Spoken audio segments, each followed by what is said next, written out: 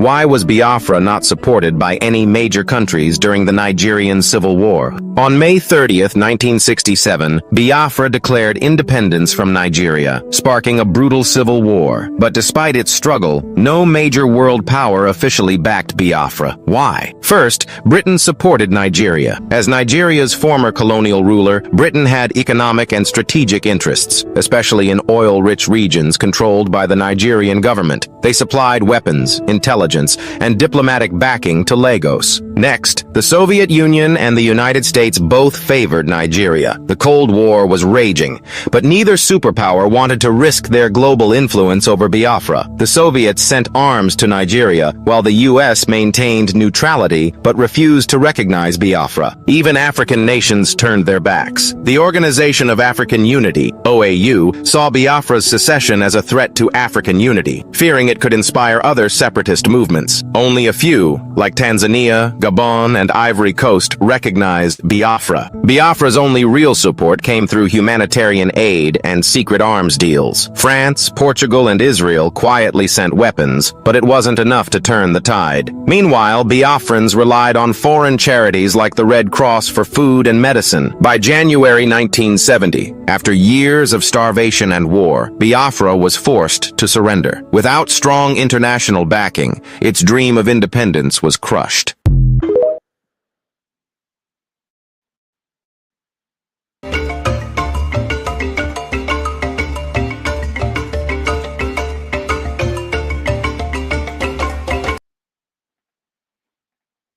The South African government has said it will not participate in President Trump's counterproductive megaphone diplomacy.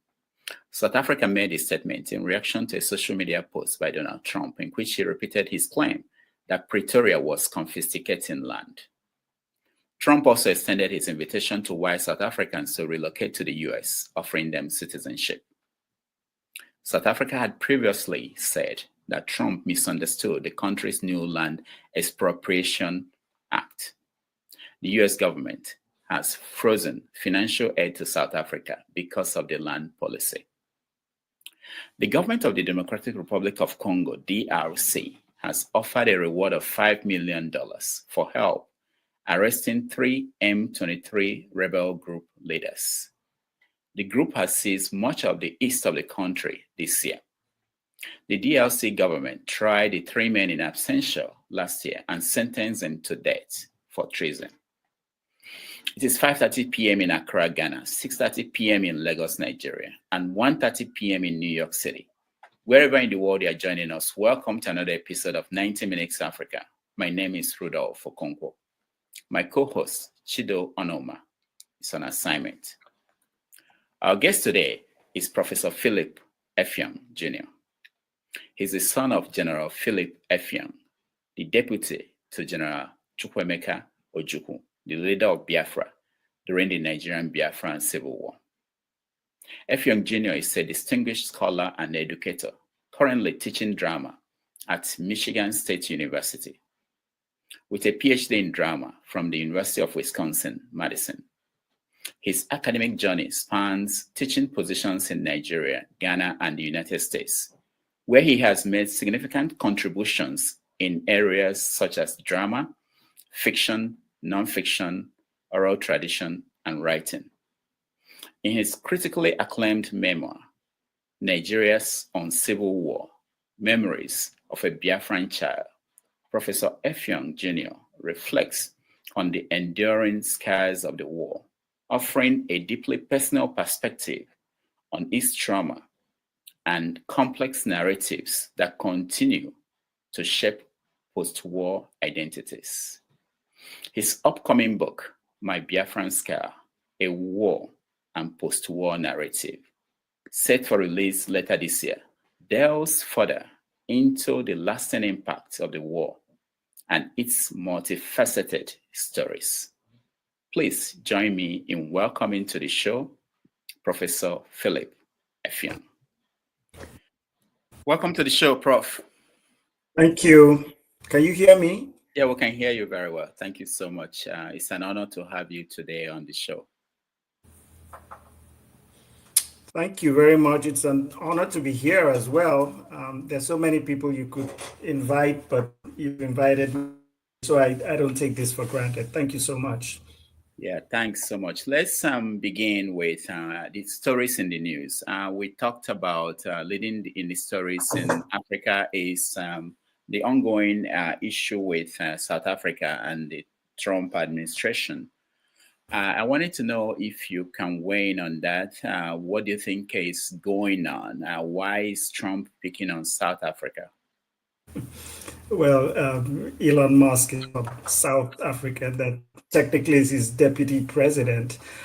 South Africa has a long-standing history of being one of the most brutal and vicious racist countries, for many, many years. It victimized and devastated the lives of people, mostly Black people. But if you were not white, and that's its history. And I doubt that Mr. Trump knows the history or cares about the history of South Africa. All he's speaking, his pronouncements are the pronouncements of a man who believes in the racial superiority of European white people. And that's all he cares about. He's a product of that history. If you look at his family, if you look at his activities from when he didn't rent out property to people of color, you look at his pronouncements, and I mean, just look at his criminal record.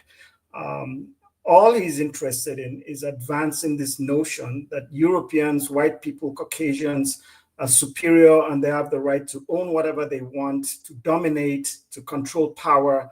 And where they're losing that in South Africa, it becomes his problem. And to start inviting white people to America as victims is ridiculous.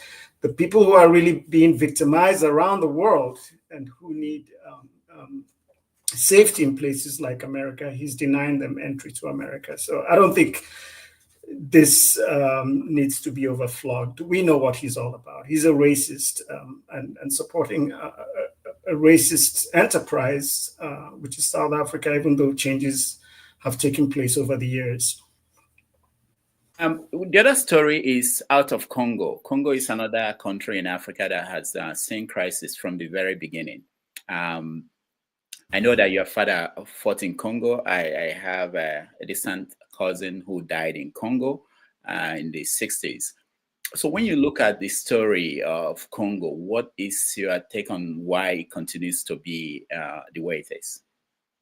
Well, like you've rightly pointed out, my father and a number of other African and Nigerian officers served as part of the peacekeeping force in the Congo in the 60s. The Congo is one of the richest resource countries in the world. And if we don't get to the root of the problem, we'll never resolve the problem. The problem, we focus on the rebel groups, militants, and stuff like that. But there's a greater history that has not been addressed, and one that is rooted in not just the colonial history, but the neo-colonial history of the Congo. As long as it has the resources that it has, efforts will be made to get those resources by multinational corporations, and they'll do whatever they want to do, including instigate and support some of the conflicts. Companies like Nokia and other phone companies, they have no problem with the conflict, because as long as the conflict takes place, then they're able to get coltan at cheap prices, and other minerals that they need for their industries. And except we get to the root of the problem, we'll just be, the problem will be ongoing. It's not going to be resolved by arresting or killing or fighting or whatever. We need to get to the root cause of the problem, which I said has colonial and neo-colonial history. So what should be done? AU had a meeting last month, I believe, and they agreed to send Nigeria's Olusegun Obasanjo and President Kenyatta to go and find peace in Congo. This has been going on since the 60s. Why is it Africa cannot deal with that, especially when they know the history behind the crisis? Well, unfortunately, if you look at the AU and you look at a lot of Africa's leadership, you speak to the people of Africa, they don't have confidence in the leadership or even in the AU. I believe the resources are there. If the continent can come together, we have the resources, the human resources, we have the means, we have the intelligence, even the military resources, I believe, as well, to address these problems. But I don't know that we have the unity that we need. Unfortunately, we've become increasingly territorial. The trappings of power continues to be the main concern of a lot of our leaders. Otherwise, this single country, it is our problem. It is not the problem of the United Nations. It's not the problem of Europe. It is an African problem. And if we want to pay attention using the resources that we have, everything from intellectual resources to other professional resources, I even mentioned military resources, we can bring about change, but we're divided, and unfortunately, a lot of us are selfishly more concerned with the trappings of power. But the solution is definitely not going to come from the West. The West has never solved any of our problems on the African continent. We have the intelligence, we have the people, and we can't continue to do things the same way and expect a different result. It's time to now operate differently with a stronger sense of unity that we've exhibited over the years, and really do something about the Congo, and not just about the Congo. There are other parts of the continent where we have a crisis. They may not be as deep-seated, but they're there as well. Is there any model that you can see that could be a way out? We see the French-speaking countries in Africa, like Burkina Faso, Niger, revolting against the French. A place like Congo, where it's Belgium that ruled, or the king that was there. How are they going to be able to remove themselves from these external forces that are trying to exploit them? Well, it's been done. It's just that the West is not going to give up. When Thomas Sankara, when he was in power, one of the things he refused to do is accept aid from the French. He said, if you accept aid from people, that they're going to, one way or the other, they're going to control you. And we have to find a way to fund ourselves, to provide the aid we need for ourselves, because we have it, but we've got to believe it. Mentally, I think something is happening here that continues to convince us that we need external help. I don't believe we do. I think we have all we need on the continent. The one thing I would say, though, is let's prepare for some kind of retaliation. The West is not going to fold their arms because they want to constantly control us and control our resources. But let's take example from our cousins, our brothers and sisters in the diaspora. The only time African Americans have made tremendous progress is when they have come together independently to do things for themselves. But look at what happened in Oklahoma. The attacks are going to be there. Look at our relatives in the Caribbean. The only time they've made tremendous progress is when they've looked inward and believed in themselves. Or look at our war. Think about the survival during that war. With virtually nothing, people were able to still find a way to create weapons, to create fabrics, to go back to traditional methods of healing. I was healed. I had measles. I was cured with palm wine. So we have all these things. It's just that we've got to get to a point where we believe in ourselves. Unfortunately, our colonial and enslaved history has taught us not to believe in ourselves, but I think we can regain belief in ourselves. All right, we are going to get to the war and the story of Nigeria, but let's move away from Congo a little bit, and knowing that Nigerian soldiers participated in the first attempt to bring peace to that country.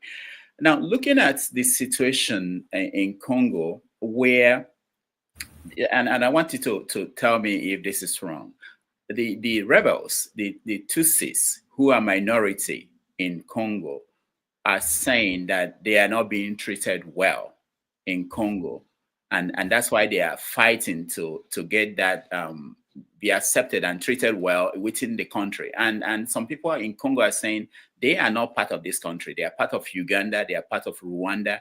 You know. So do you think that we have to go back to the conference, the Berlin Conference of 1880, 84, 85, to begin to resolve the African problem? Yeah, I don't think we need to go back to that conference. That conference was definitely a major part of our problem. But when you see what the Tutsis, the Hutus are saying, you know, is it too different from what the Yoruba, what the Igbo are saying in Nigeria? You know, there is a massive problem across the continent where nations were created in very artificial ways, and artificial boundaries were created, and people who never lived together, we traded together, we worked together, but we didn't live under a single government. You now bring people together to live under a single government. The more powerful are likely to dominate, and that's what's happening. So we should definitely consider the harm caused by the Berlin Conference, but that is not our solution. We need to come to a point where we redefine for ourselves the administrative systems that work for us, that are different from what the Europeans brought. It doesn't mean that everything the Europeans brought was horrible. After all, there are a lot of things they've gotten from us. But we ultimately need to rely on our own values, rely on our own belief systems, rely on our own traditional systems to define what works for us. The issue of breaking away and having separate countries is not really a new thing. You know, it's happened. If you look across the Soviet Union, it happened.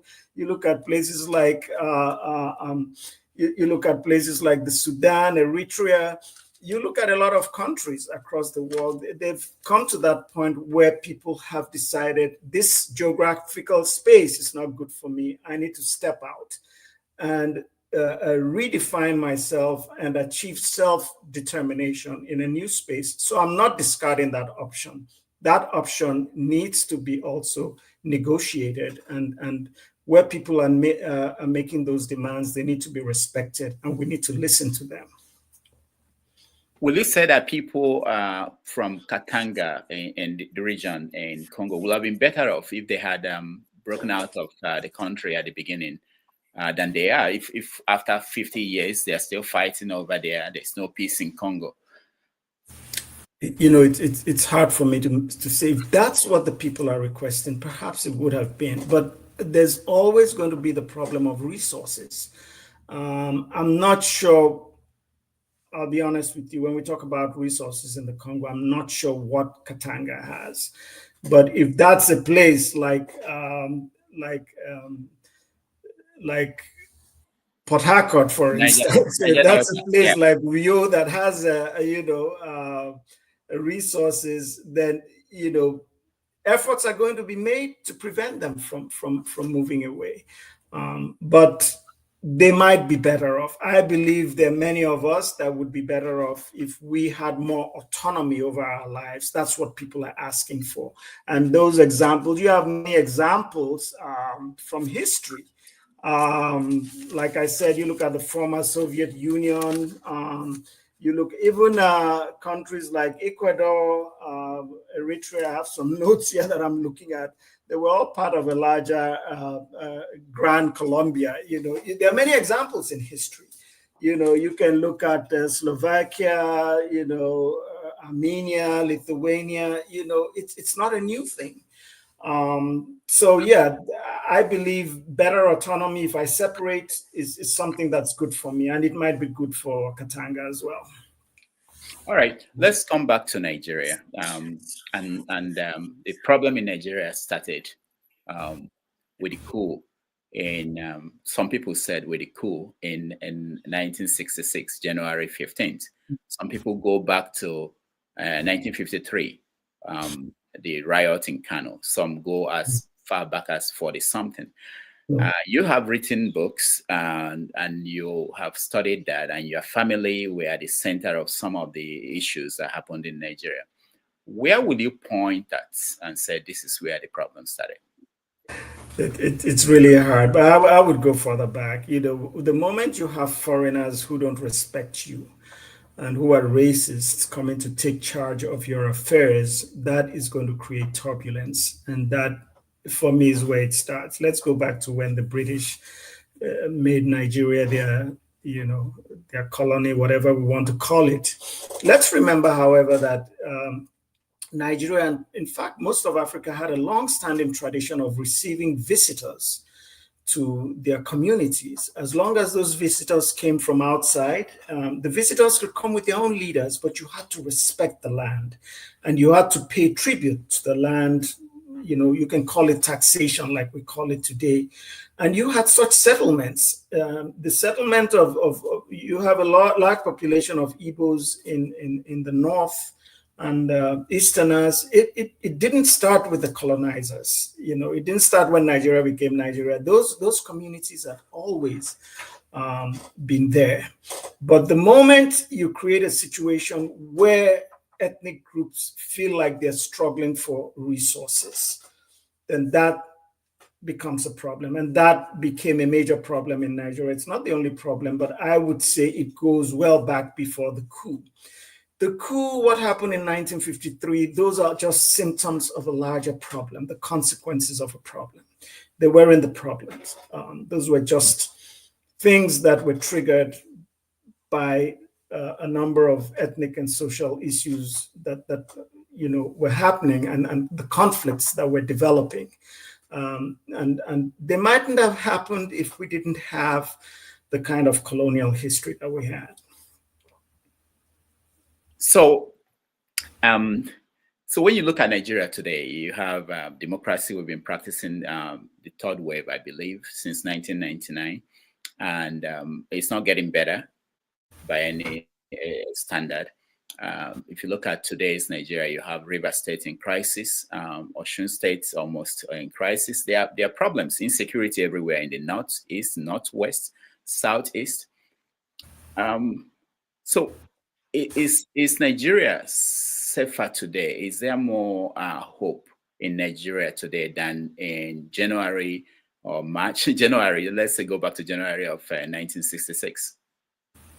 No, Nigeria is not safer today. Even after the war, a couple of months after the war, there was relative calm and safety across Nigeria. What we have today is frustration that has been developing over the years because people feel marginalized, and there is a limit to which people can be deprived the opportunity to live fulfilling lives, which is what has happened. And so people are responding in different ways, including violent ways as well, unfortunately. And you mentioned democracy. Part of the problem is we're not really practicing democracy. And maybe you shouldn't ask people as old as myself, ask younger people. They'll more courageously tell you that we don't have a democracy. Whether you look at our recent elections or look at the way, our systems of governance, they'll say, no, there's no democracy. There is power abuse and dominance. So no, we're not safer. And what you see is the expression of frustration, and it manifests in different ways. Unfortunately, one of those ways is through violence, and unfortunately, innocent people are going to be victims. We're not safer. I lived in Nigeria through the 60s. When I was going to secondary school, I'd get into a taxi cab, sometimes arrive late at night. It was never an issue. We moved around freely. There were hardly fences between our homes. What separated our homes were maybe flowers or low fences, So we felt safe. We felt secure.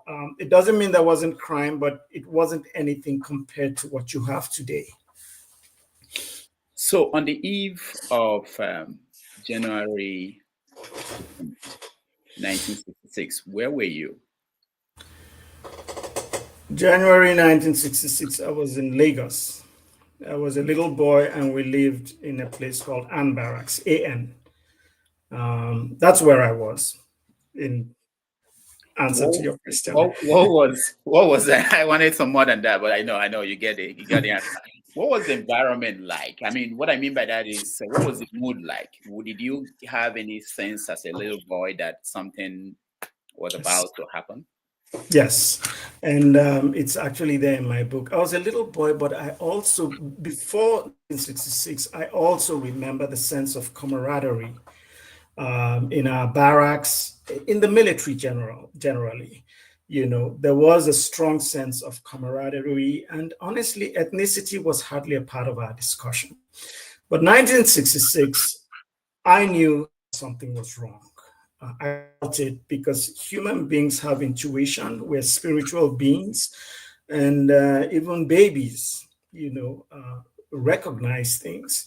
So I knew something was wrong because generally there was just this atmosphere of gloom, and my father was out of the house more than he usually was, and people seemed to be whispering a little bit more. I knew that something was wrong, and every once in a while we had military officers visit our home, but for the first time they would come, and they would come with rifles. And even though this was really long ago, these images have stayed with me. So yeah, I knew something was wrong. I felt it, and I think a lot of people felt it, regardless of age. Now, what about your father and the role he played during that period, especially that coup period? Yeah, my father was the director of ordnance in the Nigerian army before the coup. He was actually the first indigenous director of ordnance, and his story is that at some point, the second coup, not the first coup was really a disappointment to professional soldiers like him, who were more interested in securing the safety of our people and protecting the land. But when the second coup was being planned, it became an open secret. And at that point, he had been posted to the State House and was the principal staff officer under Ironsi. So he let Ironsi know. Unfortunately, Ironsi now informed people who turned out to be the coup plotters that this is what Effiong had told him. And so my father became a marked man. Unfortunately, he was in Kaduna. He had just been posted to Kaduna before that coup took place. And thanks to friends, the Catholic Church, I think the American consulate, he managed to escape in disguise out of Kaduna and return to Lagos, where he remained in hiding because the coup plotters who knew that he had informed Ironsi about their plot were after him. Yeah. Mm. And what about you? How did you move around during that period?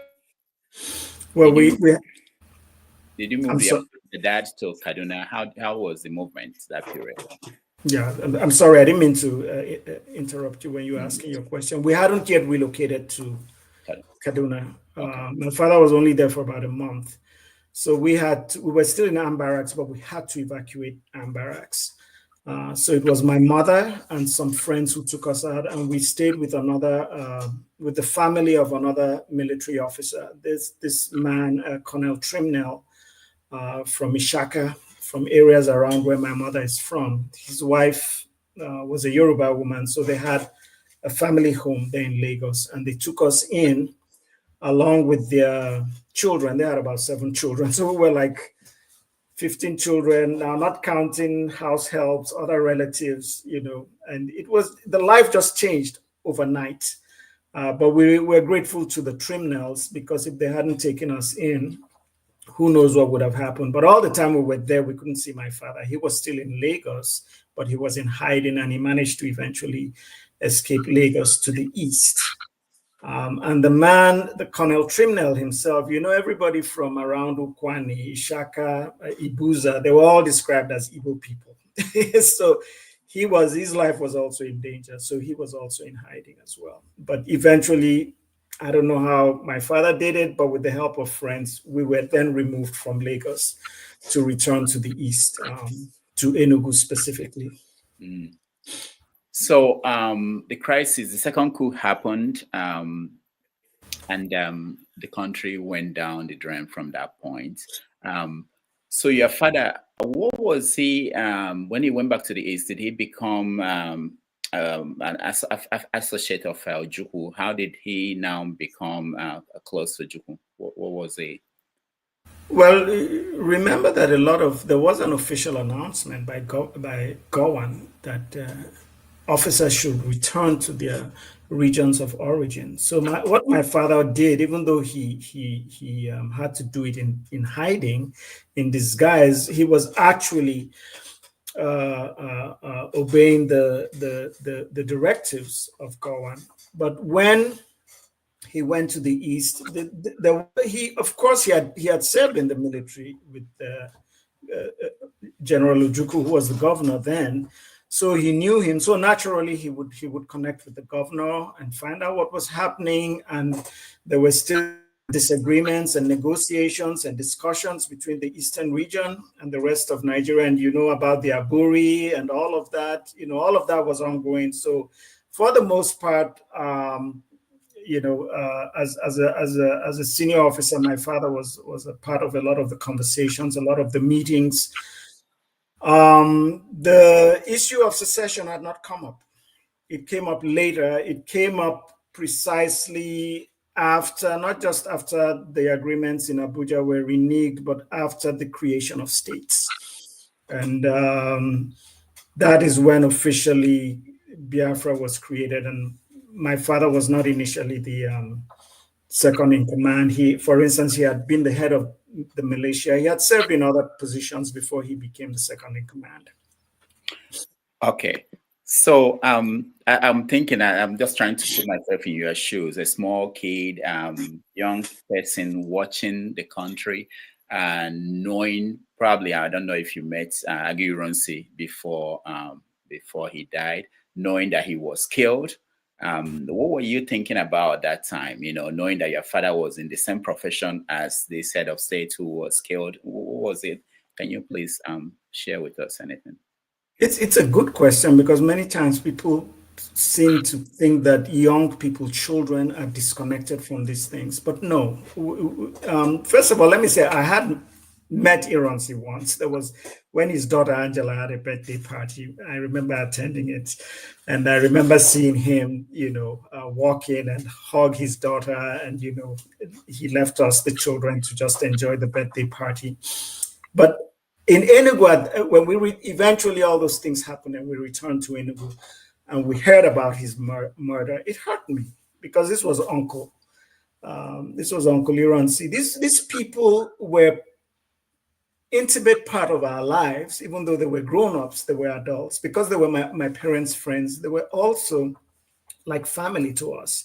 So we heard about it, and it was sad. And I knew as a child that there was danger. I just felt this aura of danger everywhere. And then at the time, a lot of people were returning from the north, those who had escaped, and some of them would stop by at my parents' home and tell them stories of the program, of the killings. And those were very, very, very, very disturbing stories, because the stories were consistent about people being beheaded, people's eyes being gouged out, people being cut in two, people having their ears slashed, and all women having their wombs ripped open, and their children ripped out of those out of their wombs. So a lot of this was just accumulating in my psyche as a child, and the result was just a feeling of absolute fear, and a feeling of insecurity, of nervousness, of anxiety, and that aura, just stayed with us throughout the war and even after. Yeah. Now, what you are describing is for those of us who didn't see the war, thinking that, is that different from what we're seeing now with headsmen cutting people, killing people? Is that different? That's what most people might be thinking. Is when you see this, what do you think going on at the present day Nigeria? It's not the same situation, but it boils down to the same thing. The meaningless destruction of lives for very selfish reasons or for ethnic reasons, for prejudicial reasons. The people in the East, and most of them were Igbos, who were killed, had not had a history of committing crime in the North. They lived in relative peace. There's no history of them committing armed robbery or raping women or burning down the mosques or anything like that.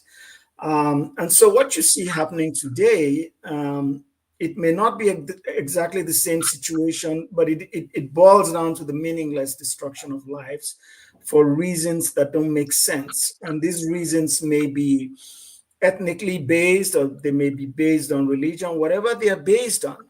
The fact that they're still happening and happening without any measures in place to stop them from happening is disturbing. For me, it's like a continuation of what happened in the past. It's just that it's taken on a new form, a new shape, a new face, whatever you want to call it. But it's part of this history of insecurity, of ethnic bigotry, of hatred, and this history of wanting to get power through any means, especially through aggressive means. I just see that continuing today, even though it may be a different situation.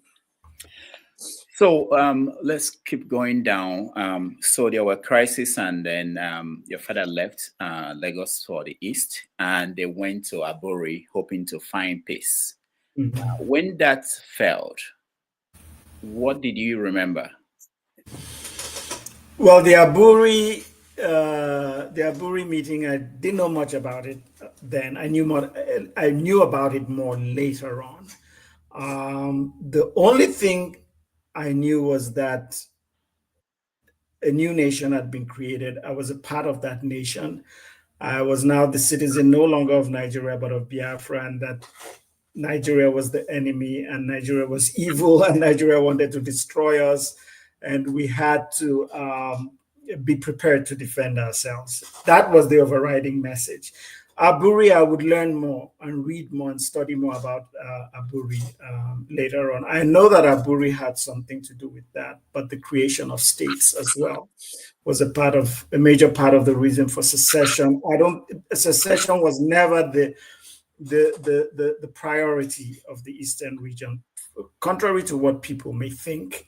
I think it was just due to circumstances, and it became what it became, and unfortunately led to the more genocidal attacks rather than reducing the genocidal attacks. Rather than making us more secure, it actually endangered our lives more. So interesting. Looking at the sequence of things. So at the point when Ojukwu now decided to declare, let me go back to the coup, the first coup.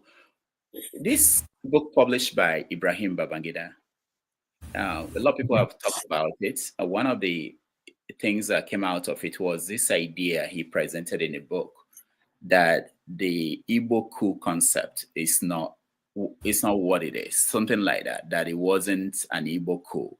At that point, when that happened, what was the feeling? What did you understand about the coup plotters and who they were, and what was the general feeling of people who were there at that time? What Babangida is saying now, did he not know this before? Other leaders on the Nigerian side who called it an Igbo coup and who justified the massacre of Igbos in the north, didn't they know? Are they just knowing? What's the point mentioning this now when you knew it all along, and when people like you could have taken a stand so that Igbos wouldn't have been victimized the way they were victimized? Of course it was not an Igbo coup. If you look at that coup, the major participants, the person whose idea it was Effiong Jr.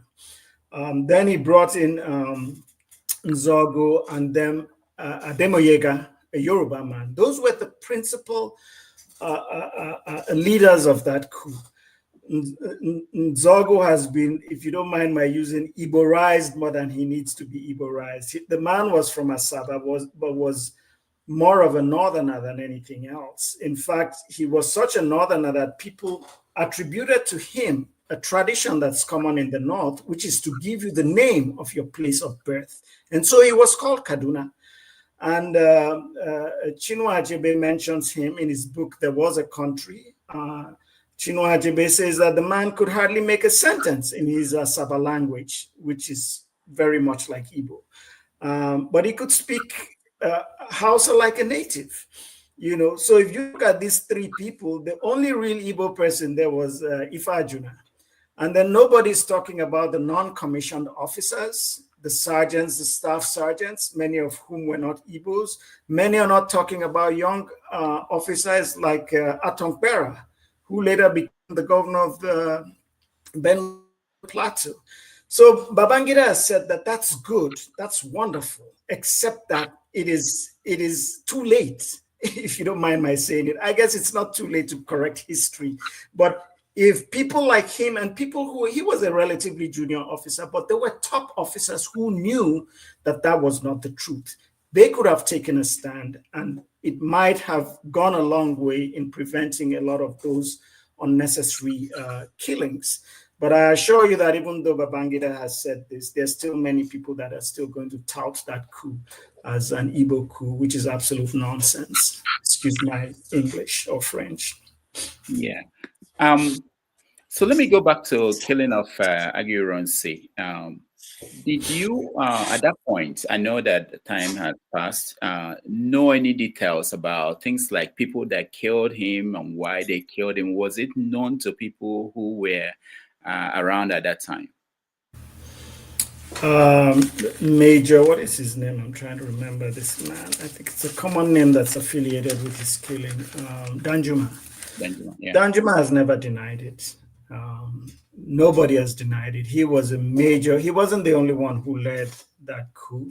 Someone like Murtala Mohammed was a key participant in that coup. I don't know what General Gowon's role was, but for General Gowon to be accepted by the coup plotters and eventually made head of state, he must have at least given them his loyalty. Coup plotters are not going to put people who they don't trust into power after they succeed in their coups. But I would say Danjuma was, as far as going to State House and taking him out of State House, it was Danjuma. And the night that he was taken away, a few hours before, he had actually spoken to my father in Kaduna. Because at this point, there was chaos, turbulence. He had lost his command. My father was trying to escape from Kaduna, but they had one more phone call. And in the phone call, it didn't achieve anything. Ironsi just called to tell him, hey, there are problems. And my father felt like telling him, I told you so. But of course, my father wouldn't do that.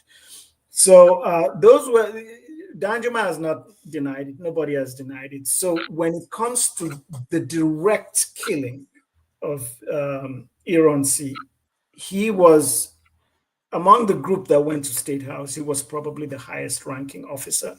So he needs to be held responsible for that.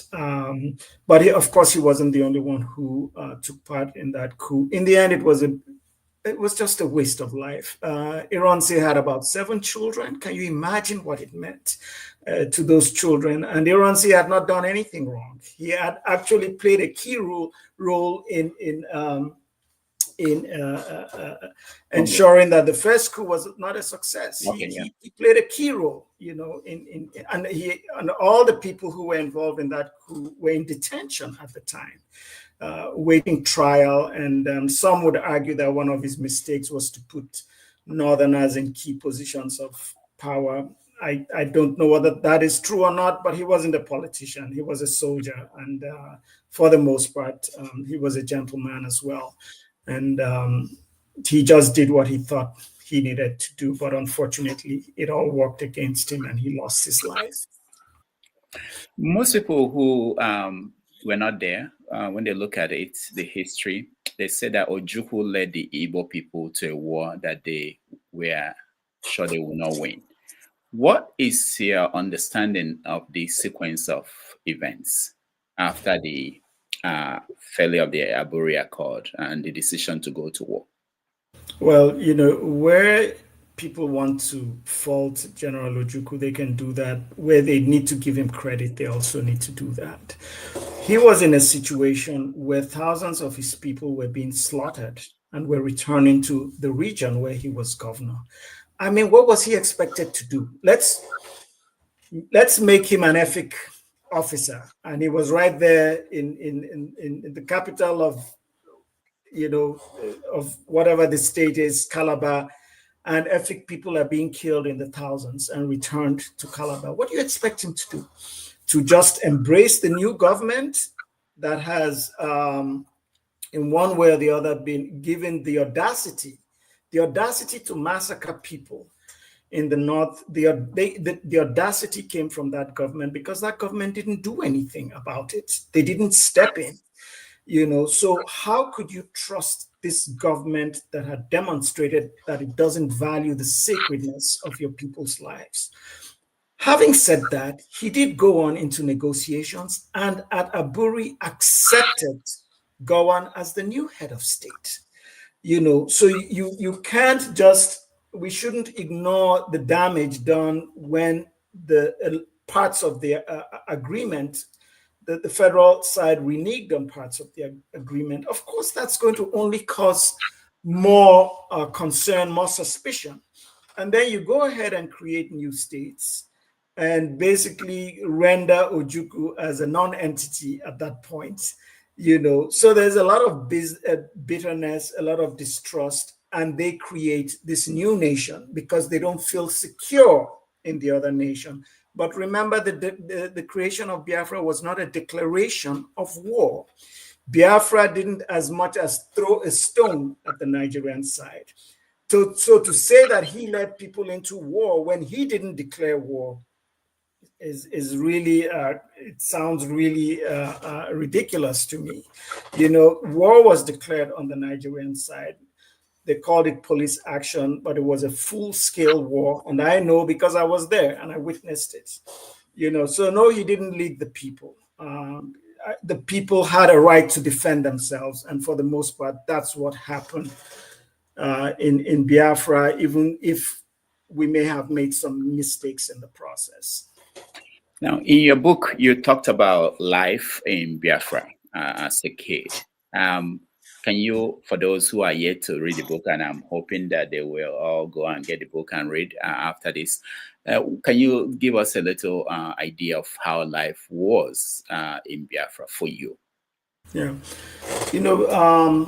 I was the son of a general who became second in command. So obviously I had access to certain things that many people didn't have access to. Let me just make that very clear. I didn't starve. However, we were all victims. People like to use the word privilege, but I don't use the word privilege. From when we left Lagos, each time we ran away from one community, one town, one city, we lost property. I didn't go to school throughout the war. Occasionally I had some homeschooling. I lost relatives, I lost my grandfather, I lost one of my aunties, I lost my younger cousin. Our entire family compound, what we call compound in Nigeria, it's not just one house. It was completely razed, completely destroyed. And then after the war, of course, we were practically destitute, virtually homeless, and my parents just had to find a way to survive and raise their 7, then 8 children. So life in Biafra, yes, I compared to a lot of people, I was more secure, but I was equally vulnerable in many instances. For instance, when the planes came and bombed, the planes didn't just bomb on certain homes or certain communities. You know, a plane wouldn't come in and say, well, that's General Effiong's house, let's not bomb it. You know, so, you know, I think all of us to various degrees were victims and our lives were devastated. And the psychological mental effects continue to be felt to this day. I don't wish it on anybody. I don't wish the war experience on anybody. When your father became Ojukwu's deputy, how did you receive the news? What changed? It really didn't come as a surprise. I don't know if I remember an instance where my father was declared second in command. I always knew my father was a senior officer because he was among the first generation of military officers in Nigeria. So I'd always seen him as someone who held a key position in the army. So when I eventually knew, maybe it wasn't on the day, but when I eventually knew that it was General Ojukwu's deputy, it really, I don't think I was extra excited or anything like that. I just saw him as still holding a key position in the military. Yeah. Of course, I was happy about his success generally in his career, which of course started before the war. But his being second in command, I think, was purely based on experience and nothing else. He was probably, in Biafra, he was probably the first officer to be commissioned. I'm talking of pre-Biafra, among the officers in Biafra. So it didn't excite me extra, but it did come with some benefits. I have to admit that. So your family were you guys moving as the war progressed, and where were you towards the end of it? Yeah. We, first of all, from Lagos, we went to Ikorekpene, then Ikorekpene, Enugu back to Ikorekpene to Umuahia, and then Umuahia, we moved to Ifakala. This was the one time when we were homeless during the war, and it may come as a surprise to people, but I like to tell people that, tell this story, because if the second in command, if his family could be homeless, then imagine what's happening to other people. But my father's aide-de-camp, which is like your special assistant if you're a top military officer, his father had a home in Ifakala. They're from a place called Ifakala. It's near Owerri. And they took us in. They took my mother and my brothers and sisters, as well as my mother's sister and her children. They gave us accommodation there. And I think my father, he settled somewhere else, you know, but he didn't stay there with us because he had his military responsibilities and duties to take care of. So yeah, we moved to Ifakala, and we were still in Ifakala, and that's where I saw firsthand the sad refugee and starvation problems, which I'm not going to go into here because I don't think we have time. But those images of starving and dying children, we saw a lot of death in Ifakala too.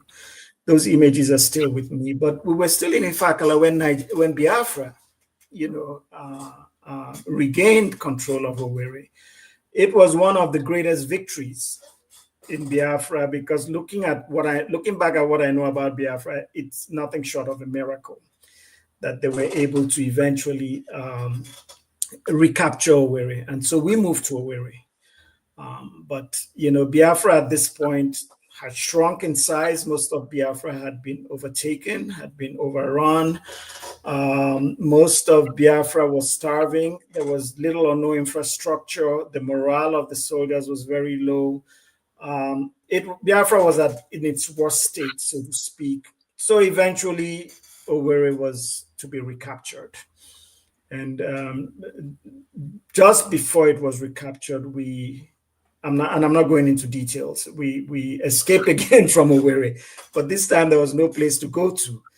So we actually ended up in Nnewi. Later on, I would learn about arrangements between my father and Ojukwu. Ojukwu had told my father he was leaving in search of peace. And my father said, well, I'm going to stay, but can you take my wife and my children? She's pregnant. So eventually, we left about 3 days before the war ended. We left on a cargo plane. It didn't have seats.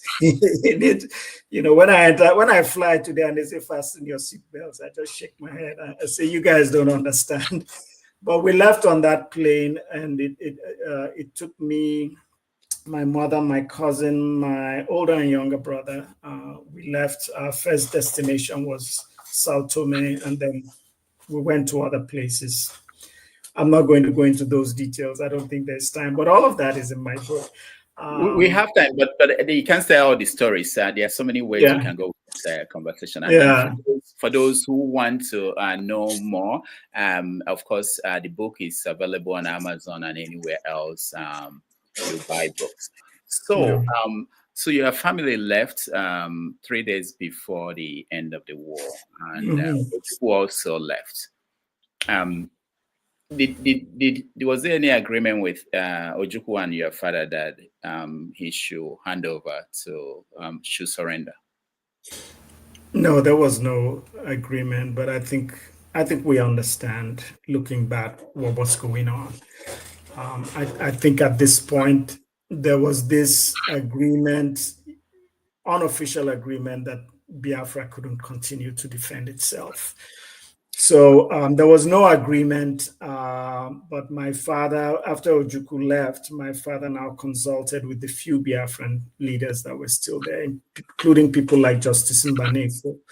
And they decided that it would be the best thing to negotiate some kind of peace and an end to the war. The one thing my father did, the one decision he made, I think he knew he was going to go that route. So at first, General Madiebo, the head of the Biafran army, was not supposed to leave with Ojukwu, but my father told Ojukwu he would prefer if he left.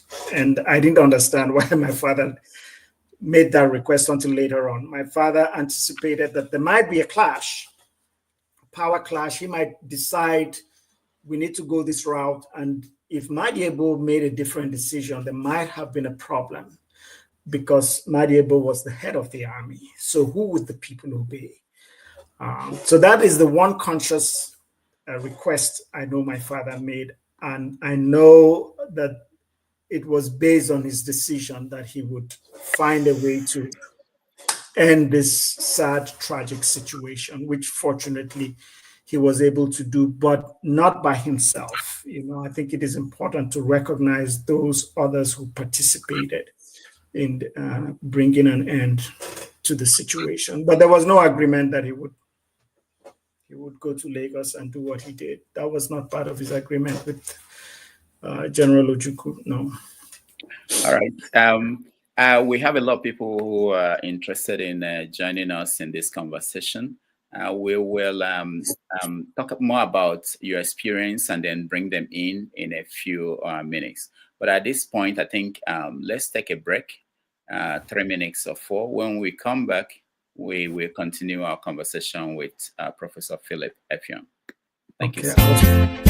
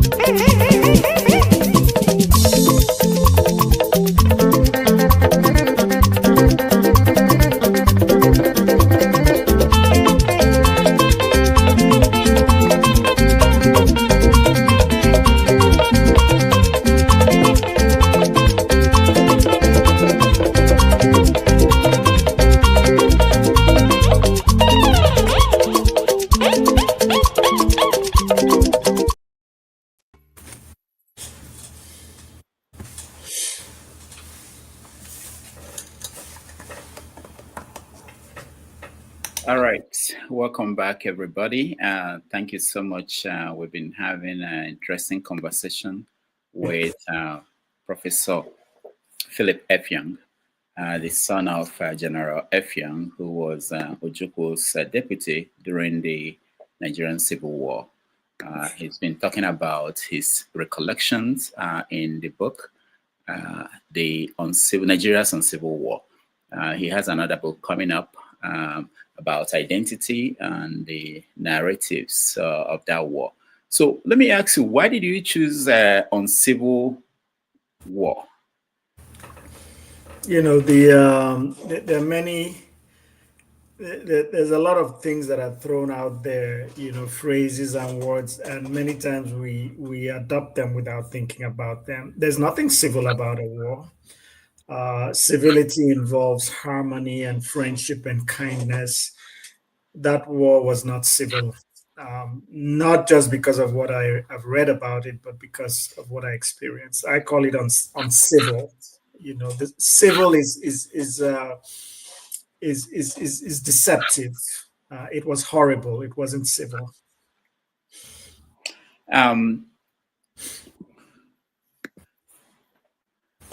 So at the end of the war, your father went to Lagos and with the Chief Justice of Biafra to surrender.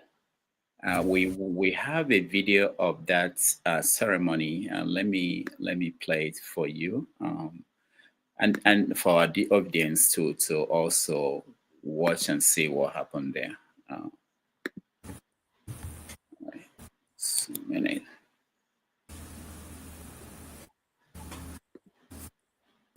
All right, so let's see. General, go on. All right, so let's see.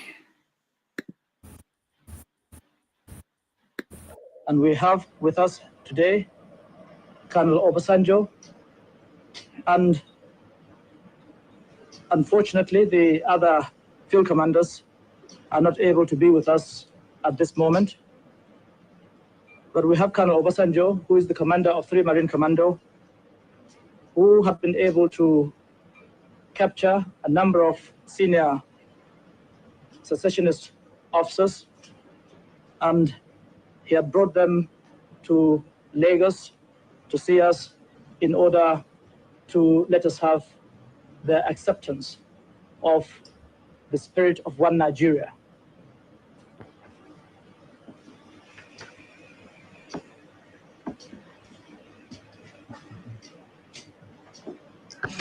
Formally give up secession and report for reappointment and redeployment. Philip Effiong. Your Excellency. Glad to see you again. My pleasure. How are you? Very well indeed. Glad to see you again. Thank you. Patrick Amadi. How are you? Excellency. Glad to see you again. Thank you very much. Glad to see you again. It's an experience. Honestly. Glad to see you again. And I would like, therefore, to take this opportunity to say that I, Major General Philip Effiong, officer administering the government of the Republic of Biafra, now wish to make the following declaration. That we affirm we are loyal Nigerian citizens and accept the authority of the federal military government of Nigeria. That we accept the existing administrative and political structure of the Federation of Nigeria. That any future constitutional arrangement will be worked out by representatives of the people of Nigeria. That the Republic of Biafra hereby ceases to exist. Why is Amazon paying me $63,000? Okay, Amazon. Okay. All right. So that was sorry about. Let me. I'm sorry. Say that again. I didn't hear you well. Yeah, sorry. When you play this from YouTube, sometimes this happens. So that was the handover events that happened in Lagos. there was first time they met, and the one said, "I'm happy that we're able to do this on our own." That he was speaking to your dad, and your dad said, "I'm glad to be back, Jack." Now tell me, that process when he came back home. What was the feeling? What did he say to the family? How did you guys take that period, that move to surrender?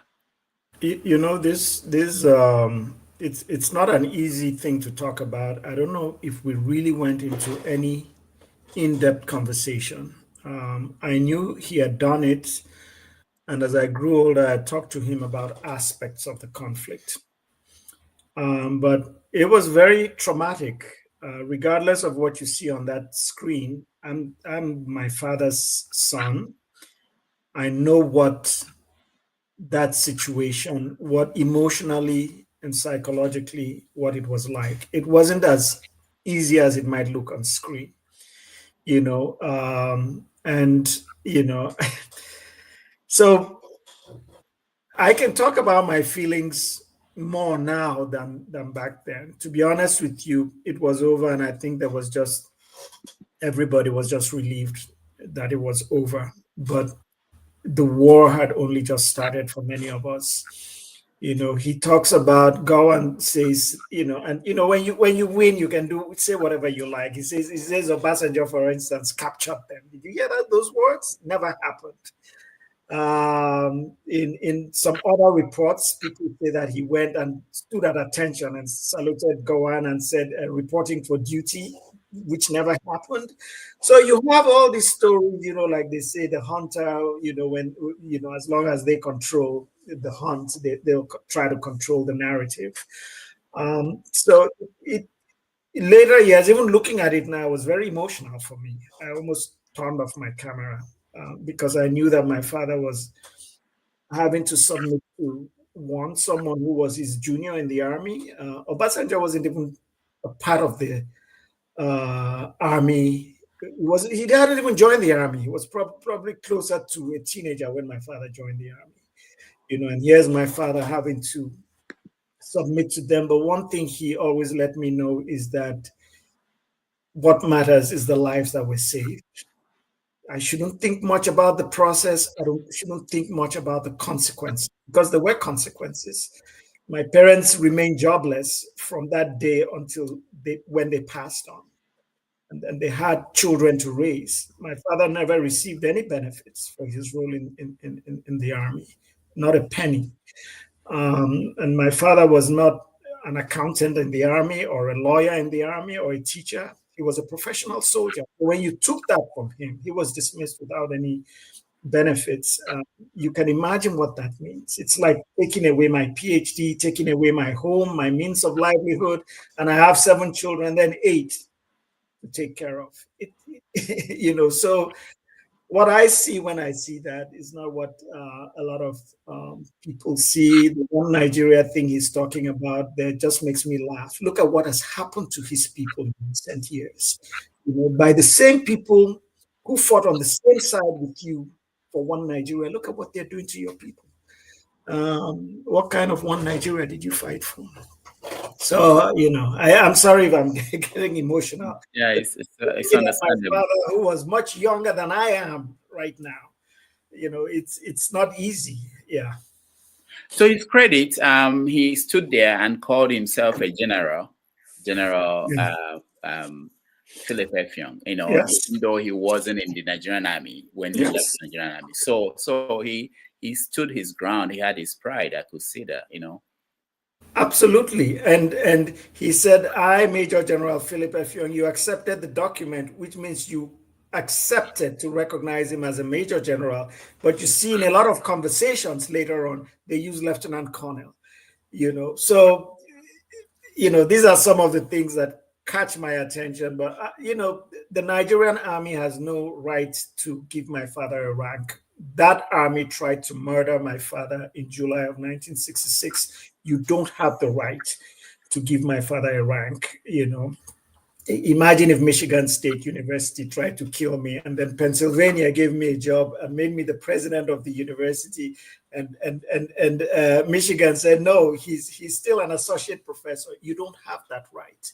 So yeah, my father stood his ground, and throughout the post-war situation, he never apologized. He always said he did what he knew to be right, and there were repercussions, but he never wavered on his vision and role in Biafra. Didn't at one point former Biafran soldiers were brought back into the military? Was their father excluded? I thought that something like that happened. Yes, some of them were brought back, mostly junior officers. Someone like Ukiwe, although he was in the Navy, was brought back. There were a couple of them. No, my father was not. My father was dismissed without benefits. Some of them were removed, but they were given benefits. But my father was not given anything. I think when Obasanjo was in power after my father passed, I think there was some pressure on him to give back recognition to my father and stuff like that. But at that point, I really didn't care, to give him anything in death. You could have given that to him when he was alive, So I don't go around saying thank you to anybody for anything that they may have given to my father after he died. So you made reference to Nigeria today in terms of referring to Gowon and his people, what has happened to his people after the war and after the effort to keep Nigeria one. I wanted to extend it to the general picture of things in Nigeria today. You already said that we are not safer. Do you think that war accomplished anything, even for those who fought to keep Nigeria one and for those who wanted to leave? Yeah. People don't have to occupy the same geographical space to get along.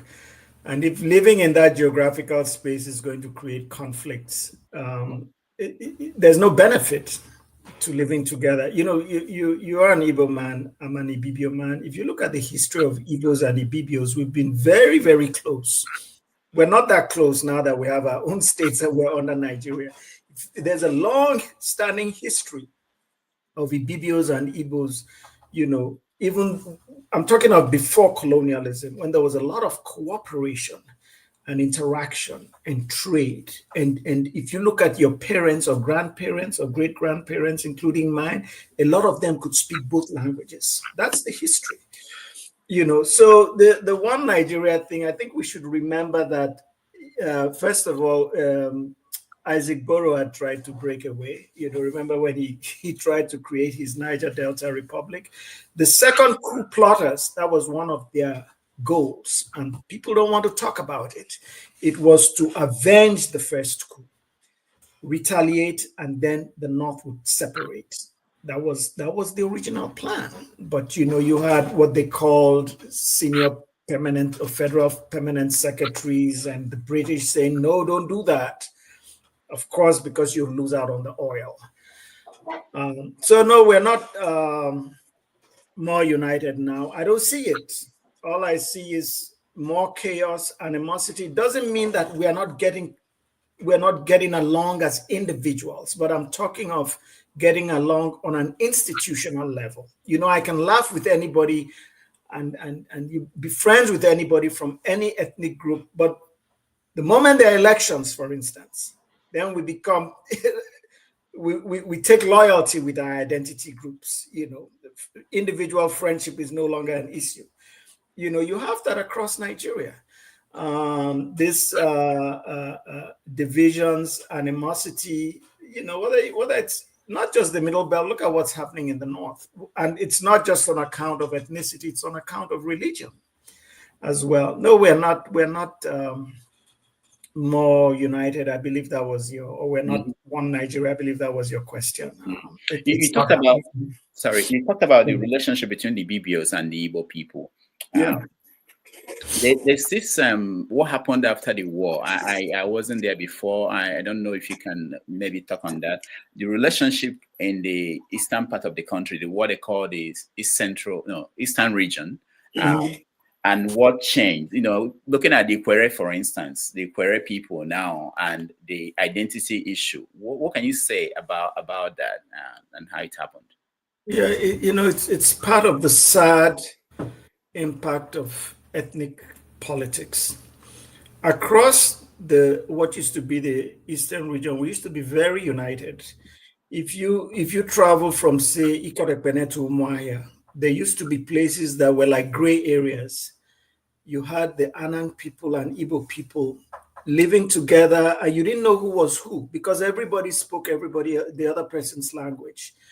We were like that. If you look at the uprising by women in the former eastern region, you had women from Opobo, from Etinan, you had Efik women, you had Igbo women participating, and many others, Ikwere women. You even have monuments built to those women in places like Ikorabasi in my state. But the propaganda, pre-war, wartime, and post-war propaganda was fierce against the Igbos. And the Igbos have now been made enemies. And many of us have refused to see things differently or to do our research and find the facts and recognize that we had always lived as a family. The propaganda was fierce. The Ikwere people, linguistically and culturally, are tied to Igbo people. And yet, why instead of being family, why do you have a lot of people on either side, condemning the other group and acting as if, we're enemies, when in fact you're part of the same family? You look at Opobo. Opobo was even founded by an Igbo person. You go to Cross River State in Calabar, there's a place called Ikodishi. When you say Ikot in my area, it means literally bush, but it means the land of Ishi. I believe in one variation of the Igbo language, Ishi means 6. Ikot Ishi in Calabar is made up of descendants of Igbos. In fact, descendants of Igbos that were used in the plantation slave industry, unfortunately. But it has never created chaos. It has never created conflict. We've always lived in harmony. And if you look at the history of Igbos generally, of course, you have Igbos that may be prejudiced against other people, but you never have had a situation of Igbos rising up against any ethnic group in Igbo land and forcefully sending them away violently. It's never happened.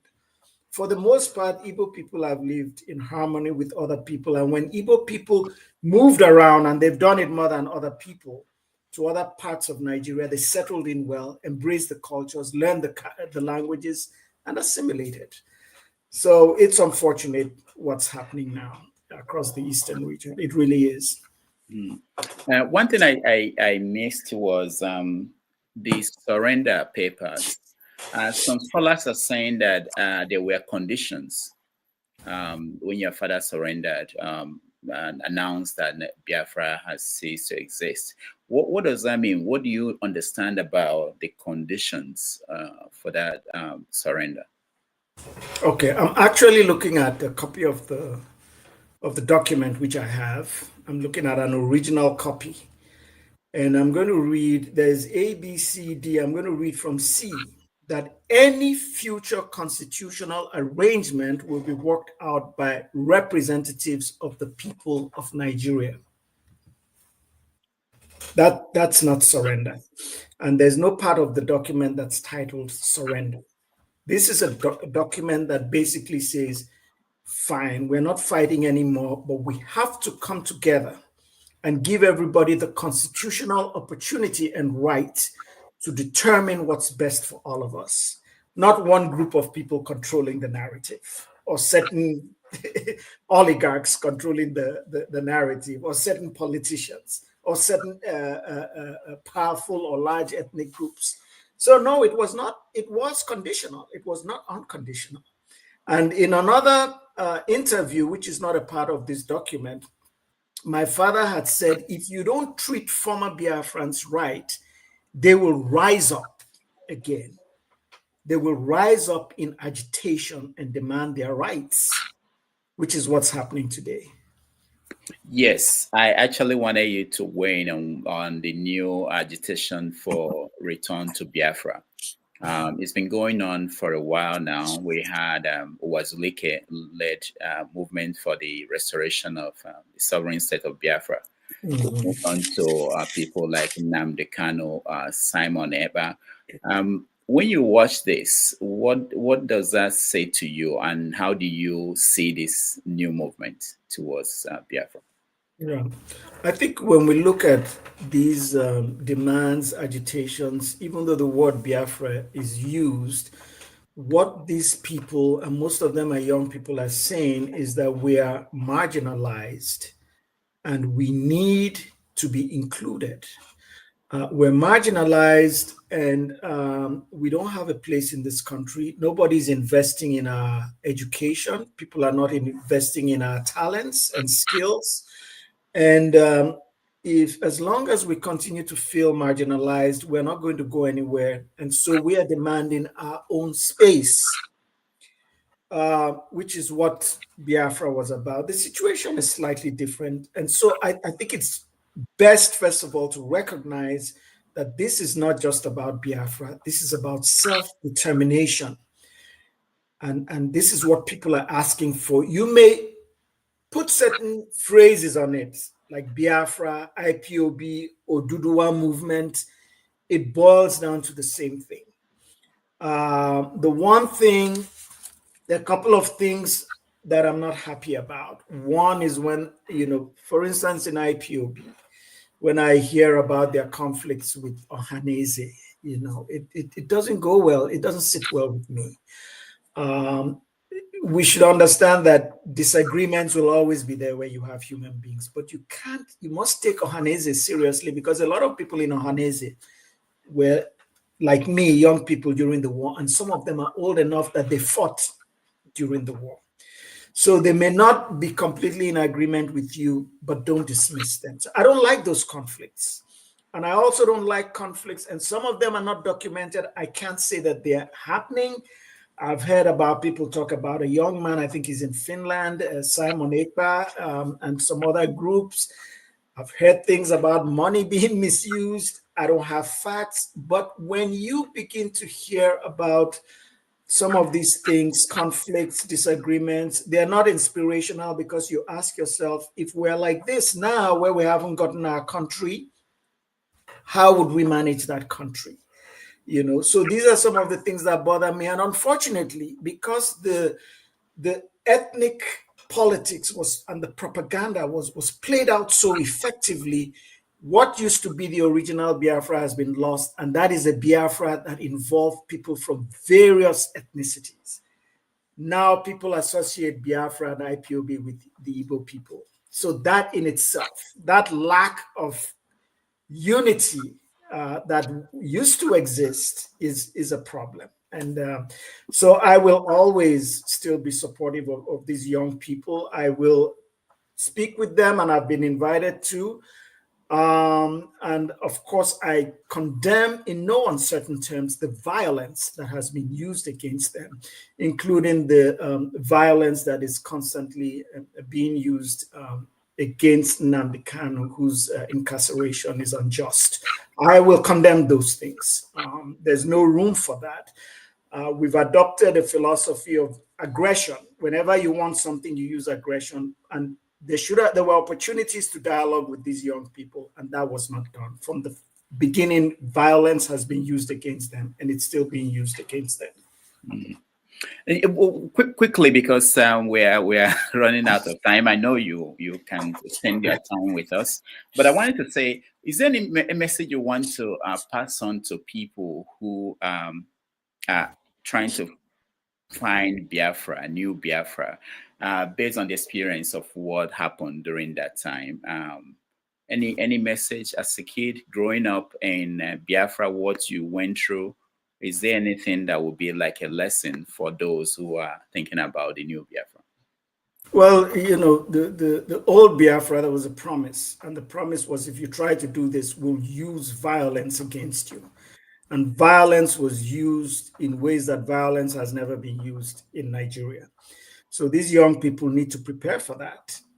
When they come attacking you, don't say, oh, this is democracy, we can speak out and demand our rights. Yes, you do, but you also have undemocratic systems in place that are still being used, and one of them is aggression.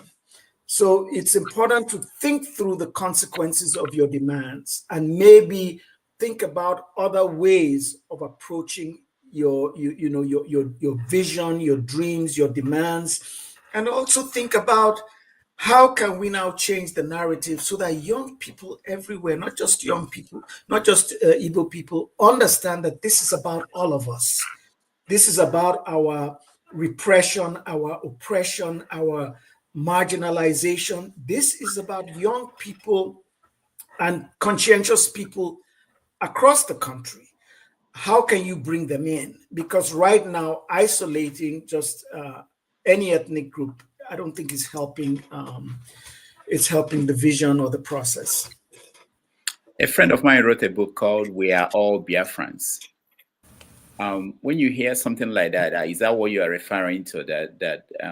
I mean, we can use that.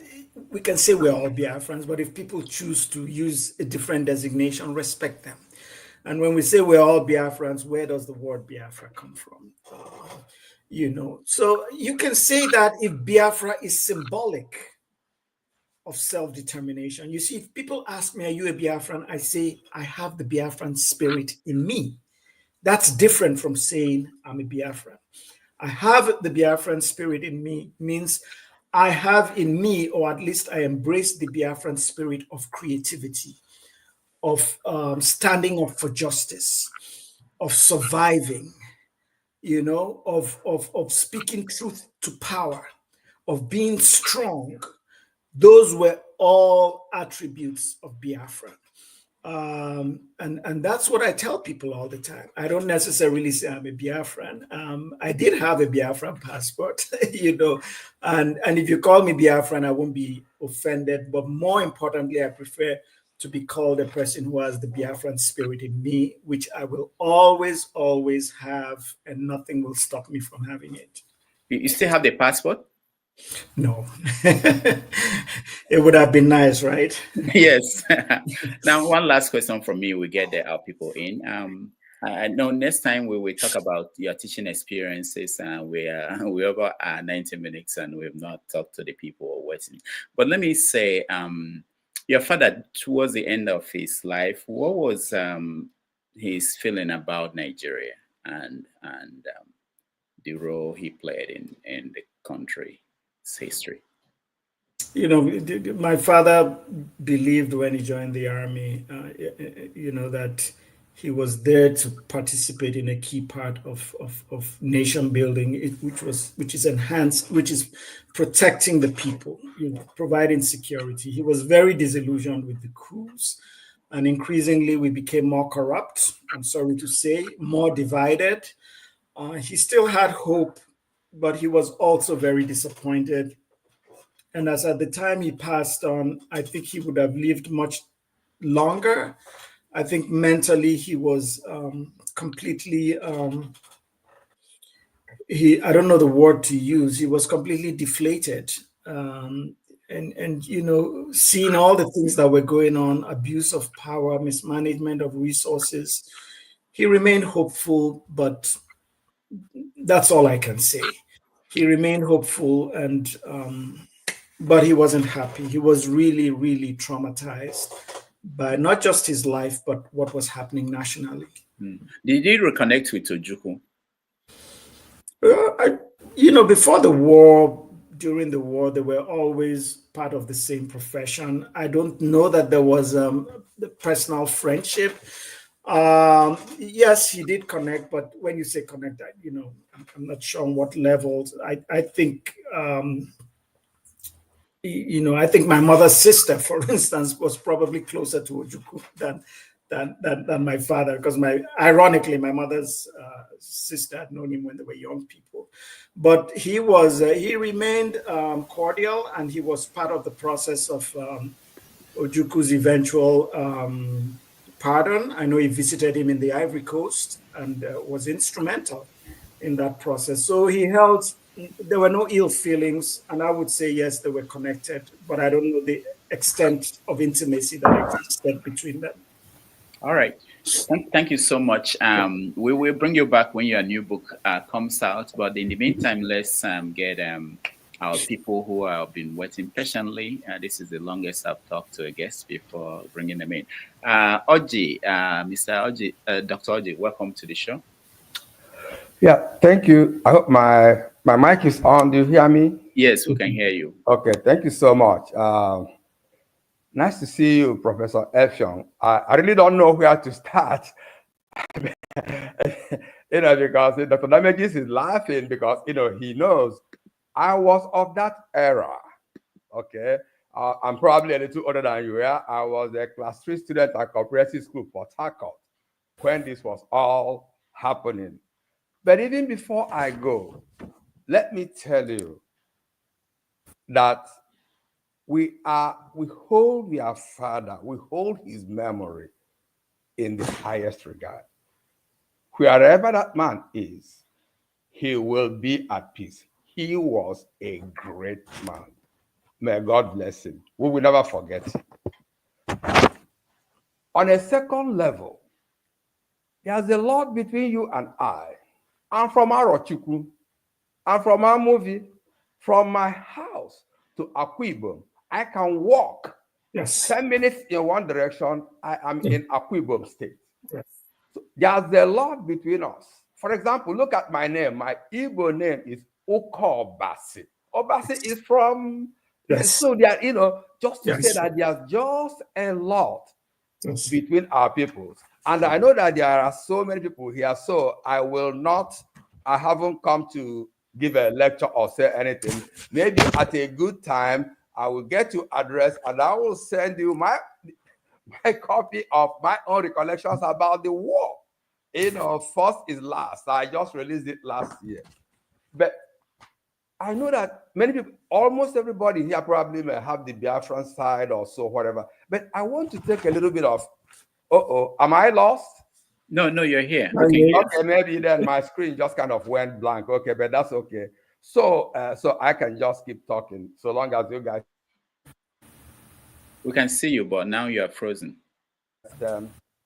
Recently, former Nigeria Foreign Minister, Dr. Akiyemi, he said something on Arise TV, which had to do with how the British, wouldn't really, after the Indians, they wouldn't allow anybody to have independence unless they controlled those people. So that by the time Nigeria had independence, they didn't really hand over Nigeria to the Azikiwes, the Awolowos, or Okparas. They knew who they could control.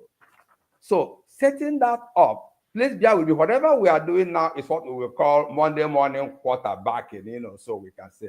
So my problem is I wanted to focus on this issue that Ojukwu had no alternative than to declare Biafra.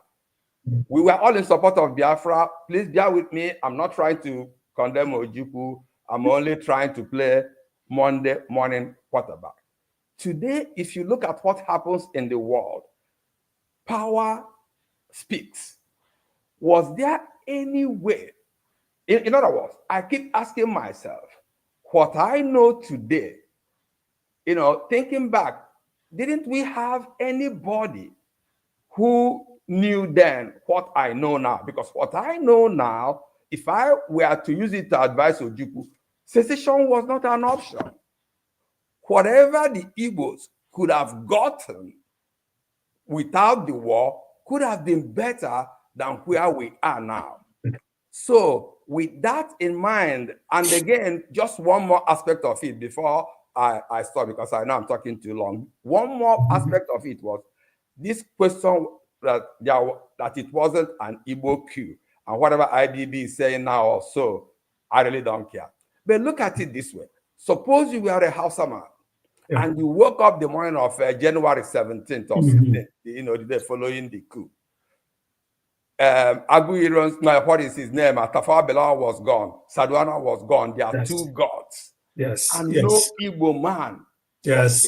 What would you think? I'm not saying that made it an Igbo coup. I'm only just trying to play the devil's advocate. So thank you so much. If you can address those 2 points, the second one being this question of Igbo coup or no Igbo coup, and my previous point being whether Ojukwu, whether there was no other alternative. That's right. Because right now, I probably belong to those who think, maybe we couldn't have gone to war. We could have.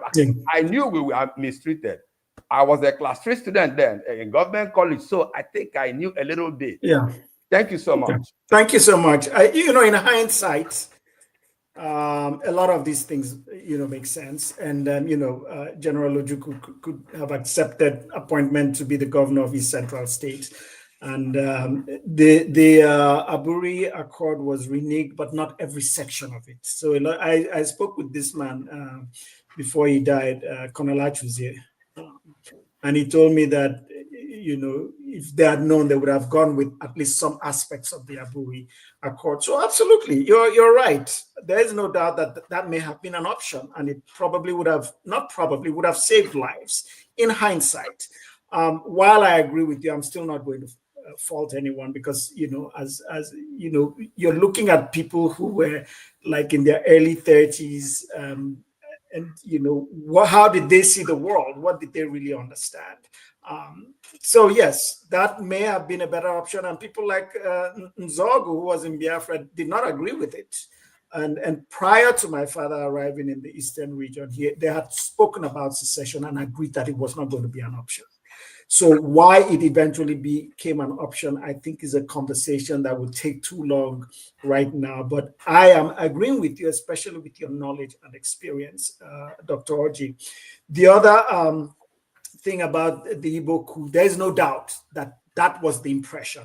And if I was a Northerner, I may have reacted the same way. It's not only the Prime Minister and the Northern Premier that were killed. Every top Northern officer was killed in that coup. 4 of them. Mai Malari, Pam, Lagema, and there's another name I'm not remembering. So absolutely, you're right.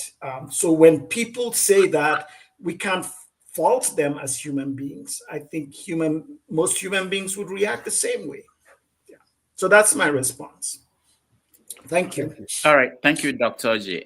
Let's go to Michael. Michael, you're next. Thank you, Dr. Damages. Thank you so much for having me. Professor Philip, I'm glad to have you and see you on this platform. It's a pleasure meeting you.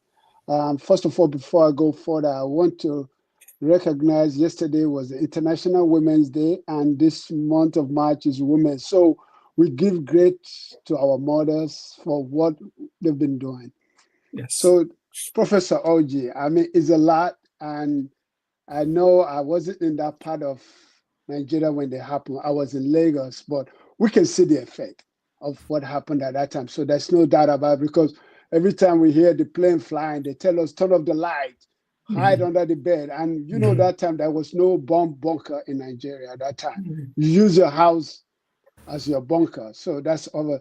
So my question to you is this, and looking back at the past of Nigerian disputes and contention and tribal conflict, when we look at that and we see this agitation coming from different parts of Nigeria, how, I know you've answered some of this question, how do we go forward to see how we can unite as a nation? I know the fragmentation of Nigeria has been created by the outsiders. I don't want to name them. They know what they did.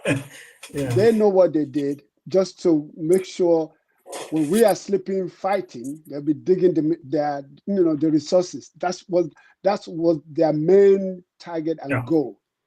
When you guys are sleeping, fighting each other, we're going to be taking your. So that was their main. That's right. But yes, but now we come to this point, because as old I am, I hope that Nigeria will become a nation where my children born here can go back or look forward to it and say, yes, I want to go back to my father country and contribute.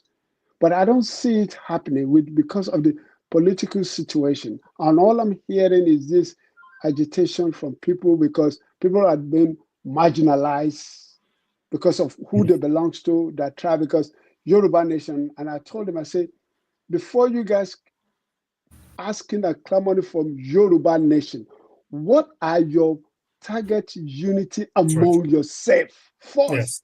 You Yeah. have to unify yourself with a force in order to say, I want to be on my own. Because at the end of the day, you become state, you get the nation. The Ijabu will say, why are you Ijabuma? The Jeshama will say, oh, I want. So you need to have a what we call a fundamental, a concrete point where the unity can stay. Because I see too among the Igbo that are not saying Igbo this, and I find this fragmentation is a dispute, is creating.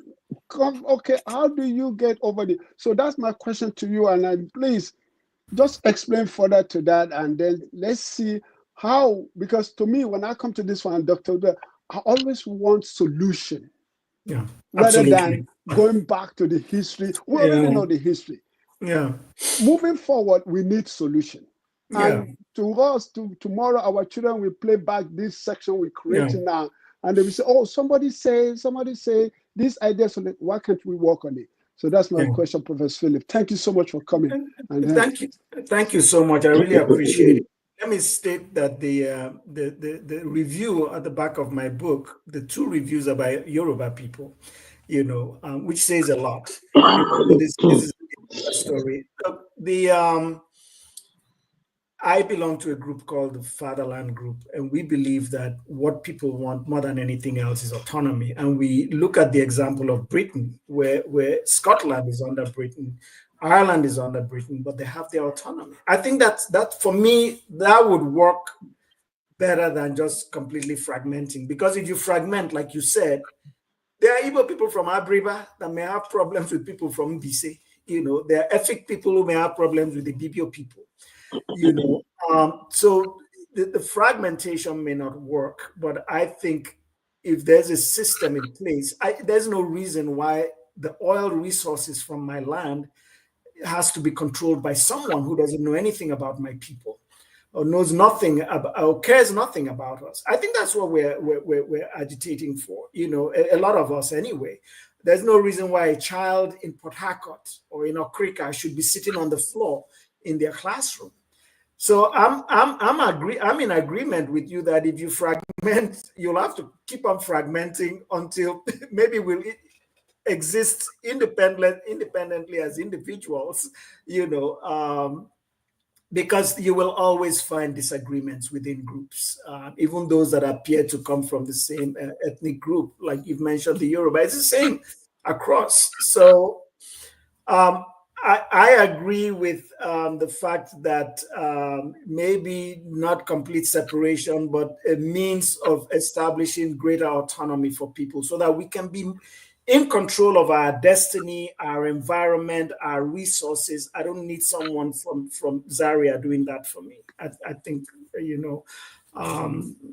that's how I look at this. I remember these are my opinions, so I expect people to be in disagreement. Thank you. All right, thank you, Michael. Let's go to Chim. Chim, you are next. Welcome. Thank you, Rudolph. Beautiful one you've accomplished today. Another feather to your cap for bringing Professor Effiong here. And Prof, it's a pleasure to make your acquaintance virtually. Thank you. I want to say thank you very much for the very balanced perspective you've given us this afternoon. I've read several books about the Nigerian Civil War, from Elechi Amadi's Sunset at Dawn. That was practically my very first book about Biafra. Then I read Frederick Forsyth.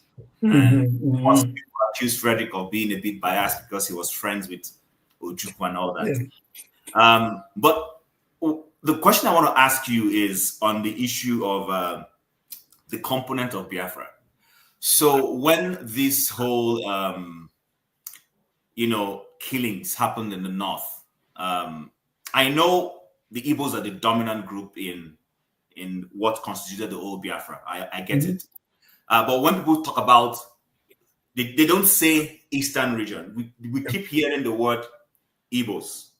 But I know that there were Ibibios like you and your father and other Ibibios and, Anangs, Efiks, even the Ikweres, people who were all north, who were being killed. So I want to have a sense, in that Biafra, was there a feeling that the Igbos were too domineering? And as a result, perhaps the other ethnic groups in one way or the other, sabotaged the process and all that? Or was there that real harmony? And whatever splinters we're experiencing today is just a function of the after effects of having lost the war and people, taking advantage of the people who, quote and unquote, have been conquered. Yeah, thank you very much. In the North, you're absolutely right. The massacre by Northerners, they didn't know who was Igbo. If you were from the East, they just called you, was it Nyamiri or whatever? About a third of the people killed were not Igbos, actually. And if you look at the coup itself, among the military officers, there were people like Major Isong, Major Ekanem, who were killed. And of course, Effiong would have been one of them. What eventually happened, the creation of states was the first step towards marginalizing Igbos and saying, these people have been controlling you, but here's your own state. Now you can be autonomous, which never happened because coming from whether it's Southeastern or Akwa Ibom state, I'm not in control. I'm not autonomous. Someone else is running the affairs of my state, and it's even with elections. We know that someone outside of Akwa Ibom can decide on any given day who's going to be the governor, not the people themselves. But as the war progressed, this propaganda that demonized Igbos was carried on through the war. Because as non-Igbo areas were captured, the tendency was for the people to survive by submitting to the Nigerian side. And then they were described as traitors, or what they used to call Sabo during the war. And so if Biafra recaptured those areas, they went after the Sabo, which were non-Igbos, and that just aggravated the conflict between non-Igbos and Igbos.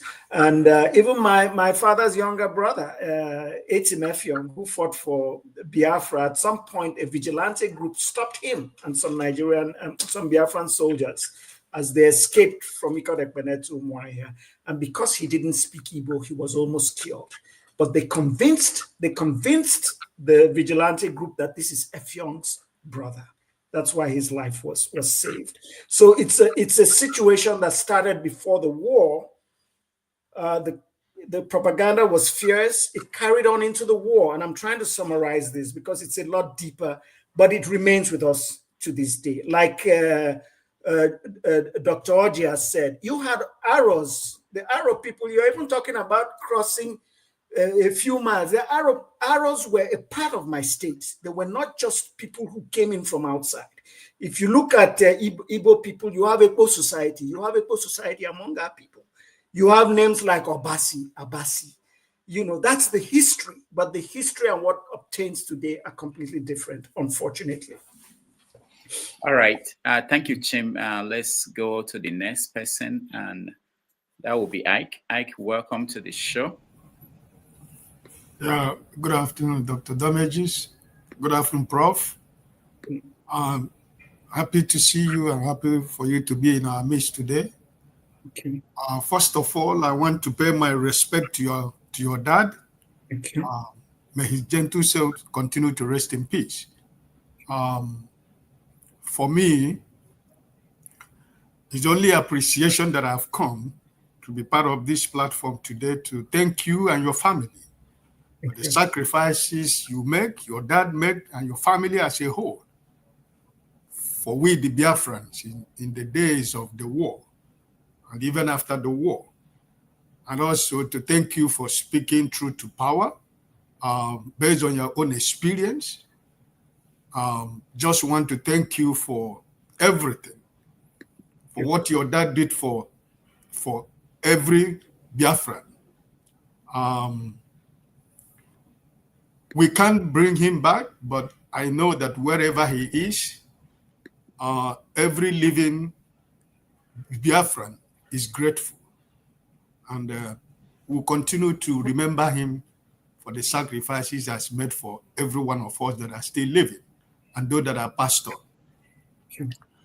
on. Based on what you have been saying and your own experience, my only question is concerning the 3R: reconstruction, rehabilitation.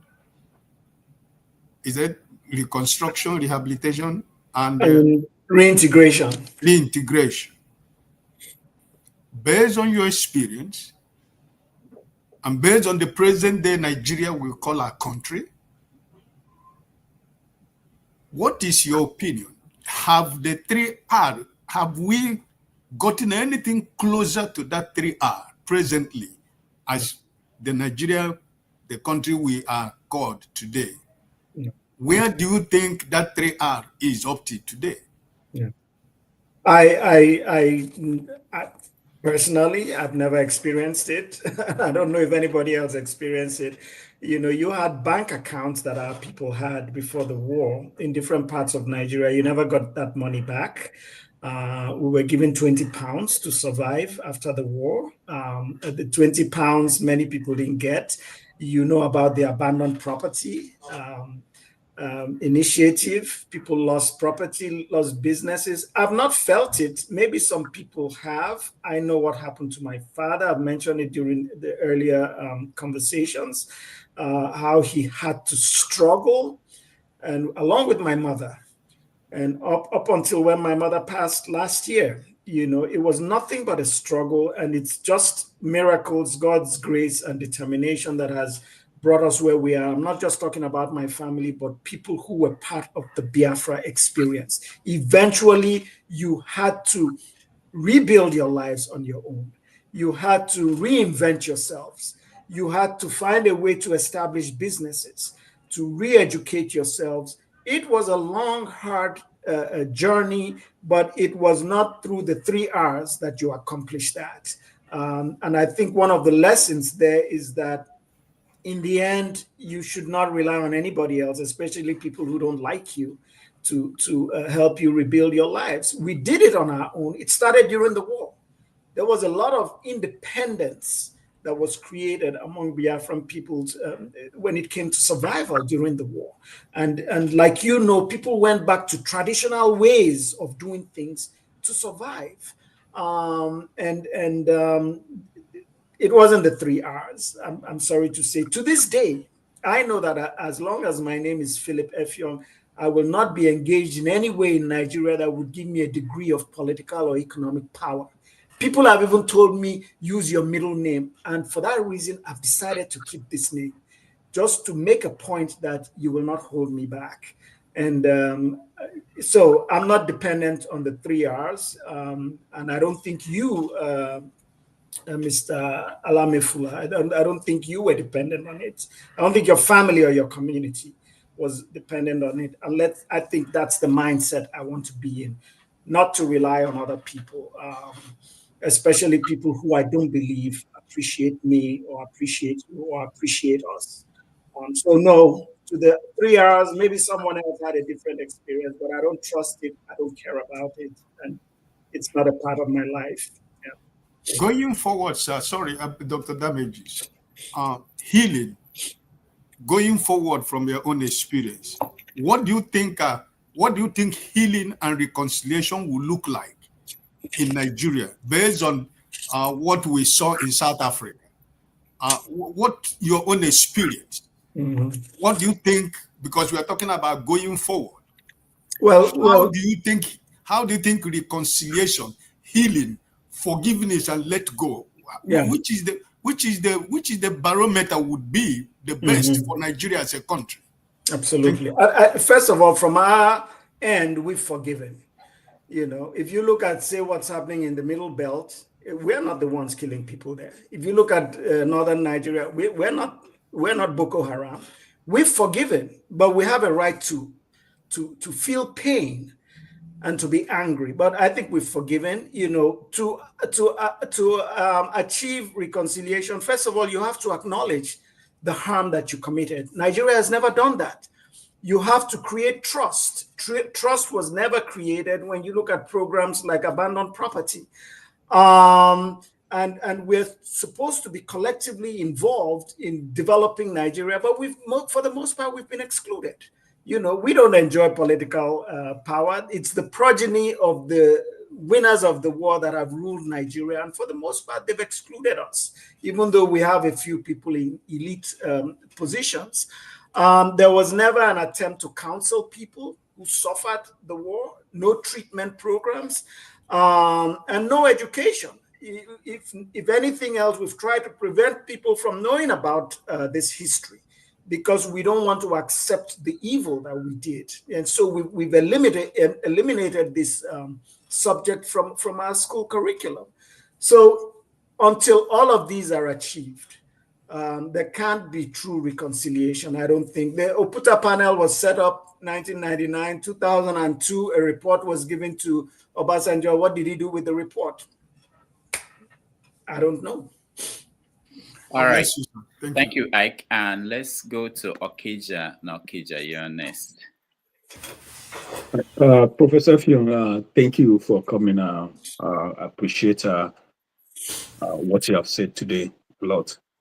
And to be honest with you, I was born years after the Civil War, but somehow, you know, I've been I had a lot of conversation with you know, older people, and somehow I have the trauma because certain things they told me, you know, sometimes in my life you know, they come.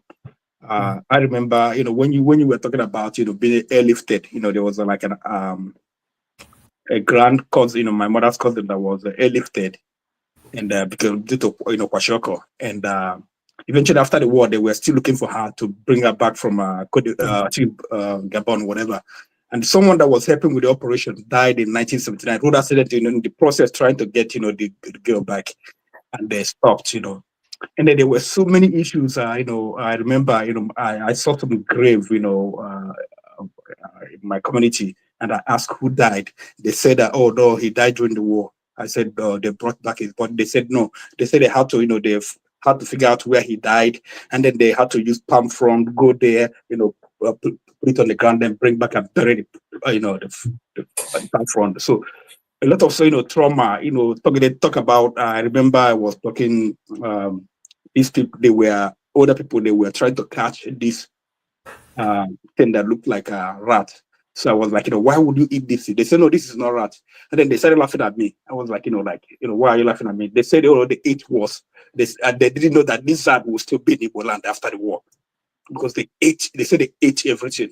So I mean, just to picture me eating lizard, I just can't imagine me eating lizard. But these people ate. They said they ate all the lizard. There was no more lizard. And you know, that's, you know, things with my question. How do you saw these things? I didn't see it, but I just watching the video. You know, your father.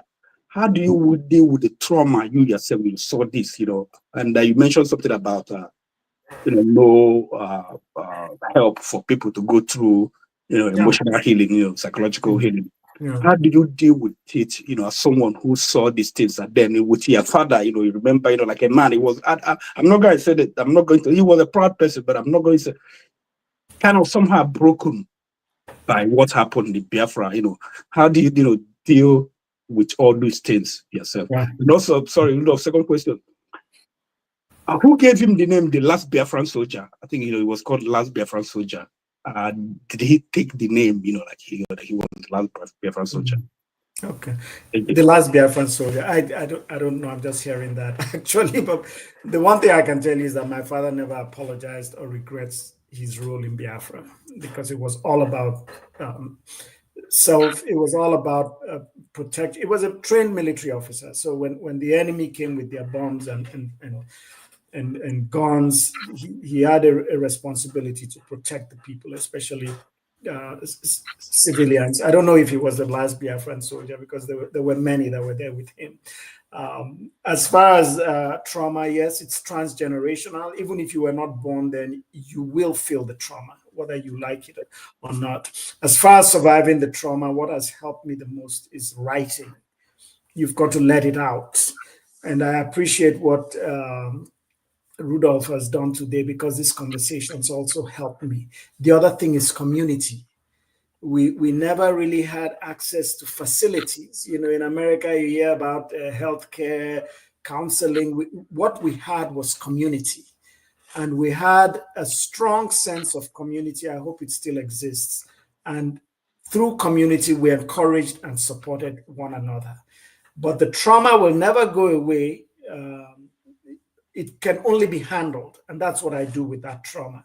I handle it, but the images are still there. And the pains, not just of the war, people forget post-war, that the pains are just as much. And sometimes people suffer more post-war. The war lasted 2.5 years. The post-war is still with us today. But it's really the ability to communicate, to write, and community. And the encouragement. You know, when you come out and say, your father, we appreciate him, I look back and say, it was not all in vain. That is also a source of strength for me. And it is ironic that a lot of times the appreciation for my father comes not from necessarily his ethnic group, but from outside of his ethnic group. What does that tell us? It tells us that ethnicity is important, but what's most important to people is when you're treated with dignity. And when your lives are treated as sacred, then you appreciate the person who treats you like that, regardless of ethnic origins or identity. All right, thank you, Okija. Let's go to the next person. I think it's Jefferson. Jefferson, you are next. Hello, good morning, good afternoon, and good evening. Can you all hear me? Yes. Yeah. Oh, very good.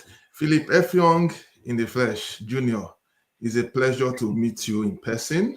It's also a pleasure to be associated to know you, that you are the son of Philip Effiong, who fought side by side with Ojukwu. I will reiterate again that may his soul rest in perfect peace. Thank you.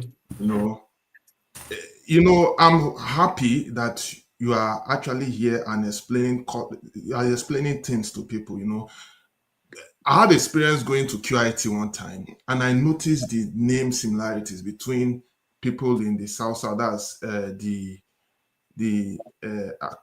people from Akwa Ibom, the names. I noticed some Igbo relationship between our culture and that of the Southeast. Sometimes I even confront people who are from your state, Akwa Ibom, and they will tell you, oh, they are not associated with us, all because of misunderstanding. At a point, even people from Rivers State and Bayelsa, they will feel that, oh, they have nothing to do with the Southeast. We don't have anything. That when they did the Biafra thing, that they just forced us in. And I'm like, wow. Even me, I never understood that Biafra was beyond Igbo until recently. I started doing my own personal research, and I'm proud I did it. You know, before our very eyes, I can remember even on this platform, people will say there's no relationship with the Southeast and some South states. What do you mean? Are you trying to force people inside and all of that?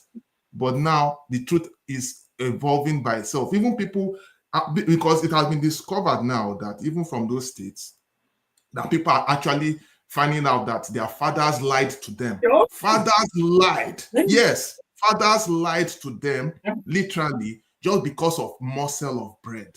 Yeah. And it's unfortunate. It's extremely unfortunate.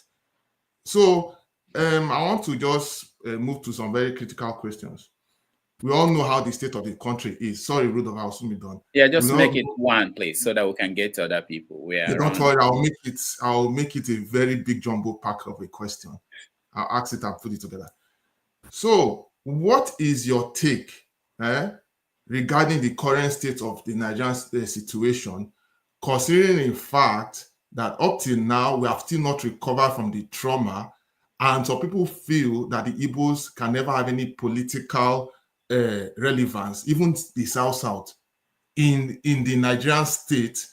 What is your take? Because why I'm asking these questions, because even on this commentary just now, just look at the commentary, you see that people are still acting immature. and still we are still exchanging this banter, which is to say we didn't learn anything. And also, what is your take regarding the statement that Babangida made? Because it was obvious that when he made those statements regarding that it was not an Igbo coup, yet some people are still living in denial, but the truth has actually been left out. So I want you to expatiate on what your take is regarding the state of the union, and what will it do for we within the Biafra, let me say the eastern region, for us to recover and have a progressive front. I want to stop there for now because of the question situation. All right, thank you. Yeah, thank you. I think the question of Igbo coup, I think we already talked about that quite extensively. Yeah, you know, there may be that impression initially, and we can't deny that. But the truth is that it wasn't. But you know, so I'll just move on to the whole thing about the union, and you know, I don't think Igbo people care that much about relying on government for anything. I think Igbo people have gone past that. Igbo people have a right to to benefit from governance as citizens of that country, as tax-paying citizens. But I think Igbo people also have a level of autonomy, which basically means whether you give it to us or not, whether you recognize us or not, we are going to move forward and develop, which has happened. You can't talk about the arts, music, science, healthcare, sports without seeing the tremendous achievements of Igbos, and I should add other Easterners who were victims of that conflict. As far as whether Igbo person will become president and all of that, you know, you mentioned the disunity, which we mentioned before, across the former Eastern region. It's there. And I've seen people even from my state who said they will absolutely not vote for an Igbo person, you know, because of what we've already talked about. And yet, you know, I don't know if any of you traveled to the Calabar, passed through Margaret Ekpo airport. Margaret Ekpo, where is she from? She's an Igbo woman. She's an Igbo woman. I've talked about the uprising in 1929. You know, my father was born in Aba. His father could speak quite a bit of Igbo. You know, all these things we need to, you said, how do we get back to recovering that sense of harmony, education? I'm not talking of classroom education. I'm talking of knowledge, which may have to be achieved outside of the classroom. But I have Igbo cousins. You know, my cousins are from Amobia. You know, and that's who we really are. All this fragmentation is not who we are. And when you mention parents lying to their children, absolutely, just to reinforce the fact that these are not our people, they are enemies. But how low can you get, and what is that doing for us? Our disunity is part of our problem. Our self-hatred. Who's taking advantage? We talk about the Fulani. When you compare the Fulani, I'm not dismissing them. When you look at their achievements, their resourcefulness, can they compare with us? Are they better than us? So how come they continue to rule over us? That's a question for everybody to answer. All right. Yeah. Thank you. Thank you, Jefferson. Thank you so much. Oh, you're welcome. All right. So the next person is Bob Chisco. Welcome. Yeah, thank you so much, Dr. Rudolph. Prof, I say you're highly welcome to the show. In fact, I have keenly listened to you like I was in the classroom. You are a true son of your father, a chief from an old block.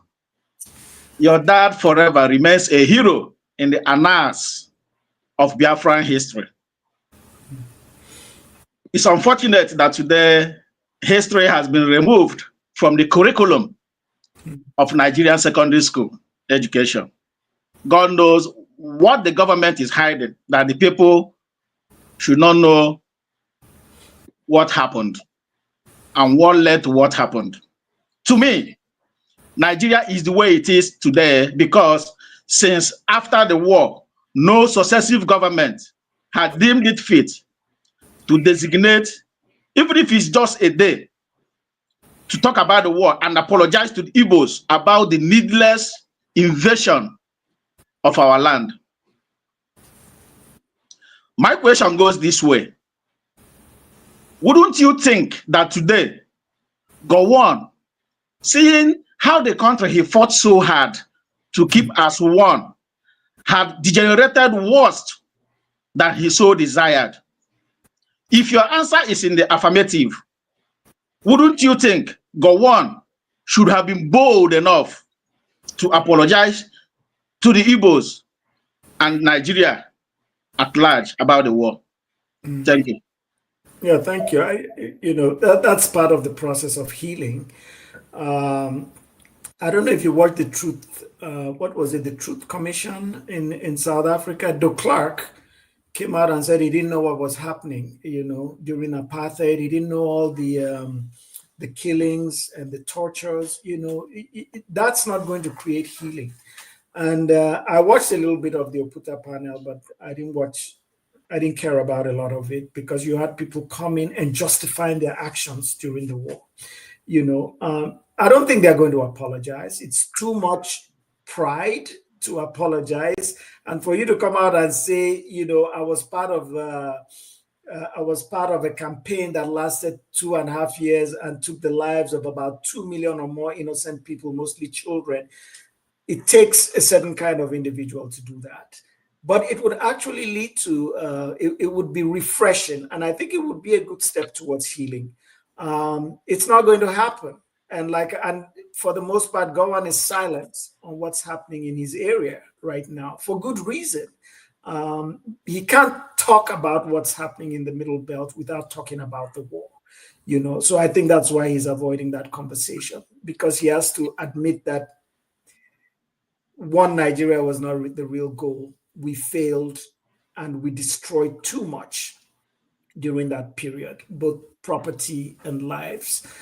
So yes, to your question, yes, healing, apologies and accepting that you caused harm would go a long way in bringing about healing, but I don't expect it and I'm not relying on it. As a matter of fact, let me just say that me personally, and I'm not speaking for all Nigerians, I'm not putting my fate, my destiny in the hands of Nigeria.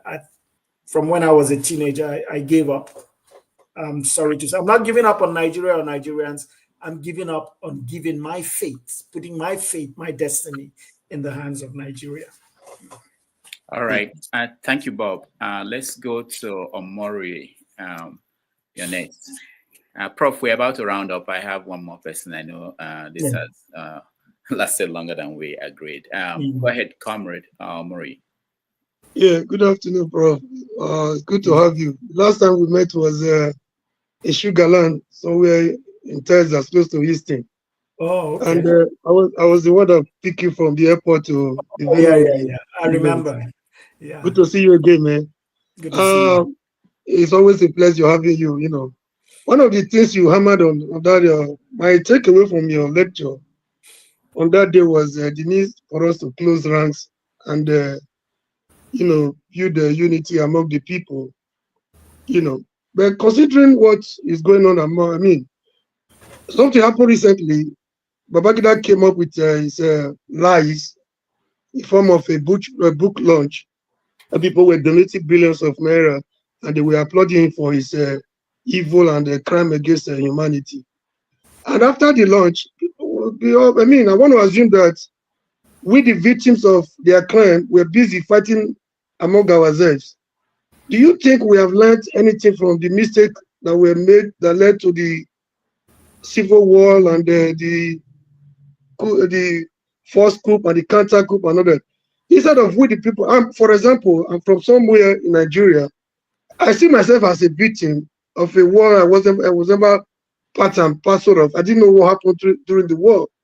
I have a guy here that was very close to me. We were very close. Sometimes I go there to repair, just to while away time, hang out with them. Because of something, a role that was played by somebody from my ethnic group, who does not even know whether I exist or not, he sees me as as an enemy. Do you think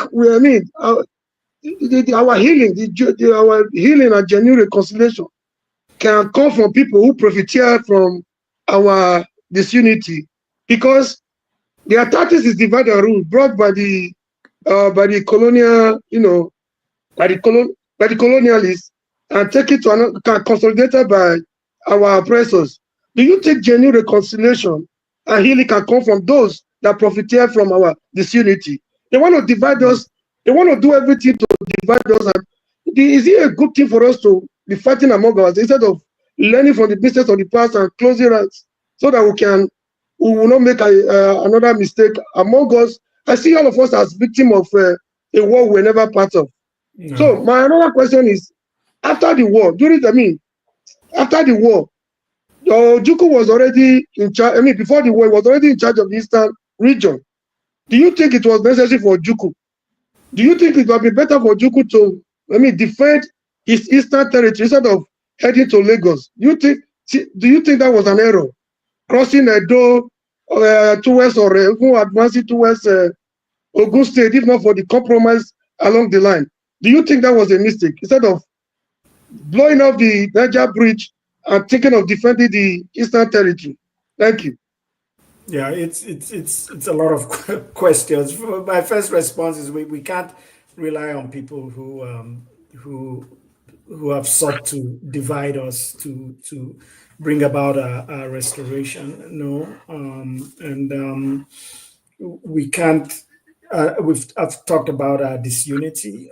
We need to go through a process of renewed education and practical education to regain what we had in terms of unity and harmony. And we have a lot more in common across the eastern, or what used to be the eastern region, than differences. When you talk about, someone doing something from your ethnic group and it's being held against everybody from your ethnic group, I understand that, because in Uwemakwan's book, New York, My Village, he talks about atrocities committed in Biafra in non-Igbo areas by Biafrans. But you can't fault Biafra or all Igbos for those atrocities, because those were not a part of the Biafran policy. Those were individuals who were just simply criminal. And let's remember that before wars, people are criminal.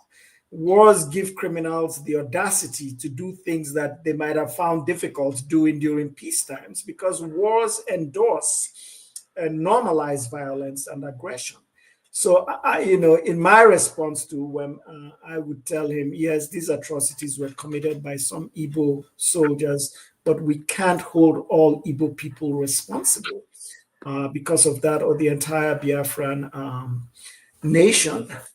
So that would be my response to you. The lack of harmony amongst our people. It's the vicious result of ethnic politics, which has been played over the years. You look at the leadership of Biafra, second in command, one of the generals, General Okon, who was not Igbo. One of the most successful field commanders, Colonel Achibong, was not Igbo. The secretary to the Biafran government, Enyo Akpan, was not Igbo. Mr. Kobara, who played a fundamental diplomatic role, was not Igbo. I mean, we can talk about what the original structure was, as opposed to what we have today, which is a lot of disunity. All right, thank you, Amori. Let's hear from Ed. Ed, you are next, and then one more. All right, thank you so much, Rudolph. And let me say another thank you to you, Rudolph, because I know, was it last 2 weeks we had a chat and I suggested you bring him on. I know you probably had it in mind before, but the speed at which you did it was great. So, Professor Effiong, it's great to see you. I actually was trying to learn more about your father's role during the war, right? So, and whenever I searched him on Google, your picture actually comes out, and I was like, "Is this the same person?" So I kind of made the connections because I looked at your work, and most of your work was on being a child during the Biafra War. So thank you so much, and by extension, we all want to thank your father through you for the great role he played during that very crucial time in Nigeria's history. my question goes like this. You are out in quotes, say you're a non-Igbo Biafra. And what we see actually is that a lot of the issues that the Igbo people have today are issues that also confront most of us from the southern parts of the country, especially those of us from the south, and maybe, yeah, which you're part of too. And even in this small platform, we see a lot of a flux in terms of different ideas on how to approach this thing. Some people are just a bit not. Some people are not very comfortable with the Biafra way of doing it. I personally am very open to federalism or regionalism. I don't really mind that. But my question is, how do we harmonize these different sort of ideologies, because it's the same issues that we have.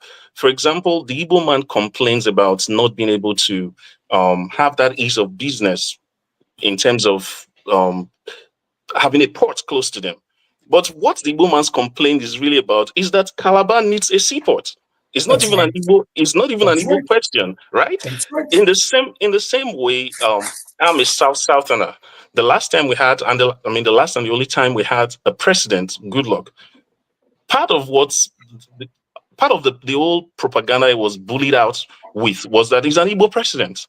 So the issues that affects the Igbo people also affects me as a Southerner. So how do you think, and this is not just for the people who have the Biafra cause, how do you think these groups of people who have the same issues will be able to have a consensus on how to do it while still respecting each other's, identity, each other's autonomy?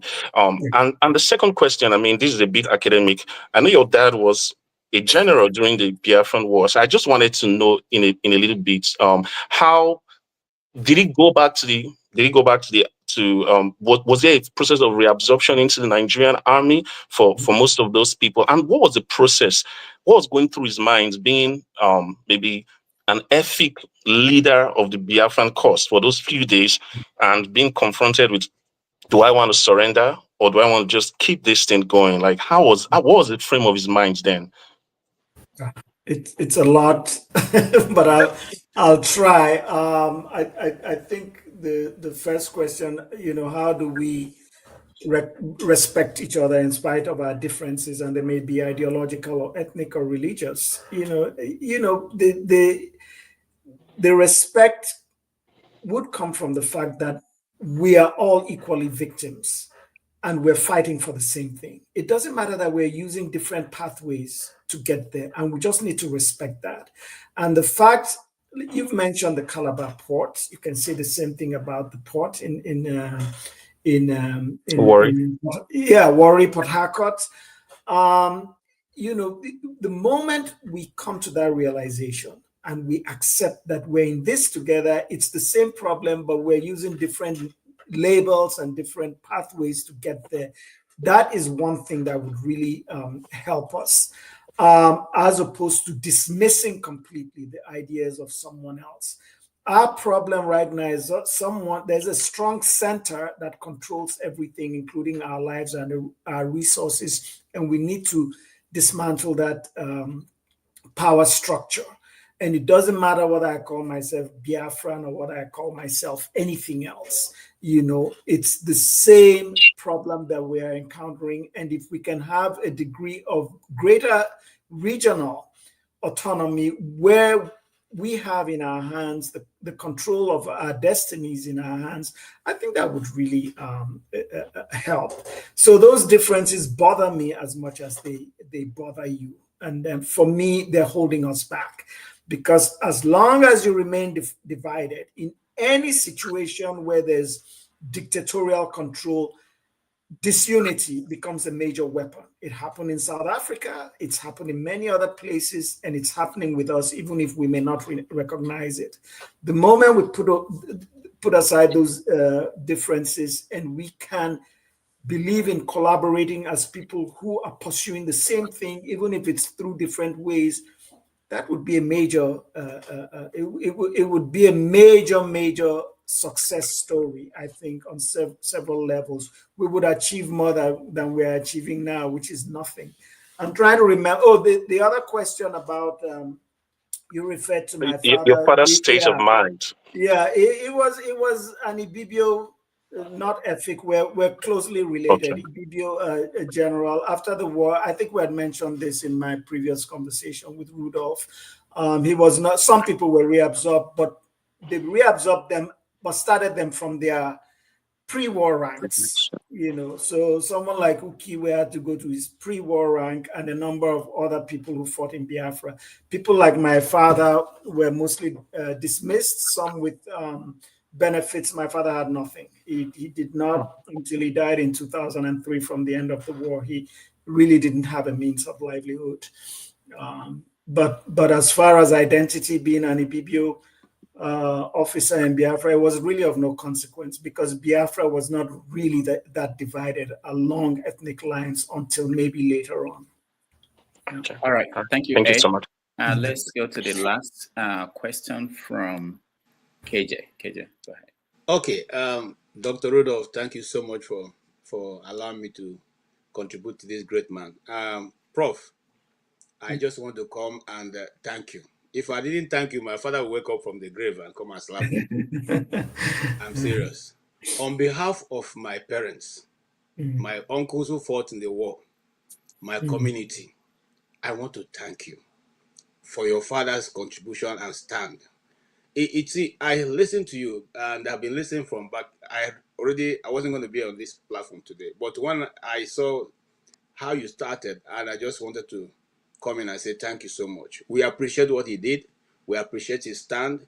You see, what your dad showed is that is the reason why majority, I will not want to call them, but majority of Nigerians don't like us, because we have that boldness to stand our ground and stand for what we believe and speak the truth to power. There are very few people who do that. Some of them cower the way when they have to speak to the authority what is right. But he stood to the end. And I want to say, earlier on someone was saying what could have been done differently.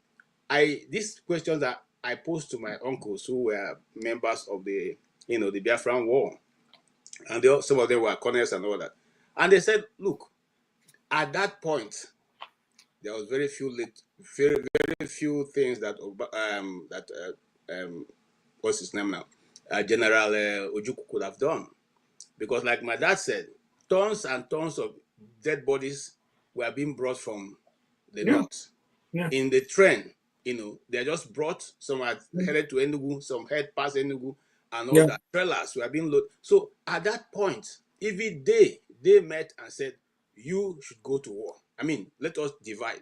So it wasn't maybe there was something they didn't do. They did what they could have done at the age that if I was there, I would have done the same thing. So I want to thank you and appreciate what your dad did, General Effiong. It is one picture that I have always had in my mind, your father's picture, and that of Ojukwu and the Chukwuemeka. And we appreciate what he did, even though lives were lost. I hope that Nigerians, we as a nation remaining behind, can learn. Because if we don't learn, just like your dad said, and that statement he made haunts me all the time when I see what's going on. He said, if you do not address that system, the thing that happened before, the people will rise and they will still do it again. So I wish that somebody can listen and go back to those tapes and take that advice and act quickly. Thank you so much for coming. God bless you, sir. All right. Thank you, KJ. And on that note, we want to thank Professor Effiong for staying with us. I saw many questions on the comment section. I did not ignore them. The reason why I basically wouldn't repeat them is that he answered those questions in my conversation with him. So you can go back and watch the interview from the beginning. I know most people joined us late, so the questions have been answered. There's no need to repeat them. I'll give you a chance, Professor Effiong, to give us a final thought. And I plead that when your next book comes out, you come back and we'll have a wider conversation, because I want to talk about teaching in America, and which is something I'm interested in. Go ahead. Thank you very much. I appreciate all the kind words. I appreciate you having me here.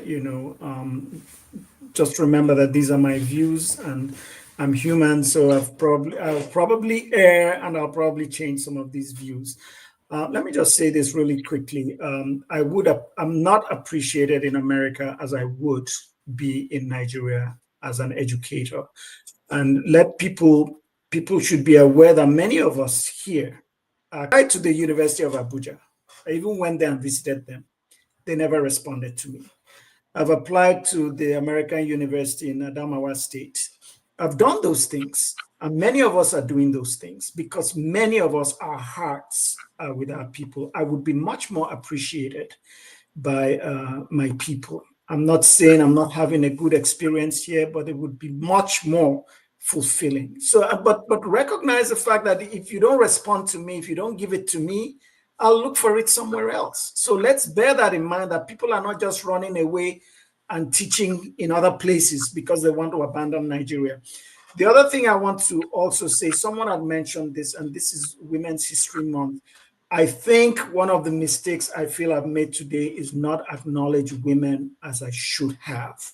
That war, the contributions of women are phenomenal.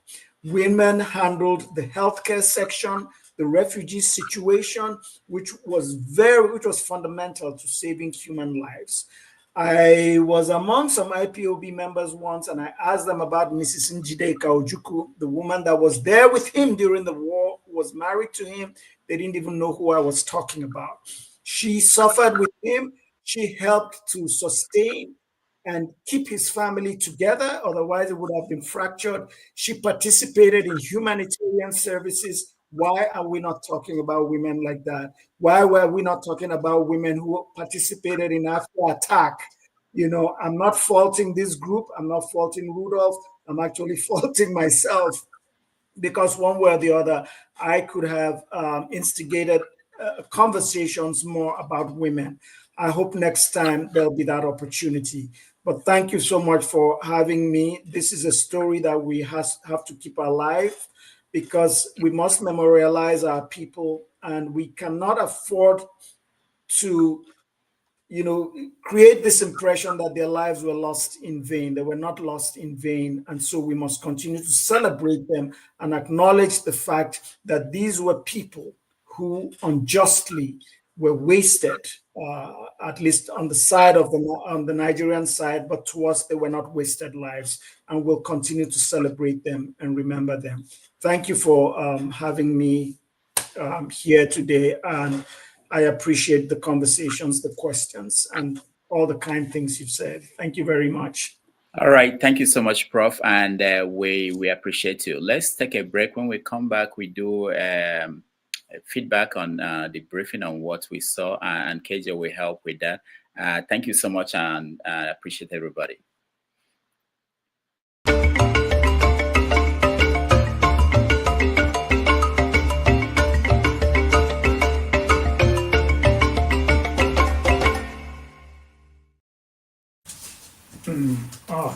Are we away, or are we? We're done. We're done.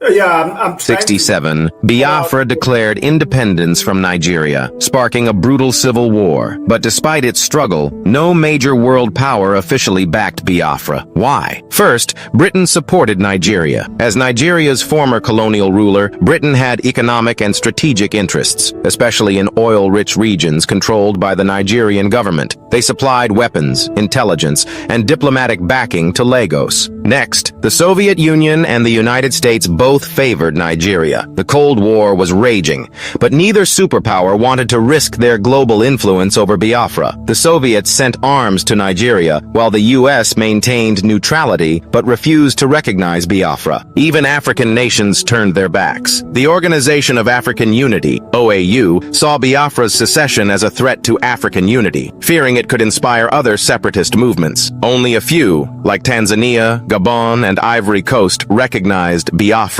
Biafra's only real support came through humanitarian aid and secret arms deals. France, Portugal, and Israel quietly sent weapons, but it wasn't enough to turn the tide. Meanwhile, Biafrans relied on foreign charities like the Red Cross for food and medicine. By January 1970, after years of starvation and war, Biafra was forced to surrender. Without strong international backing, its dream of independence was crushed. Okudilio, okudilio, okudilio, nyekelanio. Olisa malugonko ene menenua. Okudilio, okudilio, okudilio, nyekelanio. Chukuna malugo yo biadio cha. Agaranya chogo kowe bili, agaranya chogo kowe rienio. Owe chuku bezie chuku. Nuche chukwa busigi fege meo, nuche chukwa busia ifege meo. Ni fosolo ne asi alibazie. Owe bebe agaranya muliba, owe wuru agaranya bibe solia, mano agaranya wa, owe afiozie ni pakwa. Agaranya chogo kowe bili, agaranya chogo kowe rienio. Owe chikubezio lisa. Kodili ma, kodili bemo, kodili wakema, kodili wanima. Naino kwane we beluge beluo. Kodili ma, kodili bemo, kodili kemo, kodili heyo.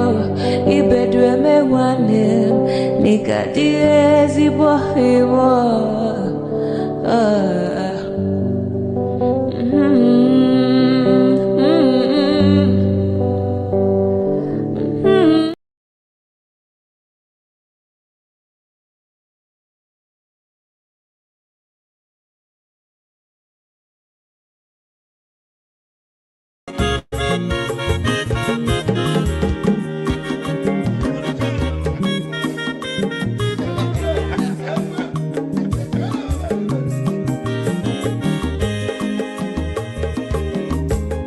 When your mazolo bio, akwa mazolo bio, Max, if you have unye go kwanu mo no fube nazo olaga ni piazugo, ulaga do ni piazugo, akwa wilo chio biko rapuzo, kona bazia. Onyo mazoro because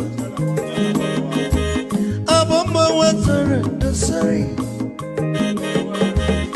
ibya unyane bana mo ulaga ni biazigo ulaga ni biazigo abamba wilo chino bigora buzoro ona wazia. Mazi welcome up. Odoguna kwerezu nanga. Onyoma niga.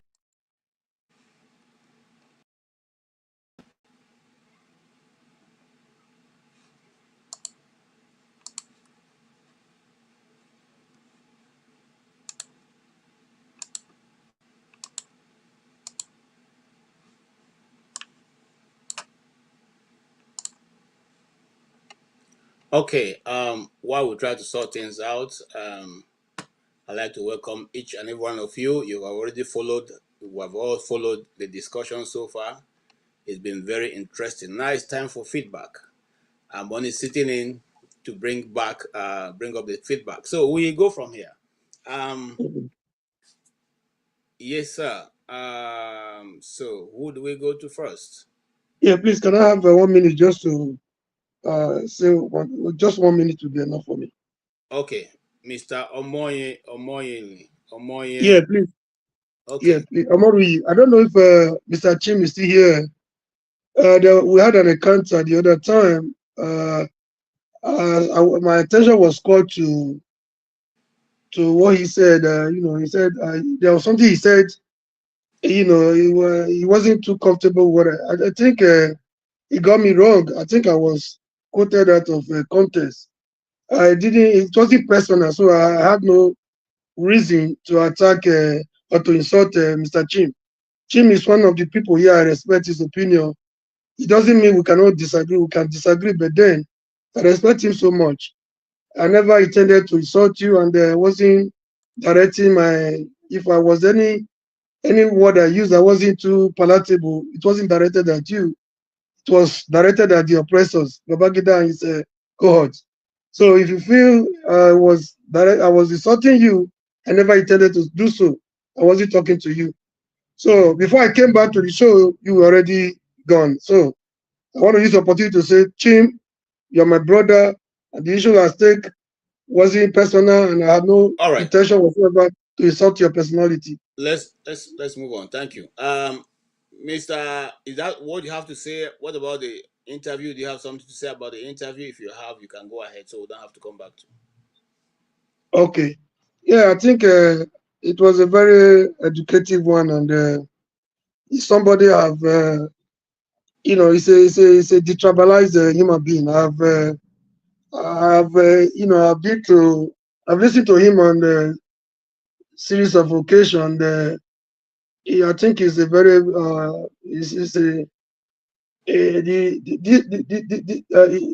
it's always a delight hearing from him.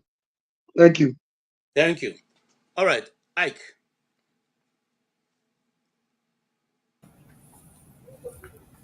Yeah, you see that when I spoke, I was only showing appreciation to his family, the father, for the sacrifices he made for during the painful season. So everything he said, I do completely agree with him, and also we keep learning every day. And no single day is a wasted day in learning. So I think I was good with everything that happened. Right? I felt emotional, but at the end of the day, I think it was a very good conversation. It was a very good topic, and it was open-minded, and it welcomes ideas, and more especially when one of the first person who's a professor, somebody Oji, so something like that, I think so. He has his own opinion, but at the end of the day, we cannot turn back the hands of clock. The only thing. Ike, that Mr. Oji's question is what okay, Dr. Oji is I find it a little bit ridiculous when I say that. I say that because some people come and ask you, shouldn't there have been any other way? And I want to say this, put it on record. It didn't start like 1 month and then these things happened. It took over 6 months before the declaration of Biafra. And the declaration of Biafra didn't start. The Igbo didn't start and go to war because there was nothing to fight with. So it wasn't like there was anything that they were putting behind. Look, I can recall what I have uncles who took part in the war. I have those who are working in government, and the thing they tell you that, I have a railway station in my community, and Chim will know that if Chim is here. It's called the Ozuakolo railway station. Bodies coming from the north of Igbos and other members of the East Central State were coming back. Okay, loads and loads of dead bodies coming back. Who will be in authority and not say, you know what, enough of this, everybody come back? So when they say that they don't put into account the different era or the times that this was happening, there was no telephone. Okay, the telephone system was just privileged.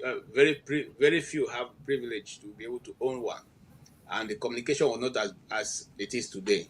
So getting information across, you have to either travel there or, be one of the privileged people to use what they call those days wire. Anyway, I just want to put that in context so you can go ahead and make your. Yeah, I know. Like what you said I am in the same line with you, right? Because now people will always say, was it war was the last, option, But that's why I said I don't want to go back to that. I was more interested in his own thinking based on his experience and being part or parcel of what transpired, the way forward for our healing and the way forward for our reconciliation and the way forward for a better country for every one of us. And he put his opinion to me, which completely I agreed with 100%, And so that's why I say learning is never a day is a waste of learning. So I really was grateful for Dr. Damages to bring him, and we'll continue to learn and we'll continue to heal. We'll continue to pray and hope for a better country called Nigeria, right? We will continue to do what we need to do to live in peace and harmony, and for people to continue to have a change of heart about what we feel for each other. Because we can only pretend about it. We can only say, oh no, I believe in one Nigeria. The hardest thing in life, one of the hardest things in life today for anybody to do is to say, I am sorry. It's one of the hardest words people say. And but I hope in my own time that I live to see that Nigerians or my fellow Nigerians will begin to recognize that an Igbo man mean no evil to no one.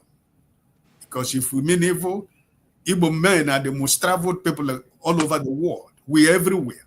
Every nooks and corners of this world, you can find an Igbo man.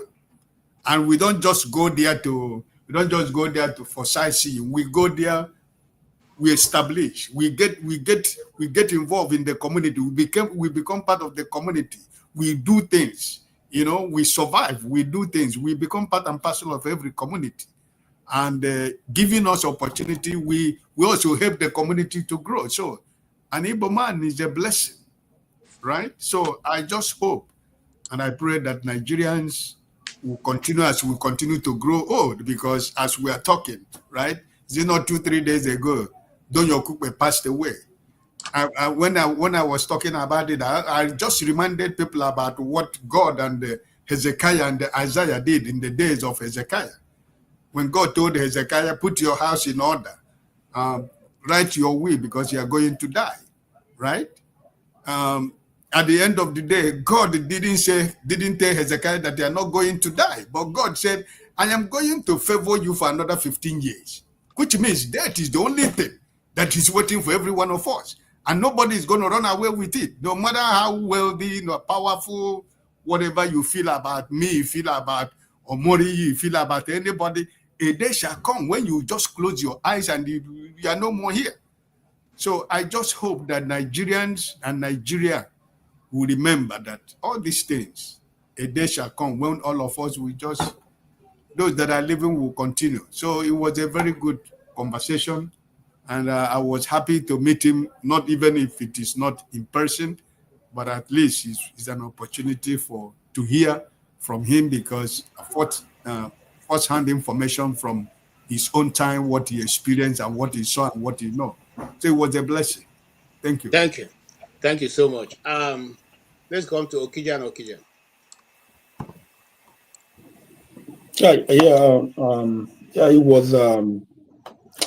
It was a good show today, and just like some of us who have a transgenerational trauma, it's something that we'd like to talk about more.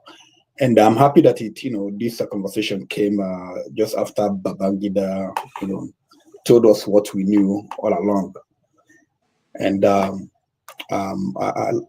just like KJ said, some people, I don't know why people keep asking, saying this as if Ojukwu just wanted to, that he wanted war. The war was forced on him. He was didn't start war to, but then again, the declaration was done by the people. It wasn't him, that he went ahead and did declaration, and he wanted to do declaration. He had the Eastern Consultative Assembly or whatever, and they had a meeting. The people were pushing, let us be, on our own, because these people, when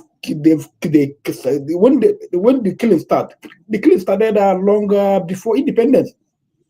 After a time, the people, we cannot take this anymore, and let's just be on our own.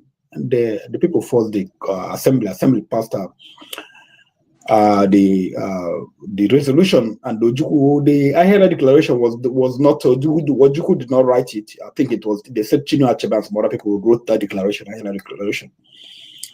And some people, we all know, they had a meeting in Aburi, and they agreed on certain things. And the Gowon came into. I mean, this is crazy because when this IBB said this, other things. Imagine, could you believe that what's his name? Gowon went to Biafran University or the Ojukwu University, and he had a lecture. He was telling people that he didn't implement those declarations because when he came back, he was sick. He had malaria. He had malaria for 6 months. He had malaria for 6 months, and then he couldn't okay, even if he didn't want to implement everything, why didn't you call, had a meeting? Why didn't you call a meeting? Or, but Okija, I want to have a question for you. Yeah. Won't you blame the people who invited Gowon to come and deliver a keynote lecture in Ojukwu University? I don't know who died and did that. To be honest with you, I've been, It's not ironic. Why did you bring him? Yeah, I don't know. Actually, I said I was gonna, because someone sent me the documents. I said I was gonna follow it up with a dean that was my classmate. Not my classmate. Like my friend. Follow it up. Why did you people invite such a man to come there to to talk nonsense? So, but so he had 6 months. He didn't implement anything. He didn't do anything.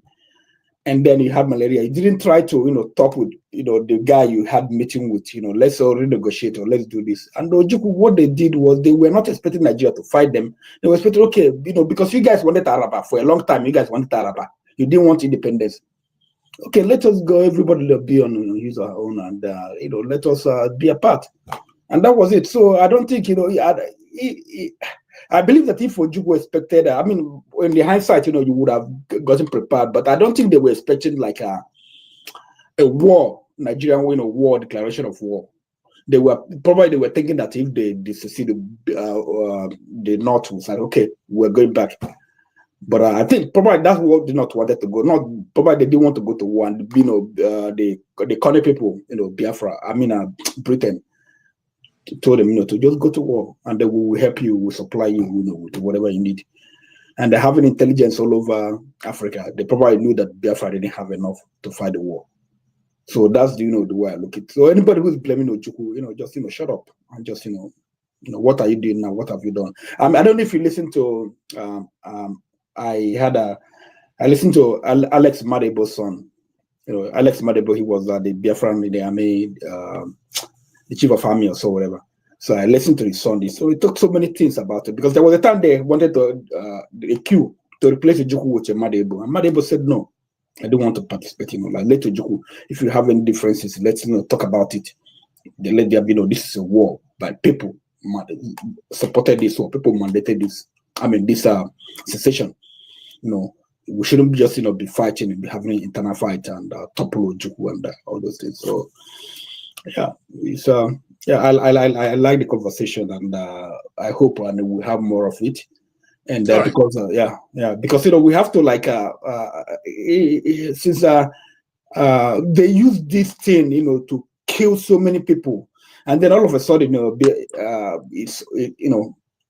IBB released this book, and 1 thing later another issue came to Nigeria, and then we've forgotten about all this. We should talk about this until we find a resolution, because some people are still dealing with the trauma. Not even the trauma, the economic impact and so many other impacts. Okay. That followed it. Yeah. My family is one of those that are still dealing with economic impact. My father lost everything, and eventually his family had to suffer. That's a story for another day. All right, Mr. Jeff. Yes, go ahead, sir. Yeah, can you hear me? Very clear. Okay, very good.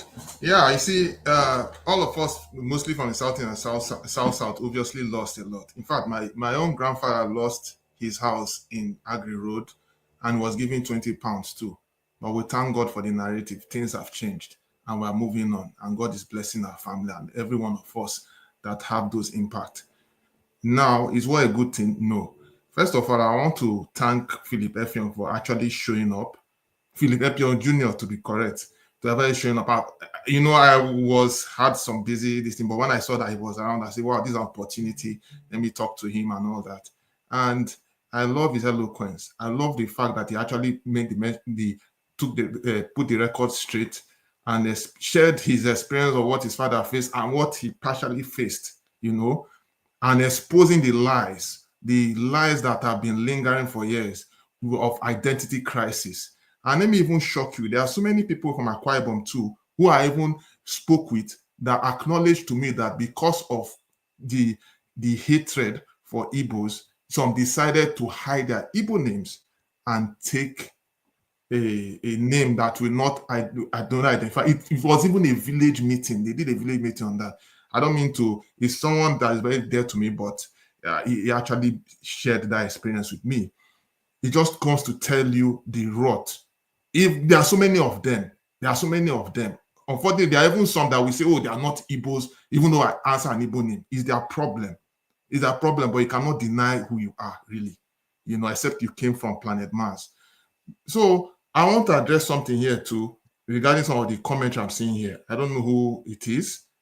I will call I'm attempted to call the name. Someone is saying that, oh, the war was fought 70 years ago, that we should get over it. Is that person for real? What about the 400 years of slavery that was done to the black race, including me and you, that is still happening till tomorrow? To the point now that even when you watch some drama playlets, you still see those racist tendencies being, you see it on the play, but it's happening as we speak. It just tells you that so many things have not changed, but we can correct it. As far as God, look, it's only an animal that is put in a, what they call it, in a pen or whatever, that you can say, okay, they don't have that reasoning faculty to do anything better for himself, that we can be able to control. But as far as we're all human beings, we have the opportunity to take destiny into our own hands, for crying out loud. It's kind of this. I find it in disdain that people are still talking like this up to now. Even after Bangladesh spoke, it shows that some people need a rethink. It actually says that some people seriously need a rethink, because whatever lies that people have been holding on to, it has been exposed. Now, does it mean that whatever happened then, the Igbos are entirely the best or did right? No. Look, from both sides, there were mistakes. Mistakes were made. But of course, there's chronological records of all the marginalization and the killings that have been happening.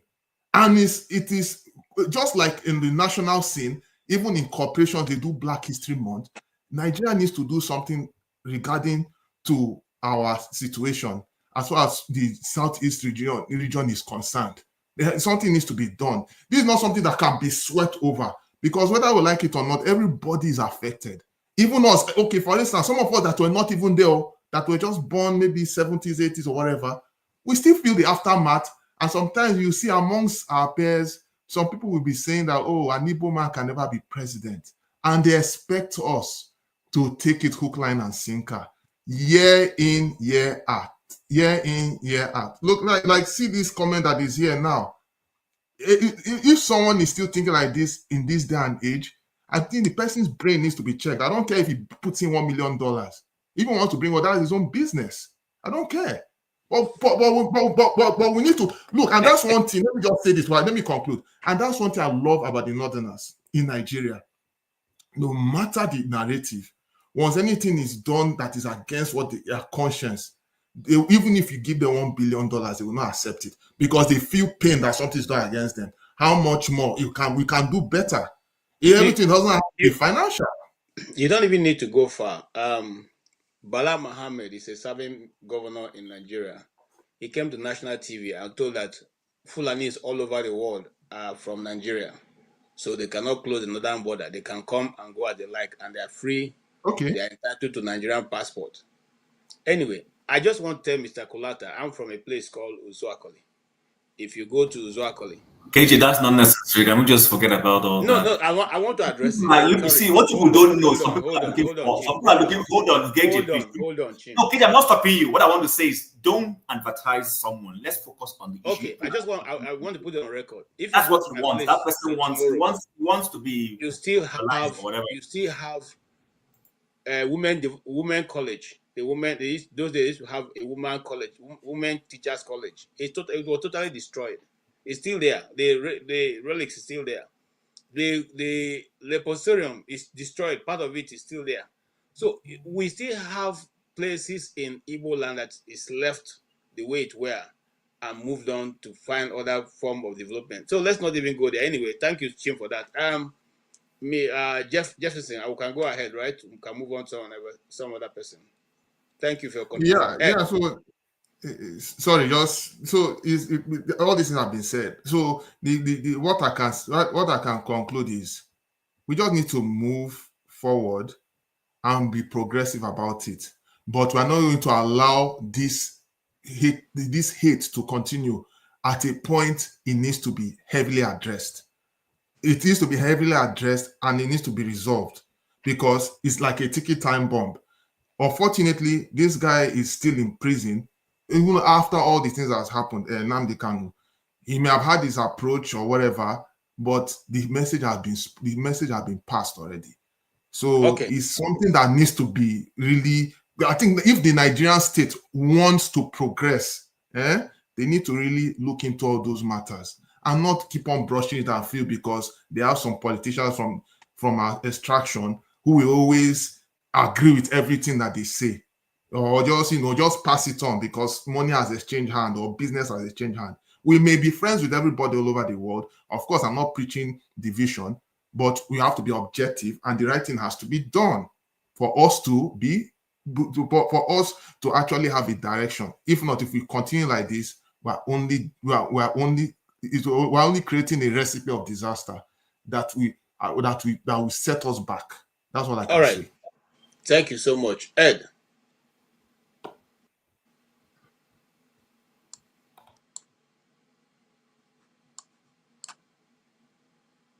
Can you hear me? Yeah, now. Okay. Sorry, I just went off for a minute. Yeah. Thank you so much, KJ. I actually want to thank Dr. Damages for bringing Professor Effiong here. It really shows some level of responsiveness on his part because we're just having a chat the last time this whole Biafra conversation was had, and for me, I just wanted to hear from maybe someone else that was involved, but not as an Igbo person. So I suggested this to him. He probably had it in mind before because the speed at which he brought him on was really impressive. So I want to thank Dr. Damages for that. Really not much to say. I think the way it is now, it just seems that people's minds are made up about the Nigerian situation, about the Biafra situation and all of that. So there's really not much you can say to make people change their minds on that. You try, a lot has been said, books have been written, but some people just still want to hold on to this whole idea of, it was an Igbo coup. And I say to them, and then, even if it was, what the hell? Because think about it, is there any part of Nigeria that has not had a coup? The July 1966 coup, do we call it the Northern Nigerian coup? The coup that was the Oka coup, do we call it the minorities coup? The phantom coup against Abacha, do we call it the Yoruba coup? So why do we insist on the Igbo coup? So it's a stupid thing, to be honest. And I don't really see any reason why we should keep digging that hole. You know, what has happened has happened. Should we, you know, keep using that to blackball a part of the nation? Do we see in America, for example, today that we can't have a Southern president because the South decided to secede at some point? You know, we want to be great, want to be as great as other nations of the world, but we just still stick to this old, you know, crab mentality, all in the name of it does not affect us. See, the Igbo problem actually affects me a lot. You know, we're supposed to have a Gili seaport in Edo State where I'm from, but I'm very sure that they probably think that will help the Igbo people, and that's why we don't have that. We're supposed to have maybe Goodluck Jonathan was supposed to be the president. You know, he's from South, but they tagged him an Igbo president because they felt he favored the Igbo people. Even Obasanjo, in some quarters, is still called an Igbo man. So, you know, you can't really, you know, avoid that thing, you know, in putting the Igbo man down or trying to, and I'm not trying to even be, you know, patronizing here. It really affects people. We saw what happened in Lagos in the last election, where even Yoruba people were tagged Igbo and they were attacked. You know, so how long can we keep this going? You know, we come here and say we want unity, we don't want Nigeria to break up, but how about hearing the you know, the concerns of everybody involved? You know, it doesn't, okay, even the whole idea of seceding, what's the big deal there?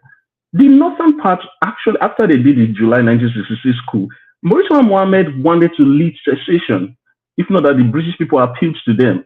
You know, was it because the Igbo people did not have that kind of, you know, arrangement with the British, and they were like literally, you know, with their backs against the wall, and they had to do that for survival? So, like, why do we keep, you know, backing up this tree and, you know, just using that to make the Igbo people the boogeyman? I mean, it's really frustrating sometimes, but yeah, that's it for me. I can't hear you, KJ, you're muted. Thank you so much, Ed. Someday, on this channel, we're going to relive the life of Murtala Mohammed so we all can know who he really is.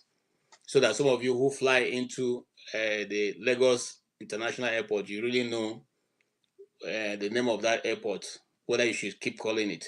Anyway, that's a discussion for another day. Thank you so much for your contribution. And then, listen, if we want to do away with the history, if we want to put that past us, we should discuss it openly. And just like Philip Effiong said, Major General Philip Effiong said, discuss what led to that war and deal with those things. It is not only what led to it, okay? Isaac Adakaboro, before now, put that same, you know, these points were also part of what led him to, you know, to revolt. So it is not as if it's only an Igbo thing, although right now, just like he has said, we are being divided, you know, gradually so that everybody, in fact, very soon now, they will tell the Nsukka people that they are no longer Igbos. Because I listened to one Igbo man speak in this their protest now. I couldn't make out all that she's saying, but I know that she's speaking Igbo. So maybe someday somebody will tell them they are no longer Igbos. I don't know. But anyway, let me go to Bob. Bob, what's your contribution? How did you see the interview? And what's your takeaway? Yeah, Mr. KJ, thank you. Nice to have you again. I'm Professor Philip Effiong Jr. has really explained what the government has refused to tell Nigerians, you know. Part of the reasons why the teaching of history has been removed from the curriculum of secondary school.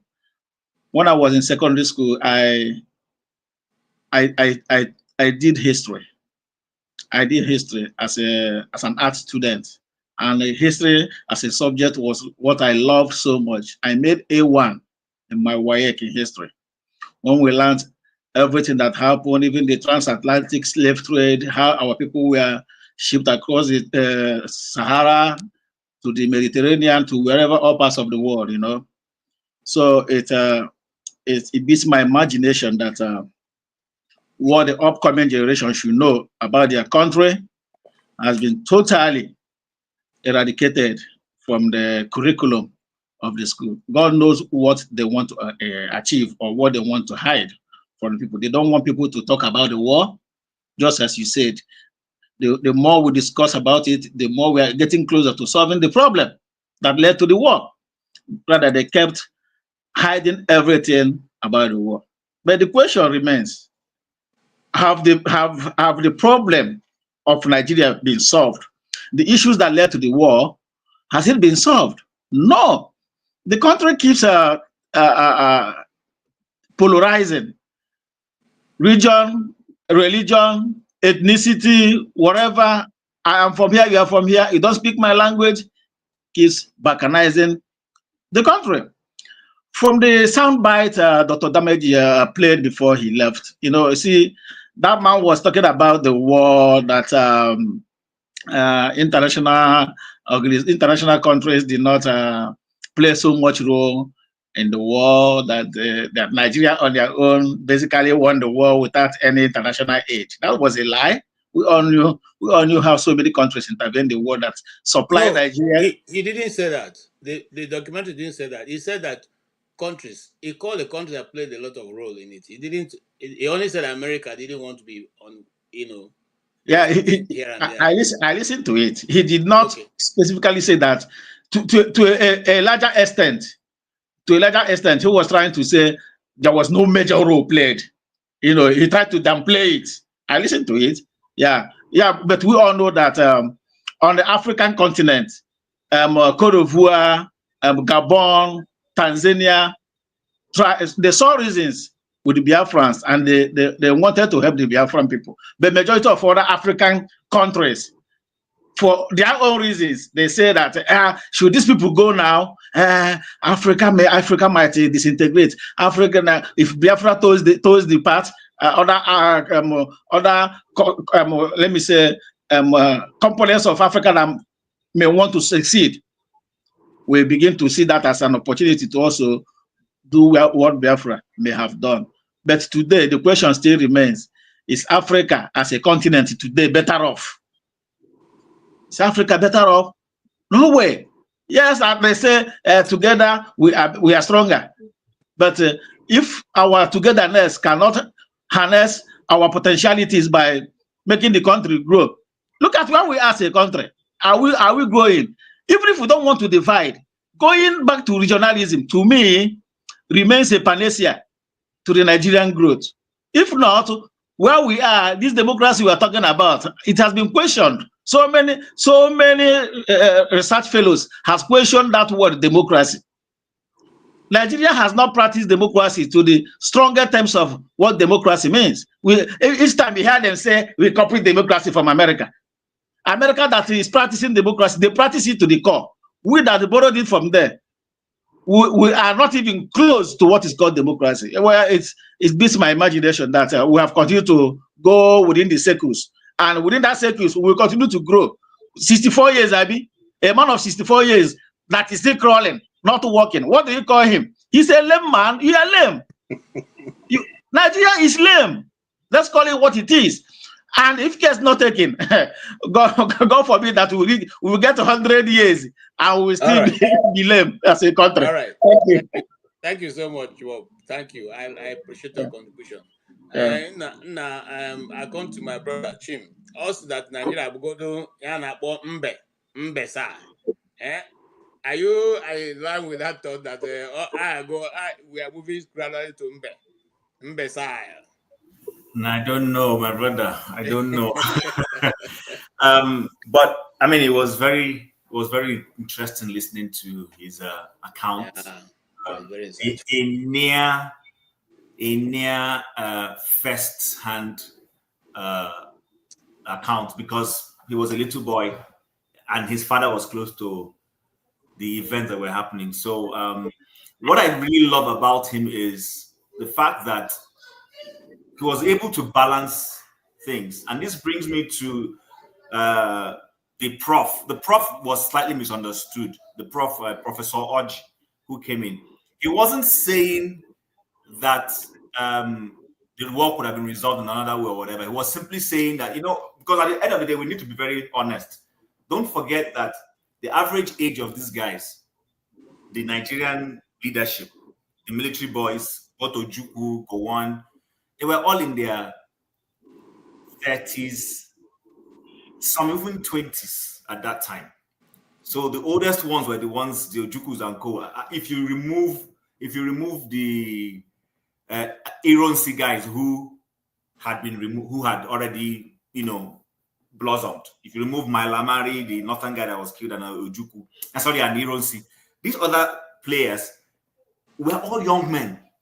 So they had hot blood burning in them. So there could have been some measure of level-headedness they could have exhibited and address the issues. But I do understand the fact that as a leader, which Ojukwu was, and those who were on the side of Biafra, watching your people slaughtered is not an easy thing. It will force you to take certain steps you might not necessarily would have taken on a good day. So there were a lot of rash decisions taken. But like I tell people, go and get educated about the Nigerian Biafran War. I've read 3 books written by 2 Nigerians. One is an Ikwere man. Everybody knows that what's his name? I think he's a doctor. He's a PhD. The guy who wrote Sunset at Dawn. Elechi Amadi. I read Elechi Amadi a long time ago. Yeah, he's from River State. Go and read his account of the Nigerian Biafran history. That was the first book I read when it came to Nigerian Biafran history. Elechi Amadi's book. Then I read Frederick Forsyth.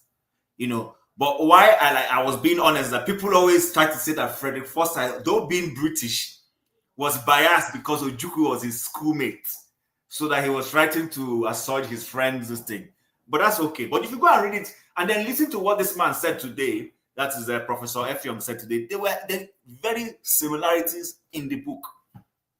And that's why I asked him that question about what is it called? Yes, Biafra, as it were, that constituted that time, had predominantly Igbo people, is a fact. But you had all these smaller groups. But last week I mentioned Margaret Igbo before the woman mentioned her again today. These were people who, although had minority ethnicities, but they were very large-hearted when it came to the project of Nigeria. People need to go and study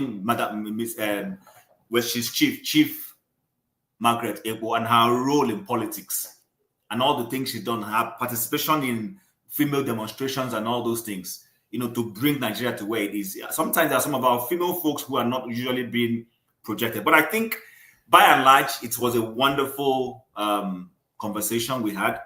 Hopefully, Rudolph will be able to do more of this and bring other people. But I keep saying, people should go and read up, or have an open mind about these things. I'm one person who, when I hear something, I like to hear the other side before I make my deductions. If you read the much maligned IBB's book, yes, there are inaccuracies in it, but you will see an effort by somebody who is trying to unburden his heart with certain things he knows that as elites, they subjected, they try to submerge the truth. But at when you are about leaving this earth, people who know, I'm not an old person per se yet, but those who know will tell you that most people, when they're trying to leave, you start seeing them trying to correct a lot of things. They are about boarding their flights to leave this world. They start trying to correct a lot of things because it's holding on their shoulder. If you don't unburden it, it becomes a big deal. I don't want to bring overly spirituality into these things. And then the other thing I want to say is this. The problem with Nigeria is the only country that I know who denies its history. There is no nation that does not acknowledge its fault. The Americans will talk about the American War of Independence. Then they talk about the American War of the Civil War they had. You see them, they keep talking about this thing. They don't submit, they study it in history. Their students go and study it. The black study it, the white study it. They're not in denial of those things. People in Europe, British people, everybody is studying their own history. Nigeria is the only country where we take our own, want to throw it away. Somebody will tell you, let's not talk about it. No. Talking about it is only helping us to. In fact, it is actually in challenging situations that nations evolve and innovate. There is nothing we are using in this life that is not from problem. It is because people in the Western world could not know what was going on in their brother's house when it is snowing. That things like phone became important and people are now having it. But you can be able to call someone to say, hey, how are you doing? What's going on? And then you know what's happening. You know, cars, how Mercedes-Benz evolved from one level of innovation to the other is always challenges. So I don't think Biafra should have been one big history that would have propelled Nigeria to the next level. There are a lot of beautiful points that came out from the Nigerian Civil War that Nigeria has refused to utilize. Number one is, how did you Biafrans manufacture bombs during the Civil War? That would have been exactly that the Nigerian government would have taken and used that to evolve, start producing our own better bombs and everything, or whatever it is, and even sell. But we are one group of people who, rather than see the opportunities from our pain and use it to evolve, we want to suppress it. We don't want the truth to come out. We just keep pushing it out, pushing it behind. June 12th should have been a huge, even though it shouldn't have happened, but it has happened, but should have been another pedestal for Nigeria to, unite and move forward. We haven't utilized it very well. Some people are still denying and undenying, the truths are being turned around and circled and everything. So I just think it's refreshing when you see people come out like this and express, give us history of what has happened. Let's learn from it. Let it be something that will help us in our national growth and development. Perhaps, thank you. I don't know. So, but that's just I think I enjoyed it. And I want to say kudos to Rudolph. I wanted to acknowledge him before, but he has already left. So it was a wonderful. I enjoyed it. You can tell me. I will take it and to let him know that. Okay, I appreciate your contribution, Chim. Of course, you and I come from the same place, so we all know how terrible the war was in our locality. We know that. I mean, you can still see the things there when you go. So when people tell you not to think about it, I wonder, are they telling you not to go to your community? The bridge to my community, we have was destroyed during the Nigerian Civil War. Yes. We have not recovered from it till tomorrow. It's not built back till today. We see a makeshift bridge to go to Chim's place till tomorrow. It's still there. So now, and then someone like me, I lost uncles. I grew up to see some who sometimes they speak out of point. And my father, I said, what's happening to these guys? Like, not following the discussion. I said, no, when during the war, gun, there was a gun that hit his head. Those people were like that until they passed on recently. There are still some who that are just been left and the village is catching for them. So these are things that we cannot just wake up one day and say, okay, we'll forget about it. What about the people that are affected? Anyway, I don't want to put my own thoughts into it. I will bring forefather who also has followed and probably have a different angle that you want to come from. Forefather, you are welcome. Yeah, forefathers, I think you have heard everything by yourself. Thank you. Thank you. Philip Effiong. You heard everything by yourself. Because me and you today. Sorry, you have to interrupt, but I know why I'm talking to you. Stop with the rafa. Let's not. Father, I hope you're not coming to build a nuclear bomb today. There's a reason why I'm personally attacking him. He's one of those that will tell us that, the South is not Biafra, it's not this. Oh, look at that. I'm attacking him open. You can see for yourself from the office mouth. This kind of... Okay, come on. Greetings, DCKJ. Thank you for having me. And greetings to everyone on the panel, the chat, and the viewers. Yeah, it's a shame I missed the professor. That said, this issue of whether it's Igbo or not Igbo, we really need to... We have to start understanding history for what it truly is. I don't know why I guess there's an element of trauma. That's why we can't understand. Some people seriously have some issue of comprehension. Because if you look at what is happening in Ukraine right now, sequence of events led to that war. It's not just one thing. From one removed leader, democratically elected leader, it led to the next thing, that the next milestone was Ukraine wanted to join NATO. That triggered it. When sequence of events happen like that, the kind of events that happened in Nigeria in 1966 will trigger a civil war in most countries. And what the professor didn't mention was before the first pogrom was about 5 days. That happened 5 days after Aguin Rossi, it kind of passed that decree 34 that made the country put all the power on himself. In other words, 5 days after that. That should tell you something. The sequence of events is not the original coup. It's what happened after that. If you want to hold somebody accountable, maybe Aguiyi Ironsi should be the person to really hold accountable because he mismanaged the events that came after that period. Because Ojukwu was landed with madness. People were being killed left and right. So you can excuse him for wanting to do what he did. Nzogo, you can say they are hot bloods. They are revolutionaries. They wanted to take over countries, and the coup happened.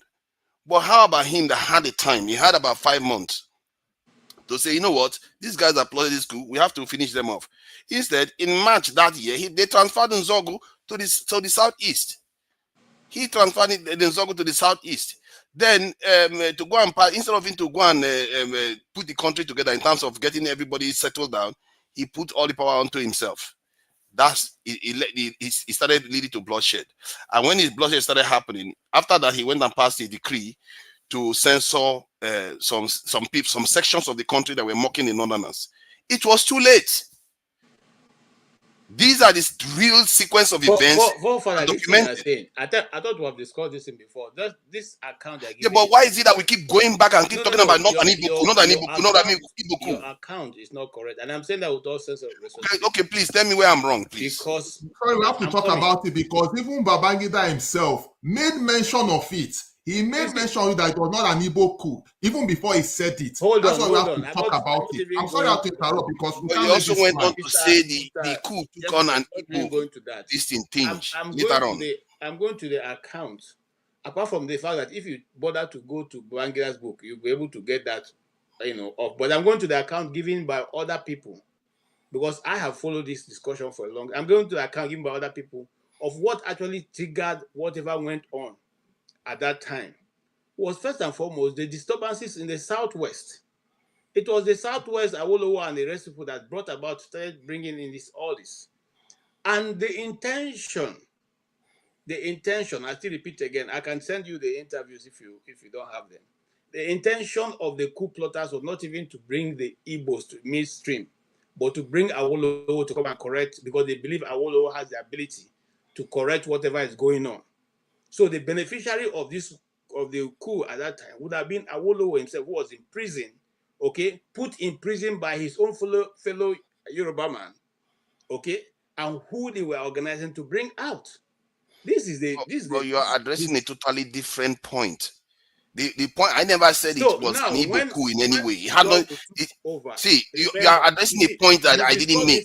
As if Nzogu was I don't know why this is hard to understand. I really don't know why. If you cannot understand this, you can see why there is blockage in the way we talk about these things. Maybe it's an aspect of the way we perceive things, our prejudices.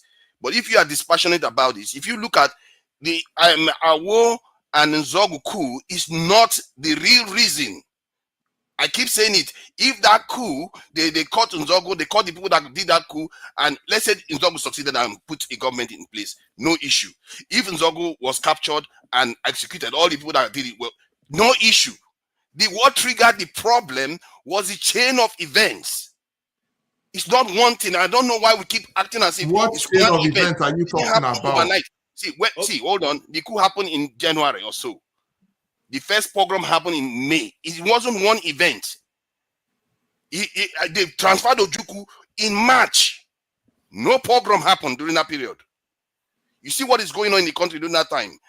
Everybody in the country thinking, that is true history. And I don't know why we pretend as if we can't see it. That is the true history of the country. What was going on during that period, it was so bad that Aguiyi Ironsi himself had to feel the need to pass a law to stop people from laughing to other sections of the country. You that is how bad it was. Time, and we asked you to bring out this thing, and I've shown it to you. Hold on, we displayed this thing. See, because it's a public forum, people come here to get information. We talked about this person who sang this song had nothing, no relationship whatever was going on. It's not one song. You see, that's the thing. Hold on, forefather. You see, you are being disingenuous. It's not one song. Hold on. The last time Dr. CM was here, he gave us the exact date, which is 19-something, far before that thing came out. And that song was by Rest and somebody. Okay?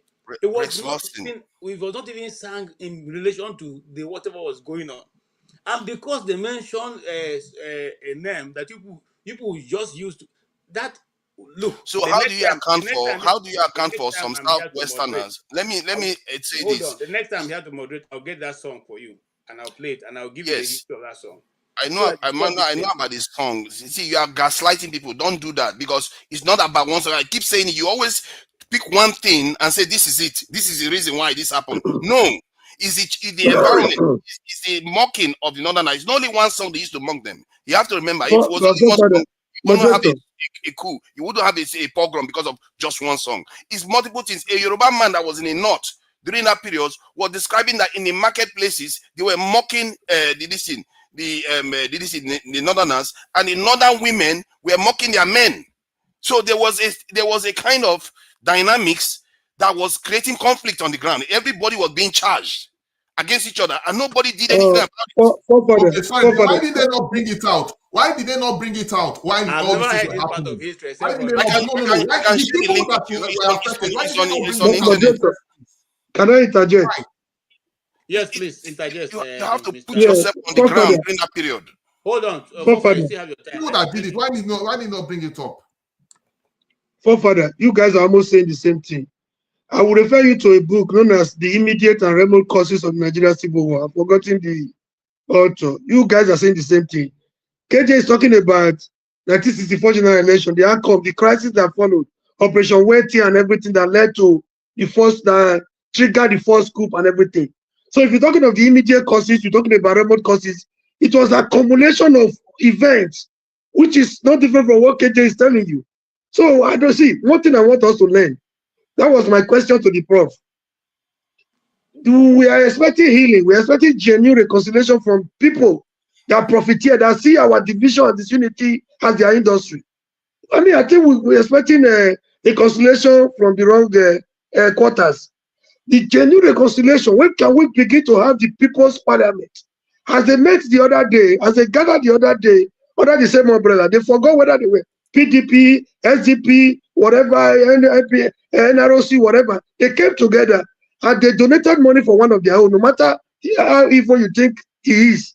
So when do we begin to have the people's parliament? When do we begin to talk to ourselves genuinely? That is the only way we can have genuine reconciliation, because those people that benefit from they profiteer from our division, we never want us to reconcile. Until we begin to see these issues from this angle, we are not ready for genuine reconciliation and genuine healing. Because look at what happened in Lagos. As soon as he discovered that he was losing the election, the table was turning against him. What did he do? He turned it to try Yoruba versus Igbo. And that was not the issue. And that is the same card we are playing today. What lesson have we learned? A lot of people believe that the war, the first coup, the January 15, 1960 coup will have been avoided. The war will have been avoided. Somebody just said there were mistakes on both sides. But this is, we are not far from the truth. But if you look at what they did in Oputapane, a lot of revelations were made in Oputapane. But of what use was it? It's because they never had genuine intention for us to reconcile. If we reconcile, they are threatened. Until we sit down as a people to begin to, talk to ourselves, not, minding where we come from. I made a mention of somebody here that almost wanted to kill me because he feels I'm from Edo State. According to him, he said one prince from Edo, was the person that made Gowon not to agreed on Aburi agreement. Me, even the prince is talking about does not even know if I exist somewhere. Now you want to kill me because of what one prince did. So all these things will not help us. Let's stop all this argument and unnecessary who did this and who did that, and continue to see ourselves as all victims, so that we can have a genuine healing and reconciliation and the way forward. Let conclude. I think where we tend to get mocked, confused is when we look for one specific event that triggered everything, and that is a mistake. The idea that is a southeastern coup is wrong. It's not a southeastern coup. It's a coup. That's period. Other coups that are happening in Nigeria is also a coup. But if the sequence of events that happened after the coup, we even remove Awolowo. If Awolowo wasn't there, and the sequence of events occurred, you will still have a situation on your hand. After all, Azikataka Boro didn't need Awolowo to do what he did, because the sequence of events were leading to, Nigerians were very divided and they were trying to dominate each other. Instead of them to be focusing, these people, they saw Igbo people around, and our people are still doing it today. Where we see bigger danger, we ignore it and want to tie each other and tear each other to pieces. That's what we do best. The other day I was looking at Akwa Ibom State. Somebody went to Akwa Ibom State and was, driving around and also cross river. And you see the way they develop their state. The way they develop their state, they have this element of unity about it, where they talk about, every turn you go into the state, there's a reinforcement of being united in that, building a community. In the center of Nigeria, you don't see that. And because the reason why that is because our people, we poison it all the time.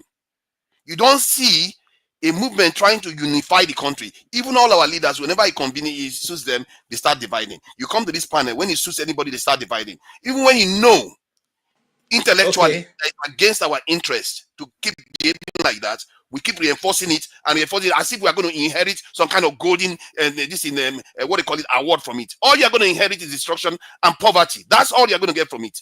Instead of you to be looking for ways to work with each other, to do things together and unite and build something, this thing that will actually your children will be proud of. All right. Look at what they've left us so far. All they've left us is rubbish that we keep causing every single day. You want that to be the legacy for your children too? We have to think about what we are doing here. If we want to do something the right way, look at the kind of spirit the Akwa Ibom people and the Calabar people, the way they operate.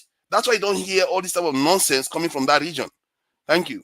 Okay, thank you so much. I don't know, forefather, I'm trying to hold myself, so let me not put my idea. Let's leave it. Let me move on. Yes. Who do we have? Yeah, Ikolala. You are next. Okay, sorry, if you don't mind, Ikola, I have a beautiful lady here. Let's call her in because you have a different dimension. After that, I can come to you, please, if you don't mind. Happy Women's Day. Yes, it's a Women's Day. So happy Women's Day, Women's Day. You're welcome to the panel NS. It's my first time to meet you, but I'm sure that you've been following us and you have heard what Professor Philip Effiong had discussed. What's your take? Is it that, and by the way, I want to say this before you go on to make your point. He said also that, some people are thinking he neglected the part of the women. No, the women played, he also said it again. But I want to also reiterate that the women in the Biafra women played a lot of role. I did a documentary of one lady, she's going to be with the law right now at her 80. She was one of those, the announcer of the Biafran radio. Some days I will talk about her story here. And they were moving from place to place, making that. So their contribution was quite heavy during that time of the Biafran War. So the women played a very vital part, and we discussed that sometime. But having said that, you're welcome. What's your take, man? Thank you for having me. I don't have any kind of long take. I just think that we should be careful how we discuss like historical facts. And I think it's because maybe there's still generations that are close to these things. But there's this thing we do in Nigeria that when one person does something bad to us, we generalize the issue and make it a group issue. And I think that's like the genesis of this war. When one perceived Igbo man does something, it becomes the whole Igbo people doing it. When one Fulani person does something, it becomes the whole Fulani group doing it. And even when we talk, we fall into those habits. Like, what I just want to encourage is for us to resist that as much as possible, even though it feels like second nature to us. And then another thing I wanted to say, obviously, we know that history is a collection of interviews, journalistic work, first-hand account of people. But what we should try to do when we're studying history is at least go to like historians, because there's a reason why there's a training called history. They have this way of collating all these stories, putting it in the proper context, and putting it into the world, right? So, and I will say, like, when we start finding ourselves arguing about is this an Igbo? Is this not an Igbo? At least let's go to the experts. Obviously, I know that different experts will have different school of thought, and I was glad when I heard Dr. Damiji say that he's bringing Max Siolu to the show, because I think he's one good person that everyone should read. Because we've heard from journalists, we've heard from people who participated in the war, but this guy is a Nigerian historian, and he's been studying this thing. He studied the military era, and he offers a lot of context. I just want to recommend his books to you guys so that maybe you could read it before he comes if he's a guest, because I think some of these things we're arguing about, we may not be arguing, we may not be having the same point if we've read his books. So that's all I will say. I know some people will say, oh, forget about the war. Why? I don't think we should forget. I think we should keep discussing it. I like that we keep discussing it. I just think we should make sure, because sometimes I hear forefathers, and I've told him this a lot, he thinks he's not biased, but even the way he's tackling it is biased. So comes across as biased, and yet he's so sure he's not biased. So it's very, we all fall into the temptation, but I'm just saying there are people that have done scholarly work on these things. There are people, there's propaganda. When there's war, there's propaganda. There's all these kind of emotions also in playing. So there's so many reasons why we get all these accounts. Someone was saying something about parents lying. I very much agree with that, because if you're invested in certain narratives, it's the same narratives you pass on to your offspring.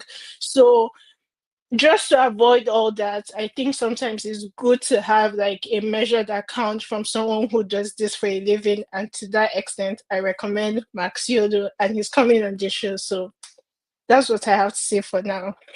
All right, thank you. What's the name of the Max Yodo's book? There's this one. I have all his books actually. He's just written really? one. It's called All Politics and Violence: Nigeria's Military Coup Culture. He chronicles some of like independencies. He has a book also called What Britain Did to Nigeria. So that was pre-colonial Nigeria. He has it. Then his famous books are the ones called Soldiers of Fortune, the Buhari years to the Obasanjo years, and he's someone that, you know, he's a scholar in history, and he's been taking his time to write this thing. So I think we should all just read him. I think, to me, he doesn't present a biased view, and he comes at it from all the sides. And we should also not forget, and I think that's part of what his book taught me, is that these guys were soldiers, and military culture is kind of different from civilian culture, and there's a way they kind of think about resolving issues, and so I think we should also put that in context when we're discussing these things. Anyway, that's what I have to say for now. I'll just be here. You said something about, you did mention me about Thank you so something that much. I'm being biased. Can you tell me what is biased by what I am implying and the points that I'm making? Okay, so when I said that, if you recall, I said that I've mentioned it to you before, and it's in reference not particularly today, but even how you approach topics. And even though you may not think it's biased, to like someone else who's like an untrained ear or whatever, like, there's clearly, because we all have bias, obviously, but there's clearly an angle that you're coming from. And okay, typically I'll measure lack of bias, or I don't know how to explain this. So if you're in a discourse, you should have enough room to be able to be challenged. And if you're presented with information that is credible, then you should be able to take that information and reevaluate what you're saying. But when that doesn't happen, even when from all, like, then it calls to question why you holding on this particular view. So that's typically when I see it. Obviously, I didn't cram it, I would have written it down, but is something like it's not an accusation. It's funny, I isn't have it? it for You some can't pin issues. anything down. You can't pin anything down. This is where people struggle. No, it's like Pin it down. Tell me what I said okay, that I'll was give you an biased. example, and I don't know if this Please. is how you said it. You said after the coup, there are people in the market, maybe singing songs in honor of whatever has happened. And you say that like it's standard is understood very well, and that implies, oh my, like people can interpret that as an Igbo call, whatever. I don't even want to get anyway, but let me try and explain what I'm trying to say, please. I may not be as eloquent as possible. What in that at that point, if how I interpret how someone is singing is already a reflection of how I see the person. So for example, if I slap somebody on the street and you don't know what's going on and you say, oh, that Igbo girl slapped one person on the street, they always misbehave. My point is that those by itself does not anchor your point, just because like there's bias can be introduced in that thing you're saying, but you say like it's fact, is well understood. That's why I'm saying there's propaganda, there's hearsay, there are things we can't really measure, and for us to come here and start saying them like they are facts or they are concrete reason, and even if they are, that tells me that there's already a bias towards these people. Because normally if a market woman that doesn't know better acts crazy, like I'm not going to now say, oh, that all the market people from this certain ethnic group, they must all be crazy, because I assume this person is not well educated. Sorry guys, I have to interject because I want to contribute to what you just said that now. I made was about the sequence of events. So that wait, how people contribute to what you said? A decree. You know so the funny thing? Of events, not one thing. No, wait. So I don't know where the bias comes from. Sorry, KJ, please hold on. You know the funny thing? You know the funny thing? The point I'm making is a general one, and I wouldn't have said forefathers, but I've had we have a rapport, so that's why I used you. So I think we all do it, and I don't want to make it about you or your general points, but I just think like if we get to the accounts that are done by professionals, at least we can all agree on some facts and we can debate. That's all I want to say. Yeah, sorry, KJ, with due respect.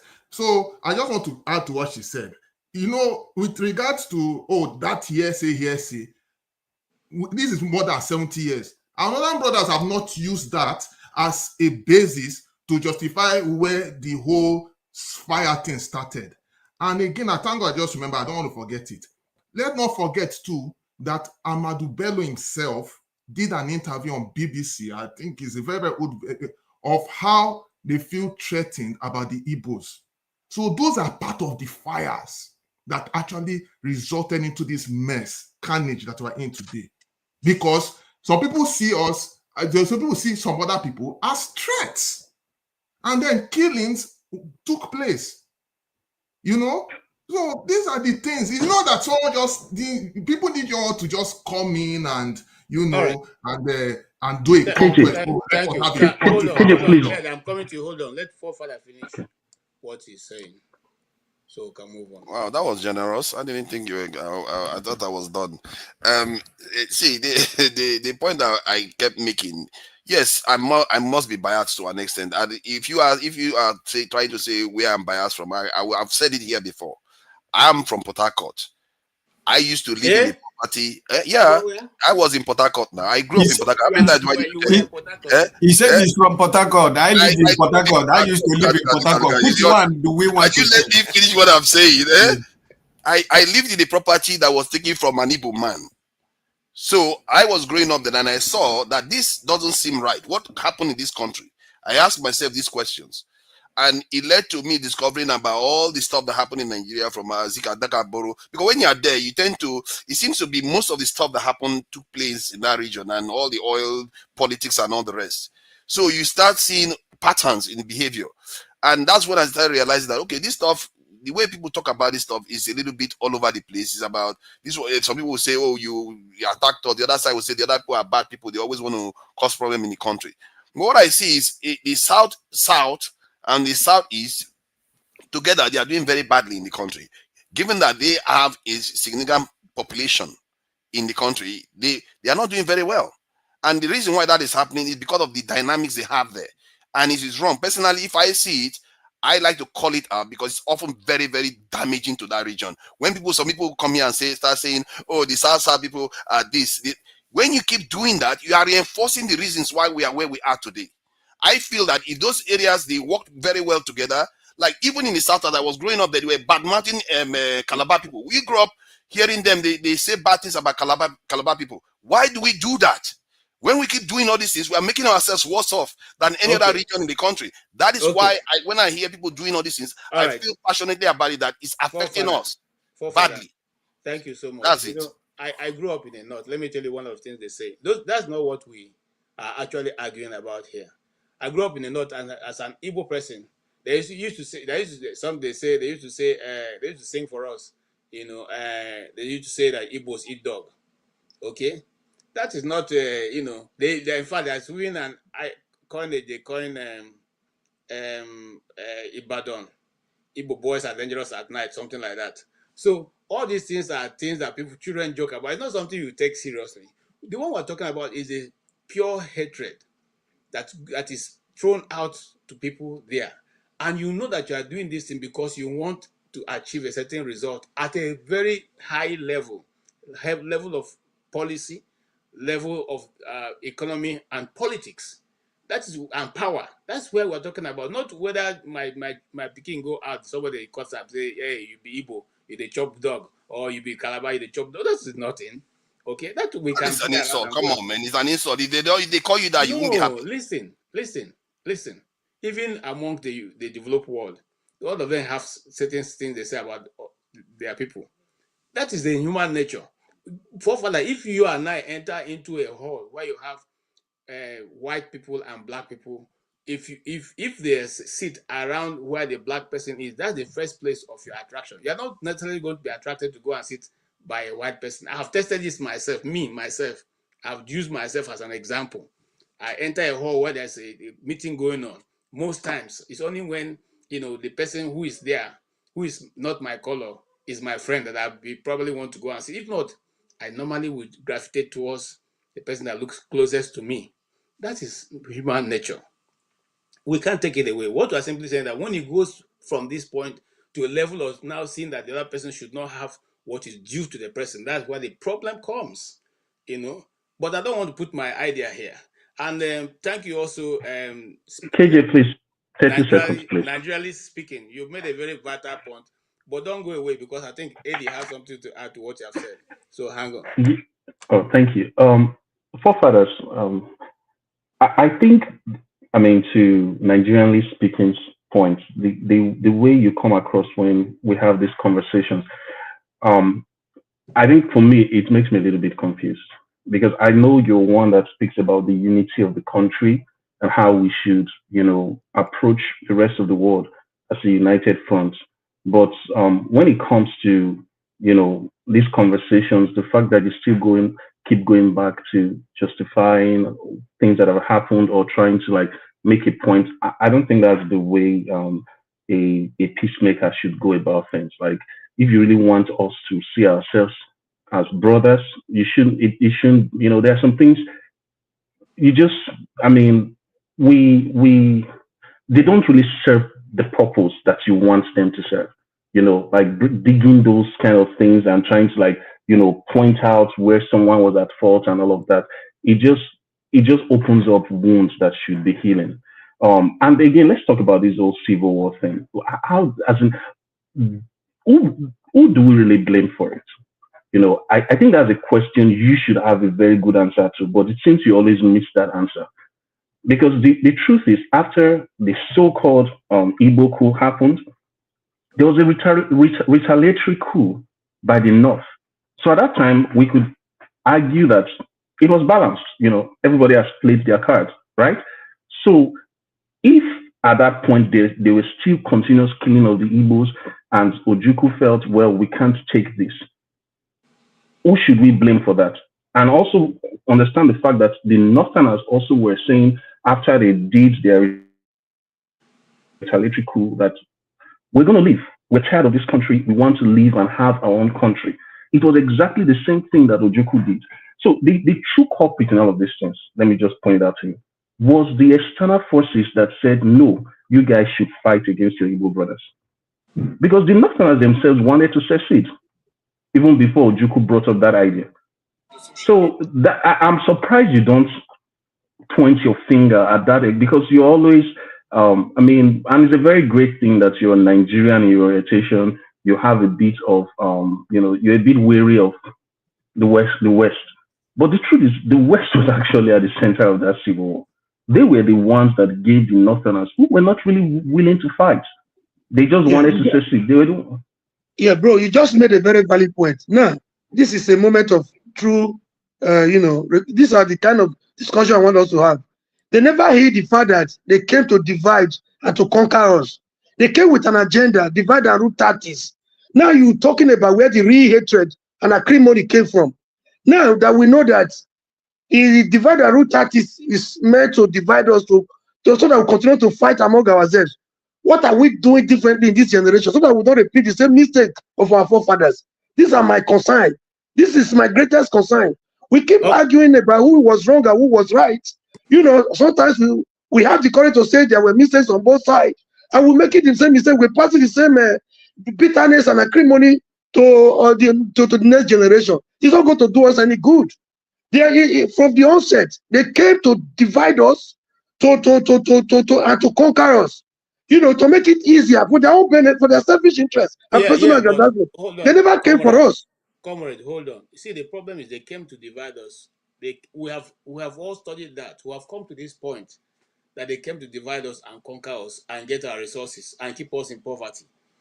But the question now begging for answer from you and I and the so-called leaders we have is, why then do we continue to serve them the same plate to continue to divide us? Why do we have to go to Chatham House to tell them what we have to do for our country before we're accepted to run for positions? Why do we also borrow from their policies? We won't have professors of policies, professors of economics, professors of technology. Why do we need to also keep borrowing from their advice in order to rejig our economy? What is wrong with our own brain? That one, it has a very simple answer. The answer is not perfect. The answer is that they came and they left their messengers behind. Those they left behind are worse than those that came with the divide and rule tactics. What we do until we begin. That. Yeah, since now that we know this, this is a big problem. They have left. They are still around by proxy. Now, what do we do as a people? This is why we need to come together as a people so that we can hold them accountable. If we allow them to continue to divide us along the first coup, the counter coup, and the civil war, we continue to remain where we are. We will get worse with time. Because the seed we are planting or we are leaving behind for our next generation is even worse than the ones before those before us led for us. This is where we have to be very careful. Okay, now that we know that it is a deliberate and well orchestrated, when we people come together, they are threatened. Our division, our acrimony, our bitterness, our fight is a big industry for them. This is what they profiteer from. That was what benefited the colonialists. That is what the politicians have taken over from them. And they want to consolidate that at all costs. Either they come through religion or through ethnicity, through tribalism. They can do anything to divide us. This is where we have to be very careful. Thank you. If we continue to discuss like this, we'll be talking of the way forward, not who was wrong and who was right. Thank you. Comrade. You want to say something? Yeah, just 2 things before I leave. I think to your question about economics and why we keep using policies borrowed from elsewhere, I think that wherever you see something that is good and innovative, I think you should be able to learn from that and add to your own. The West is not made solely by Europeans. It's made from the best ideas from everywhere. So I think if you're going to build any kind of future that makes sense, you should always work with the best ideas from everywhere. I know that people don't like to hear that, but that's my view. Then the second thing I was going to say, I think I lost my train of thought. Well, yeah, there was something I was going to say now going forward, now that we're in solution mode, and I think that to me, the younger generation is not as divided along ethnic lines as people seem to believe. I think, which is why I've always felt that when you go and take leaders that were born pre-independence, and we're in 2025 and they are leaders, they come up with outdated economic ideas. Nobody's using that one anymore. They come up with their ethnic baggage. And I think we underestimate how united younger generations of Nigeria are. And I know, some of the politics of recent suggest otherwise, but I think they're not as divided as the older people. So I have to say, and I keep saying, that we shouldn't let all those things, our view, make us not see that, because we're growing. And then, yes, in the spirit of solutions, if I can change this conversation into what's the way forward. Okay, we know that a group of people feel wronged or whatever, and they think the society treated them in this way. If we're building the best Nigeria, how do we deal with this civil war? Like, what are the things we want to see? I think maybe after now, that's what you guys should discuss. How are we going to do this reconciliation process, even in this meeting that is happening now?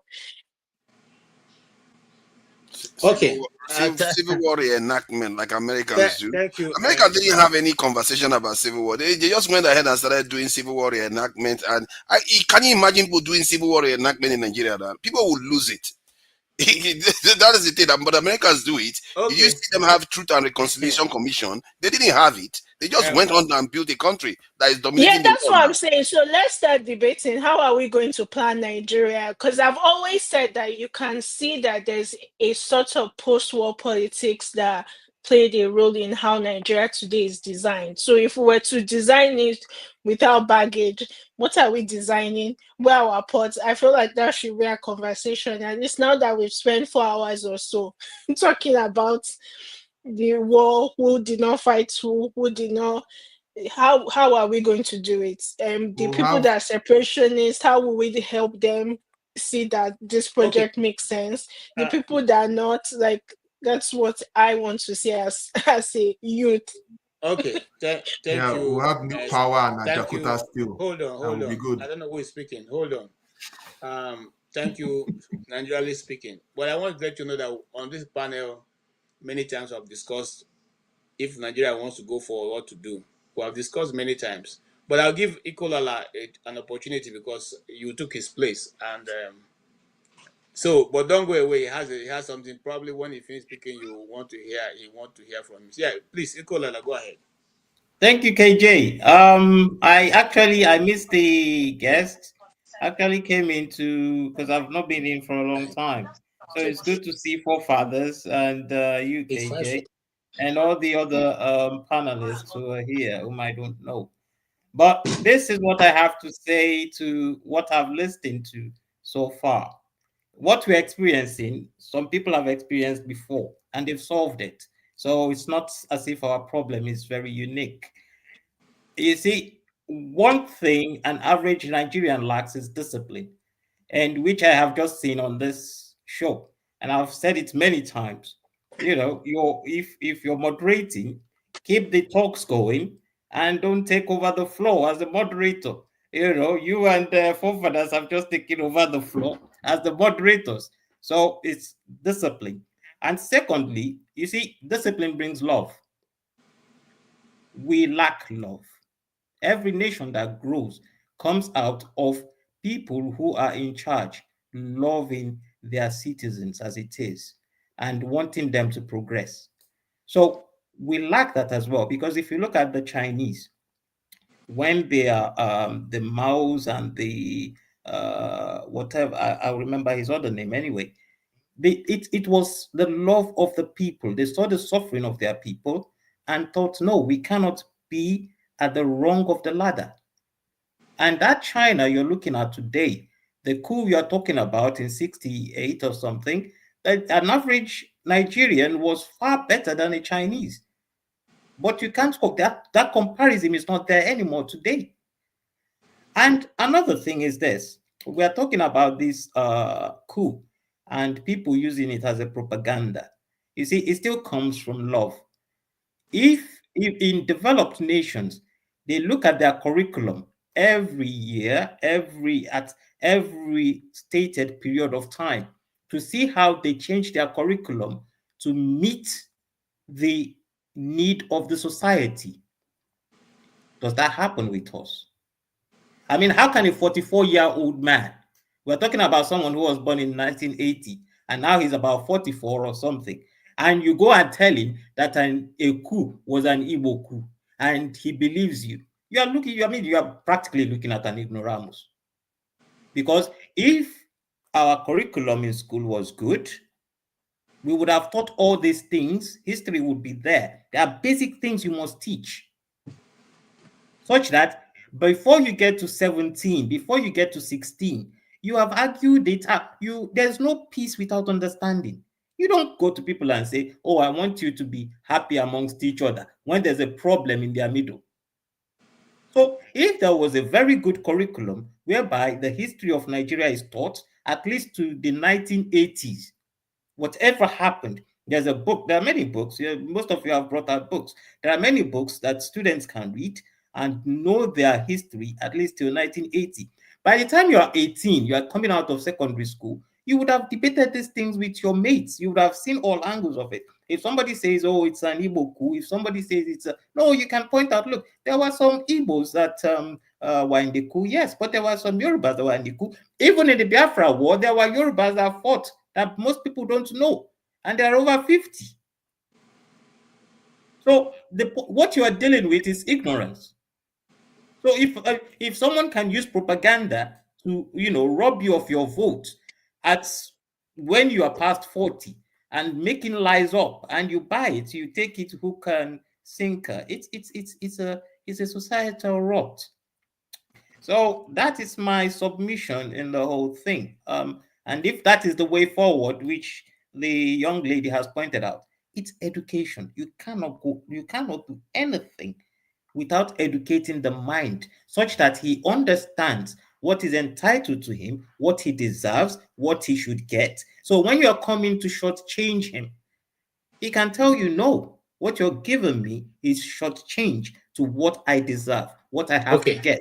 This is why some people could buy votes. You see, you want to take over now. When you took over 1 hour for yourself.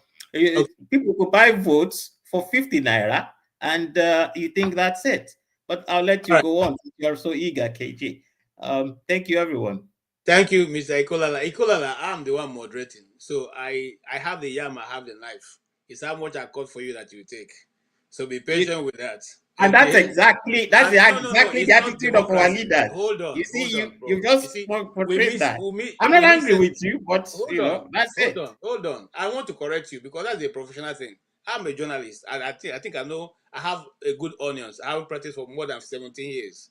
Okay, I am the one moderating. I may feel that your view is very, very accurate. What I'm trying to pass along to my audience, I will allow you to speak. I will feel if I feel that Forefather is not speaking to what I am asking him to speak, I can stop him. It is my prerogative. So please don't look at it that way. And by the way, Forefather is a guest here, not a moderator, so he has the right to try to butt in and say what he wants to say. So. Okay. All right. I have nothing against you, KJ. It's just me being. No, it's okay. It's okay. And Forefathers, he knows he's guilty as charged anyway. That's why he's saying nothing anyway. It's okay. Forefather is good. It's good to go. But Mr. I hope that Nigerian speaking, you're not going away yet. You have another person you may want to hear from, Mr. Tony. Let's hear your view. You must have listened all, and heard what she also canvassed? Is it that we are not putting the cart, or we are putting the cart before the horse, discussing what was and what should be corrected before we move ahead? Or should we just forget what is there and say, okay, there's a new generation who may not understand what is going on, so let's forget what is forgettable and move on and build ahead? Are we not going to be falling into the same trap we have fallen into before? Greetings, everybody. KJ, thank you for moderating. I was on motion, so I was just coming in and out, So but I know the focus of the discussion. I listened to the lady there, erudite. I like her contribution, and yesterday we also had a lady who was spot on in her discussion. So I think maybe if the more we begin to have more ladies in here, the merrier. So I thank you. Well done for what you said. Now it's unfortunate because there were so many people. There's people who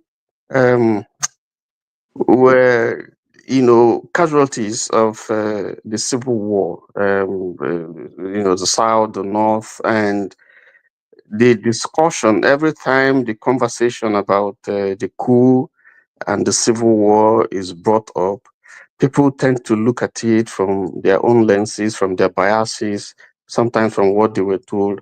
Sometimes, people view ethnic views, in their reading or in their understanding of what took place.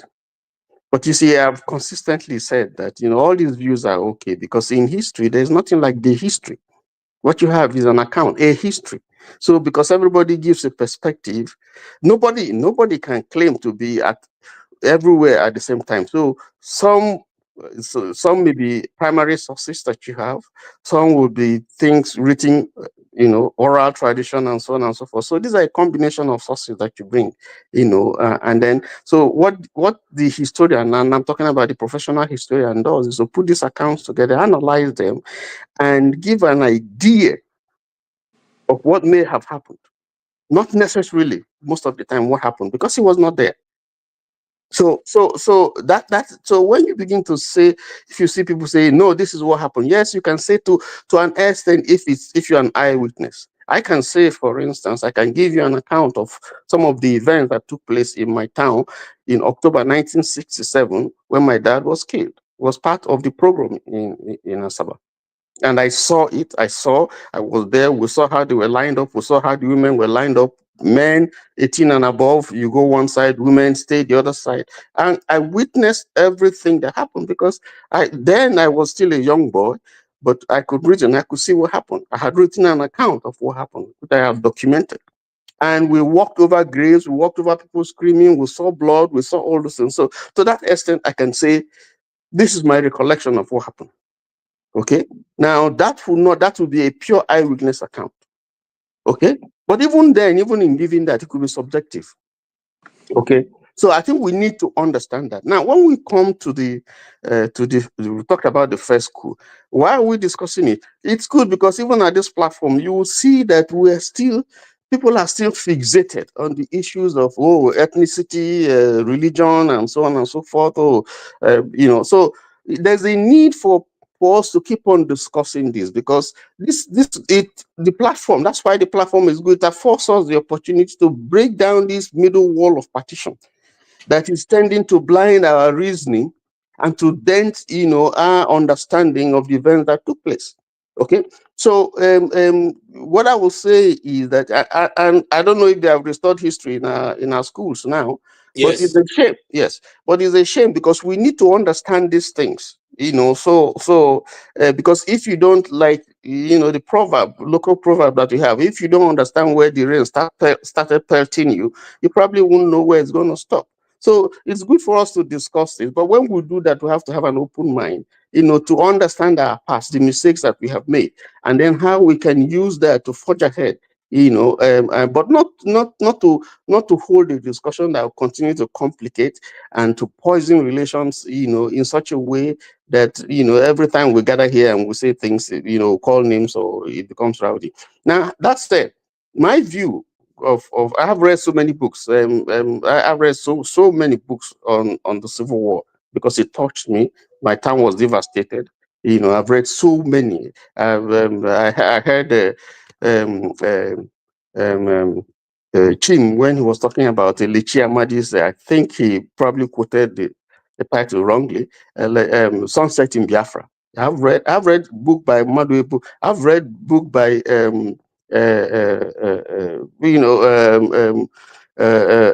what's his name? Fred Forsyth Ojukwu's chronicler. There's so many books I've read. Obasanjo's My Commander. I've read even the Alabe Essien, who was also Brigadier General Alabe Essien, who also have. There's so many. You can both by eyewitness, soldiers, scholars, and so on and so forth. But they are rich in terms of giving us an idea of what happened. But there are certain things that they agree on. And one is that the January 1966 coup was not an Igbo coup, even though there's a perception. But I'm glad that my people are now beginning to come out. Those who were actors are beginning, they have spoken. And if you don't believe the actors, the participants, if you don't believe what they say and why they did what they did, who else are you going to believe? So I think that is taking that we shouldn't be arguing on that whether it's Igbo or not Igbo cool. I mean that's taken care of because we've had people who will respect, who will think no, they've spoken about that. Now forefathers was talking about the second coup. We know what triggered the coup or the various things that triggered the first coup, Western crisis, and then of course the second coup. We know that there were a few things that happened and people started to suspect and read meanings to the original intention, of the first coup. And you see, when you have that kind of atmosphere, that kind of situation, ask yourself some questions. The prime minister was from the north, taken out, and Igbo man becomes the head of state, whether rightly or wrongly, whether by accident or intentional, it's taken out. There was, all of them knew, the politicians they knew that there was going to be a coup. It's not, if you read books, you would know that the prime minister knew, Sadwana knew, they were told that there was going, that the coup is in the offing. They all knew. So it's not a question of something that is hidden. Anyway, go back to the second coup. Now, the second coup that took place, we agree, generally speaking, that this was the revenge coup. I mean, it wasn't an accident. It was a revenge coup because certain people felt aggrieved that their leaders had been taken out, and that the coup that initially seemed to be maybe for the general good, quote and unquote, appeared to have been one that did not touch some sections of the country, the east, and there are reasons for that has been given. Whether they accept it or not. But the point is that Okpara was not killed in the Midwest. Osadibe was not killed. Zik was out of the country. Nwafo Akweke Nwafo was not killed, and so on. So it appeared. And then the beneficiary appeared to be Agui Ironsi. But who else would be? Because he is the most senior military officer. So he is, by right, supposed to take over. So the perception at the time, is that, the Igbos have done this to eliminate our people, and so we're going to strike back. Okay. Now, forefathers was saying that there were other issues, and I think I want to say this, and I know I'm going to get some knock for this. We're all trying to persecute forefathers, but the point is, if you read some books, that view that forefathers is poor viewing is what those people are saying. Those who are aggrieved, they feel that when after the first coup and all that happened took place, that there were certain sections of the country that were glowing in the fact that some people have been eliminated and the people have not been eliminated. It's documented. It's not forefathers making. Forefather is not making it up. That's where I came in, and I felt I was talking too much. But you see, as we build this on this channel, we are having to hear a lot of people who are bringing in information. Just like somebody is praising and Nigerianly speaking here, other people also bring in information that we should glean into and learn from. Dr. CM had done a good research on this topic, this so-called music praising other people. He even gave us the dates that the music was produced far behind what was being used now for. I'm coming, sir. I'm taking you on this. Okay. Now, I went to school in the north. I was in the north. In fact, all my years was in the north. And I know that when I was in my primary school, there was a song released by Oriental Brothers International when Murtala was assassinated. Yes. But that song it was not sung because they are kind of mocking him. But they're saying that the terrible thing that Dinka have done. Okay? But that song sparked off the killing of Igbos in the north. Do you know that? Yeah. Did anybody now come back to say, oh, look, oh, you people have wrongly killed these people because this Oriental Brothers International song was actually saying, why should this kind of thing have happened? Okay. Sorry. Let me just correct this. I get you. It's his song. I don't think it's his song. Sorry, Tony. I don't think it's his song because if you look at the sequence of events, Agui Rosie passed that Decree 34 5 days before the first pogrom. The songs were happening before that. No. Forefathers, I think is the way you are presenting this thing that is making you come under so much attack. The song has been. This is Resolution song. That was sung long. It was sung it long time ago, even before the coup took place. But so it was not. Hold on. The song was not specifically a strongman argument. That is not the point. The point is that no matter what, when it was created, they were mocking one side of the country, and that song was part of what was being used. Okay, can I let me tell you something else. When the Igbos were being killed, in fact, Southerners were being killed, macheted, pregnant women had their stomach opened up in trains, they were killed, beheaded and so on.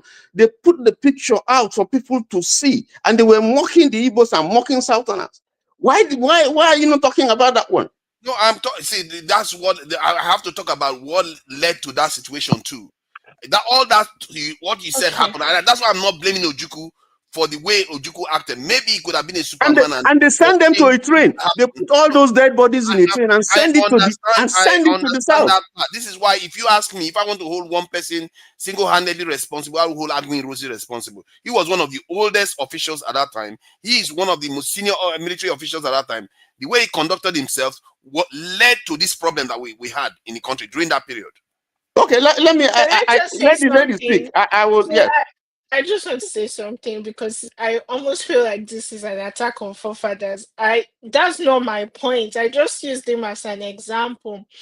And to forefathers' point right now, I guess what we need to be doing is observing what the leaders are doing in dynamics like this versus what's going on in the market square. Who has power? How are they moving? Maybe that's where we should fixate our eyes on. I don't know anything about this song or no song, but I don't think that's the issue. The song is going to be a justification of whatever anybody wants to do. Yeah, exactly. Anybody, you see, the atmosphere at this time was very, very charged. Now, to come to the issue of Agui Ironsi, I'm not making a defense for Agui Ironsi. This was a country that was boiling, that was under serious problem. We haven't had this type before. Now, and you are dealing with so many issues. Okay? You are dealing with so many issues. Agui Ironsi is a soldier, not a politician. And then suddenly it falls on his shoulders, to be able to handle this whole thing. Now, he cannot find friends within the soldiers from the north because a lot of them are aggrieved and they're looking at him with suspicion. So the man, you have to situate whatever you are saying about how Agui Ironsi handled this thing must be situated within the context of the situation, the political situation that you had in the country at that time. He's not a politician. He's a military man to the core. Okay? So these are the issues. And let me tell you something that you don't know. I mentioned one book sometime. Agui Ironsi was in in London. He served in the Congo. He was in the UK, in Nigerian High Commission. And you see, somebody talked about what the British did, and it's true, because some of these things that happened was fueled seriously by the British. First of all, the British were the ones that told them, that gave them a guideline, a template that the North is operating. I'm not talking down on the North, but the North had wanted to secede, not once, twice. But they had told them that you don't secede. They had told them, listen, build up the army. You guys have to go into the army, because if you look at, they made a projection, a prognostication, that if you look at what they see from Nigeria, the army is going to play a big role, a strategic role in the politics of Nigeria. So put your men in the army and then send your people to school. And they started Barewa College. You do 4 years and then you're out, and so on and so forth. So the British have to be blamed first and foremost. But how did our politicians handle it? They also haven't handled this thing properly. But let me just end by saying, you see, what are the lessons? I think what we should be talking about, what are the lessons from this? Not just saying ethnicity and all that. This thing happened how many years ago? And we're still talking about this issue. Now, what have we learned? Yes, what have we learned from this development? Are we just going to sit down and say, oh, Igbo quiz, Yoruba quiz, Hausa quiz, and so on? After all this that has happened, what have we learned? That's when we hear people like me, when I hear people, say some of the things that they say here, I'm grieved, because I lost my father at the age of 8. We're 5. And my mother instantly became a widow. And she had to face the responsibility of raising 5 children. It wasn't easy. My father's houses were burnt. One of his houses was used as the armory for 7th Brigade in Asaba. And there are families that are totally wiped out. Totally wiped out. So for those people, when they hear you talk about the Civil War and the pogrom and all that, you are not doing them good. You are putting salt into a sore that they have tried over the years to heal. So Thank you so much. Thank you so much, Tony. Thank you. I see Ikola, I see your hand. I'm going to call you. Thank you for the contributions.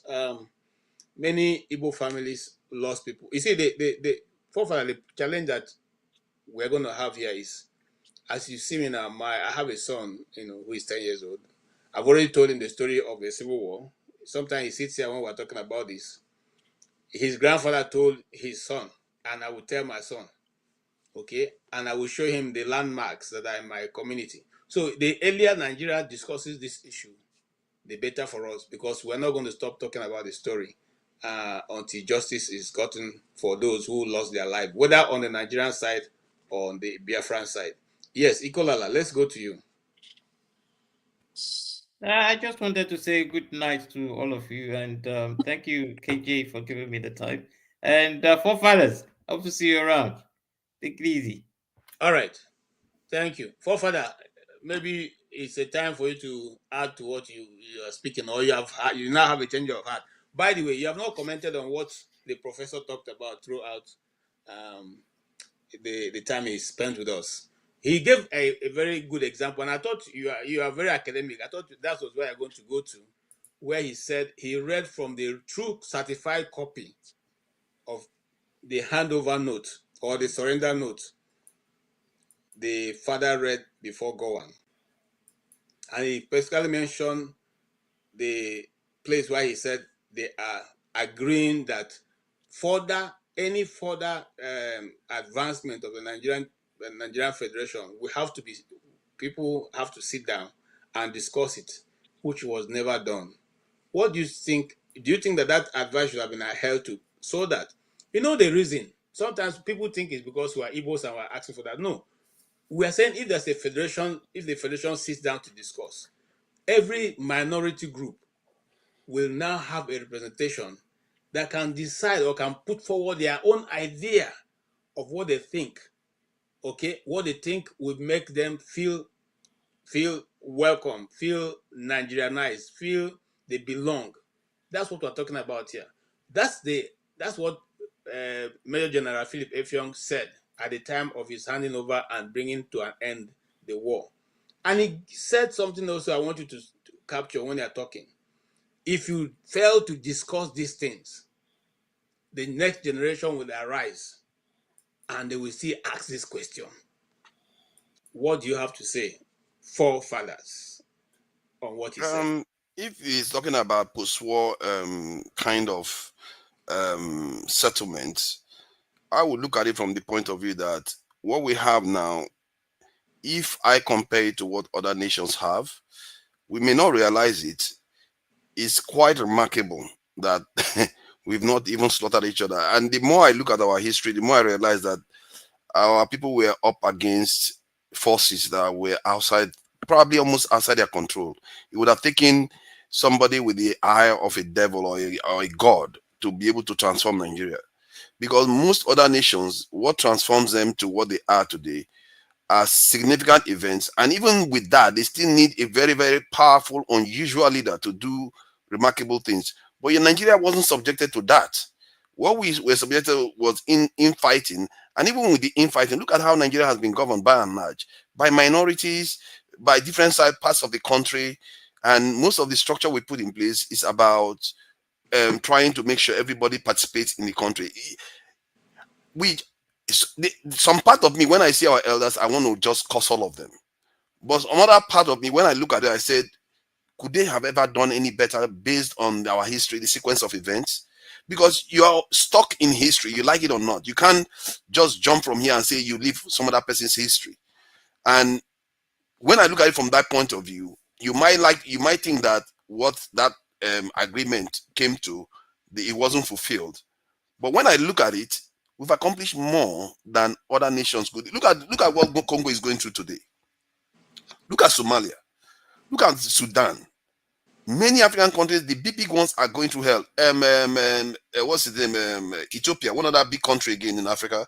Look at what they are going through. Why do you need to compare us to the worst of it? Because the best? When you are sitting in a class, are you comparing yourself with the person that took class, or are you comparing yourself with the person that took first? Oh, come on, guys. Like I said, you can't expect our people to be gods. We are 20 in this class. I took 19.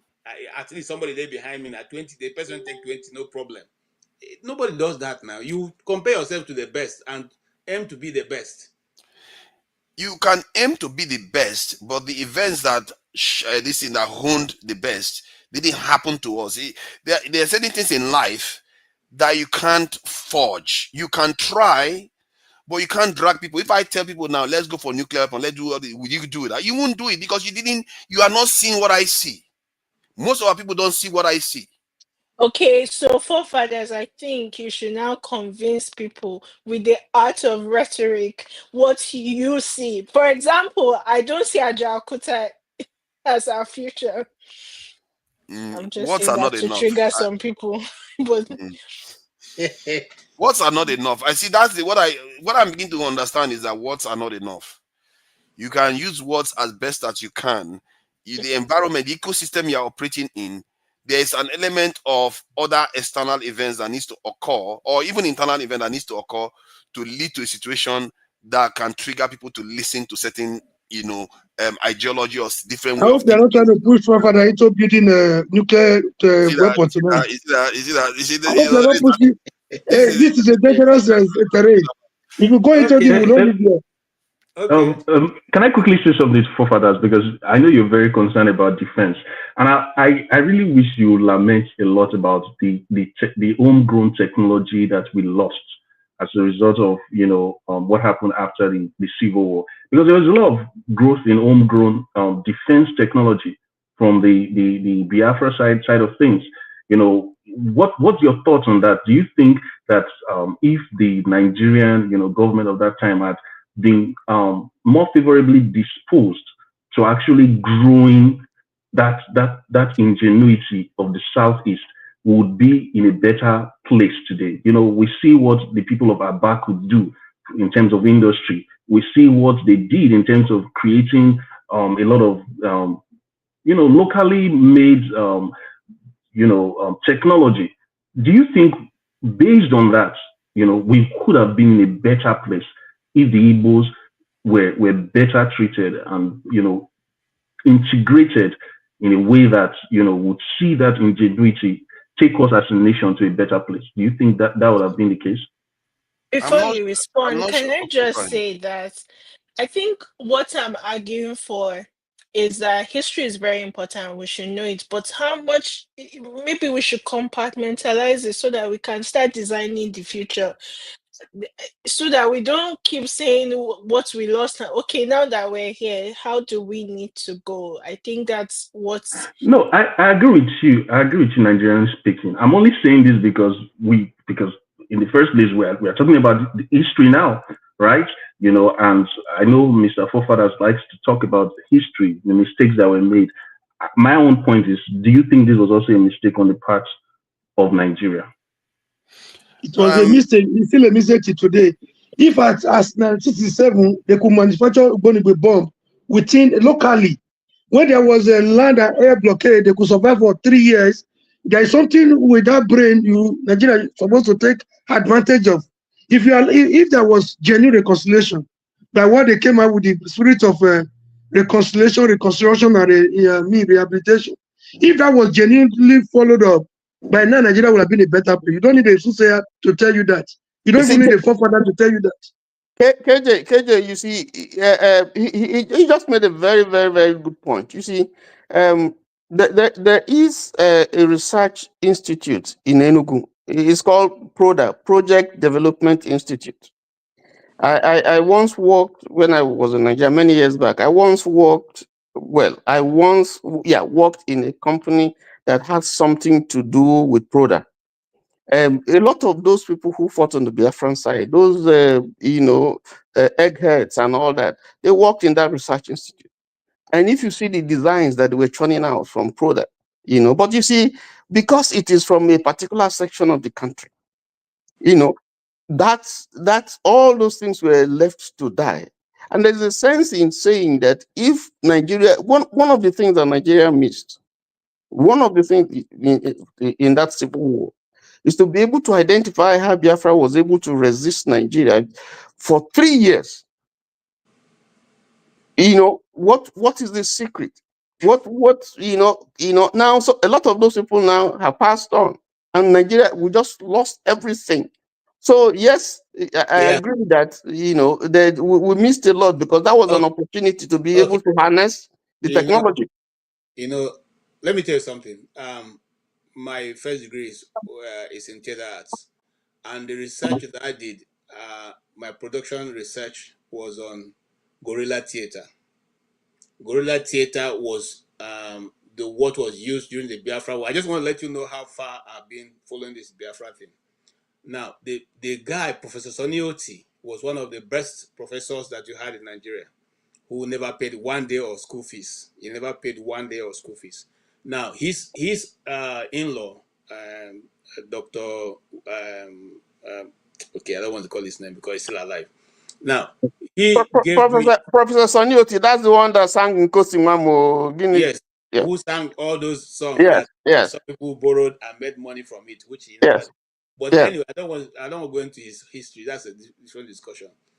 When we did guerrilla theater, which was what he used to mount pressure on the discussion or the media, the radio, the Biafran radio and this thing, you will see how people use talent and understanding to hold forth what was going on.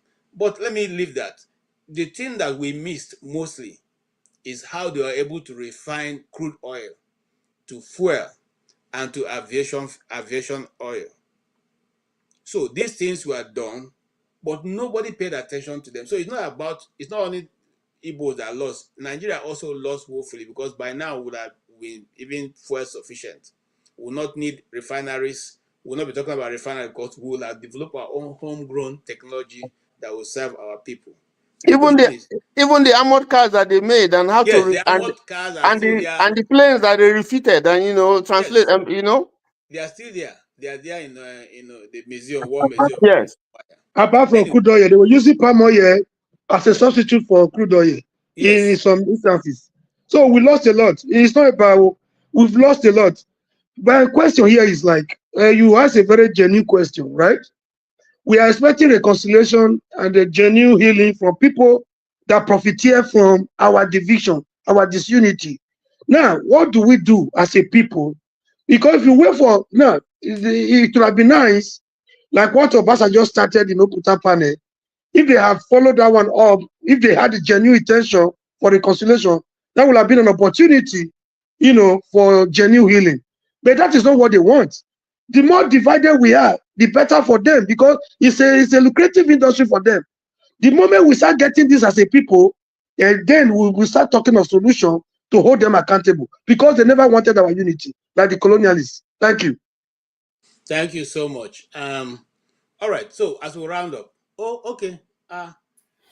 As we round up, yeah, about what we should be doing. I think what NS said is quite instructive in terms of we should be reinforcing our unity in terms of having a common good. It doesn't mean that you will change your name from your traditional, your tribal name to another tribe's name. But you, as a Nigerian state, you have to you want to reinforce the unity of the country, because when you reinforce that, generally what tends to happen is whenever there's an opportunity to leapfrog and develop, you tend to get it. What I mean by that is when you have unity and you start doing stuff that is productive, what you tend to get is some, bad belly people will come in and say, you shouldn't be doing that.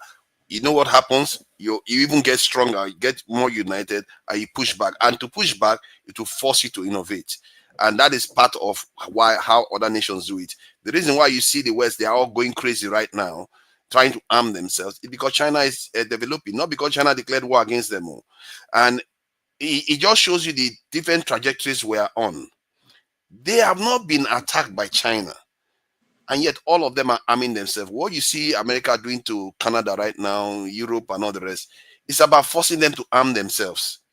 And we are just sitting here acting as if we don't see what is happening. Our next door neighbors are all sharpening knives everywhere, and we think we are not going to be on the menu. Who do you think they're going to come for? They are not going to attack China. China is a nuclear power. They are not going to attack Russia. Russia is a nuclear power. We are the weak ones, weak link in all the major groups in the world. And our people are not awake to that kind of danger. Personally, I like to think of 1.4 billion people's lives as actually worth something that's worth defending. And this is why when I'm having this conversation, I focus on, because when I see Nigeria is relatively small. We can't even punch against any major power out there. India alone is 1.4 billion. That is the entire population of black people. One country alone. Then you have China, you have NATO, you have Russia. How do you make your way in this world? Are we going to be slaves forever? Are we going to die? That's why when we have conversations, you're talking of nuclear weapon for a nation that cannot even feed its people. I mean, I mean, China wasn't feeding itself when they built their own. Okay, no, comrade, allow Fofana to round up. See, the reason why you don't have a choice, I don't know why we think this is an option. That is another illusion that has, come off my own eyes too. I've realized that it's not even an option. You have to. If your children are to survive in this world, all these things I'm saying right now, we have to do them.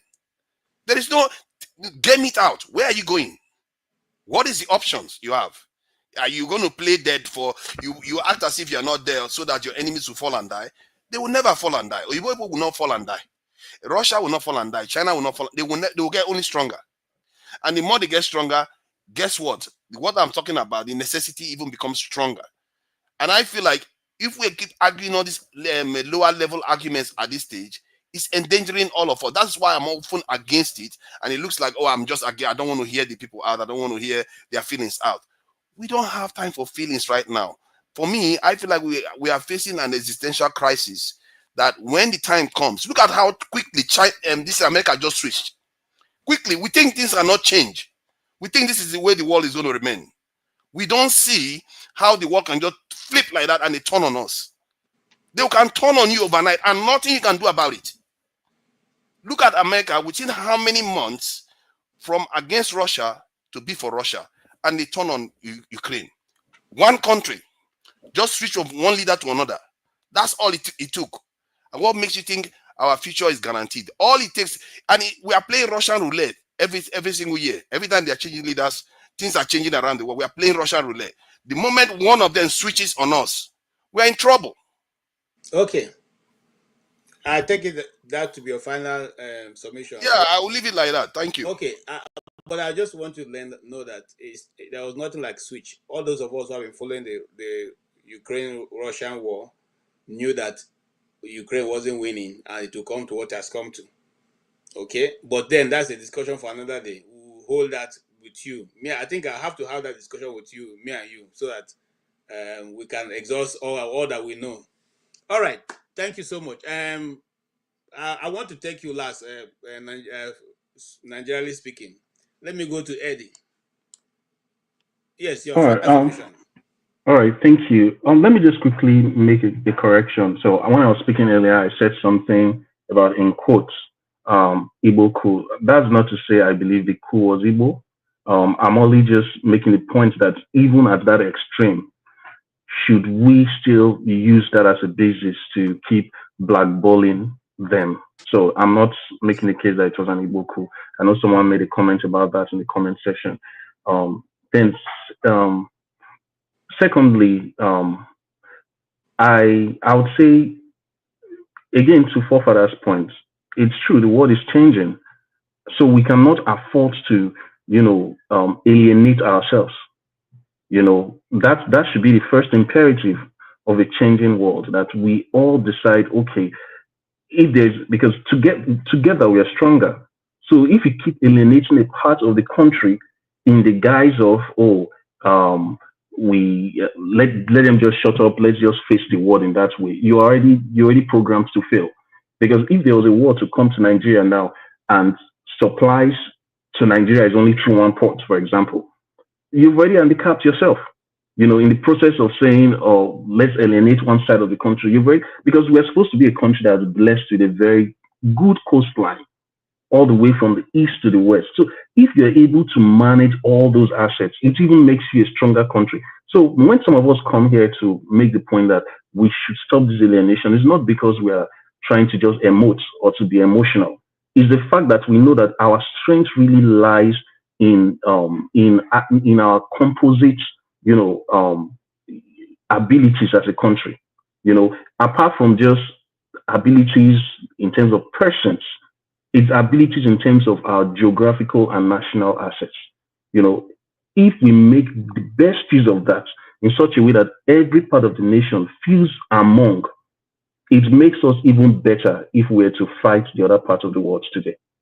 That's the point I'm trying to make for fathers, not to maybe appeal to emotions or say, let's empathize and engage in a pity party for the Igbo people. No, it's only saying that if we keep alienating this section of the country, everybody suffers for it.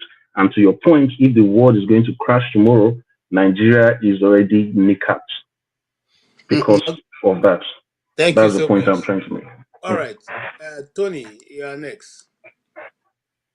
What is there to say again? I think that thank God that we still have documented history. Things telling us about how well or badly we have done in the past.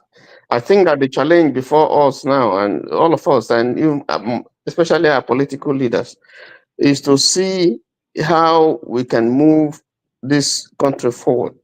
Not to heighten ethnic tension and religion and pander to religious provincialism in our politics. We saw it in 2023, and I think that's a bad way to go. River State is boiling now because mistakes were made, and for everything that you do, every action and reaction. If you do the right thing, the results, if you put like they say in the computer people say, if you garbage in, you garbage out. So I think that's a lesson for us to learn, that if we want Nigeria to prosper, we must rise above the habiliments of ethnicity and religious jingoism, and we must do the right thing. And as the scripture says, if you do the right thing, you will prosper. Thank you so much. Yes, and we have the comrade. Comrade, go ahead, please. Yeah, thank you very much. I want to summarize by saying that failure or mistake, they say, could be success only to the extent we can learn from it. There were mistakes on both sides, the first coup or the counter coup would have been avoided, just the same way the Civil War would have been avoided. Some people, sowed the seed of discord, and the brothers they turned brothers against brothers, and we started killing ourselves. I'm not here to dwell on the mistakes that were made. What are we learning from it? The same thing the colonialists did, the same seed of discord and acrimony sold by the colonialists is what the politicians have taken to another dimension. So we are still colonized even by our own politicians. So what are we learning as a people to free ourselves and hold them accountable? But we come together as they gather in their coven to have their national meetings. They don't disagree when it comes to issues that affect them. You look at the way they came together. They put their political affiliations and differences aside. They put their tribalism aside. They put their religions aside to come together for the issues that concern them. You see how they can agree to achieve whatever they want to agree.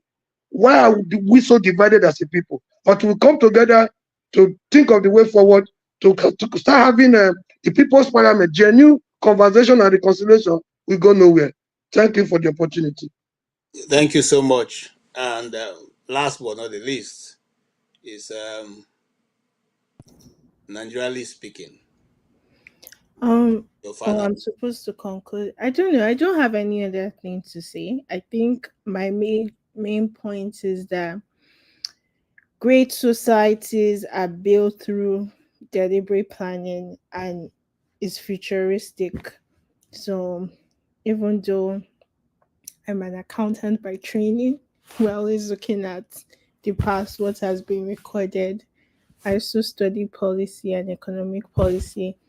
I feel that we should be thinking about the future and we should define our goal. Like sometimes I listen to some people, they want Nigeria to be this small republic. Some people sound like they want Nigeria to be the next African empire or hegemon. So if you don't have those visions ironed out, you'll be planning around different policies and you'll be clashing. So to me, that's kind of where I want to see this conversation. What kind of Nigeria are we trying to build? What does it look like? What's prosperity? And then from there we'll go. Okay. Yeah, Thank you. sorry, let me just add something quickly. I must say it's good to see you here today, and maybe you should be joining us more often in the conversations. You tend to show up now and again when you want to show up, so it's good to see you here today, NS. Regarding the comment about Southeast developing technology, obviously, I support anything that will enable us to technologically develop. That is under my emblem there. If you want the solution to Nigeria's problem, it's all there. Look at that. Security, law and order, and technological revolution. Everybody is supposed to be training in tech. That's how we are going to survive. That's what I've boiled it down to. Okay, thank you so much, Mr. Forefathers. I don't know whether that extends to the Igbo people because motors have been there for so long, nobody is buying it. So, and I support innocent motors now. I don't know why now. Our leaders not buying it. Other development that have been going on in the Southeast that the federal government have decided not to know. But however, that's a discussion for another day. I want to thank each and every one of you. Yes, Mr. Tony, you want to say something? Okay. Yeah, we can't hear you. So yeah, I said Europe and America have gone very, very far. Asia is struggling to catch up with them, but Africa is way, way, way behind. So yes, and when I look at some of the things I see here, I'm wondering, is it ever possible? And here we are, we're talking about, we're still dealing with, things that are pedestrian and is not helping our development. I think Africa needs to wake up. Yeah, when we live here, you guys go look for the latest, is it Huawei? Huawei, that's what, right? The latest Huawei phone, cell phone. You can actually grab the screen with your hand and travel 10-story buildings and put it on your laptop and it will appear. So you can see that technology has run away, from us. but we used to have it. And we can still have it if our people can think differently. But I doubt, I mean, this is my personal conviction. I doubt if they are thinking that order. Because like I said, having grown up in two parts of the nation, I understand the mentality of the South. I understand the mentality of the North. But you see, the major difference that we have is in the North, there are certain classes that must exist and will continue to exist. And that class does not exist from where I come from. That's a major problem. Having said that, I thank all of you for your contribution and for your presence. I know that MS is not in Nigeria, so you don't have problem with data. So when next we are back, I will hope to see you, because I say that because your screen is very steady. The light is not blinking and it's not going off and on. So I know that you're not in Nigeria. However, we'll be back here on Saturday and on Sunday. Saturday for Have Your Say, where you say anything that on any topic that is trending. And then on Sunday with Dr. Damages on 90 Minutes Africa. Oh, I forgot to plug my podcast. So I have a podcast called Nigerian Speaking. And what I try to do is talk to people from Nigeria who are, so not your typical politicians or divisible people, but people behind the scenes working on policy issues and what their approach is. Like, for example, one of our most popular conversation is me talking to the former head of affordable housing in Nigeria and him sharing his perspective, how they were going about building their project, what was their goal, what were they trying to do, and hopefully we can scale that. Also, I'm also very passionate about trade and I'm also doing some work around the African Continental Free Trade Agreement. So just watch out for that. I would, yeah. Okay. On what KJ, I have a general question. It might not necessarily be today. Anybody can answer it, or maybe for another day. Hold on now. Do you think Hold on, comrade. What channel is your Nigerian Speaking? It's not it's not YouTube. So if you listen to podcasts, it's everywhere podcasts are found. Just on Spotify, Apple Podcasts, Pockets, wherever. Tune in, you'll find it. Just listen and expect more episodes. Okay, guys, you have heard that. How many? Hold on. How many people listen to podcasts from here? Let's find out. Is anybody on Spotify or any of those places? This is where I'm not going to find you. They are all on YouTube. I am Spotify. It's also on YouTube, but it's just audio, so it's not. So if you just want to play it in the background, you can find it on YouTube as well. Yeah, for that I will join Spotify. KJ, please, can I quickly say something? Can I quickly say something? Because you have been commenting on this thing, so take note. Sorry, I'm coming to you, Ed, later. Let me hear from comrade. Okay, sir. Yeah, a general question. It might not necessarily be today. Mr. Tony and other panelists, do you think the outcome of the war will have been different if Ojukwu had concentrated on defending the eastern region instead of advancing towards Lagos? Okay, I can answer that right away. They didn't advance until that's a different. Anyway, and that time we'll talk about that. Thank you. All right, go ahead. So my comment is that after about 2 years of listening to this program, I finally know where Mr. Forefathers is from. He did say he's from Port Harcourt. So can we give you a round of applause for that? I said I grew up in Port Harcourt. Everybody knows that. What are you going to... No, don't see. Let me tell you. Don't take it seriously. Our forefather is everywhere. I'm just joking. He has said he's from Harcourt. He has said he's from Rivers. I mean from Rivers. He has said he's from Benin. He has said he's from Delta. He has said he's from Lagos. So we don't know. Yeah, NS, what is the name on the podcast too? Because I'm searching Nigerian Speaking and searching NS. How do I find you? Okay, search it the way I spelled it here. You'll find it. I mean, Nigerianly Speaking. We're still growing, so. Nigerianly Speaking, okay. Nigerianly Speaking with a dash at it. Nigerianly. Okay, all right. Having said that, all of you, or everyone guest who has contributed to this program, Dr. Alexander Gomez, thank you so much for your support for this channel. CCO, thank you so much for your support. Kulata, my friend from far, thank you so much for your contribution. Alexander Gomez again, Kulata again, Kulata again. Thank you so much. Thank you so much, Mr. Kulata. We appreciate your support. Then all the people who are on the panel, the keyboard warriors and all that, your names are so many, we can't mention all. We totally appreciate your time and your commitment to be here almost every Sunday. God bless you richly. And everyone who have discussed, both the new people and the old people, we appreciate your contributions, and your time is very valuable to us. May God bless you all, and by His grace, we'll see you next Sunday. Have a good night. Bye.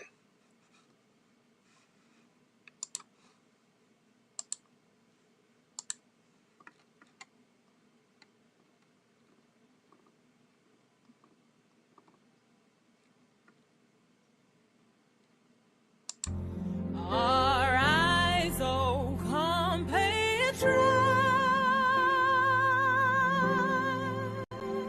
Nigeria's call obey, to serve our fatherland, with love and strength and faith.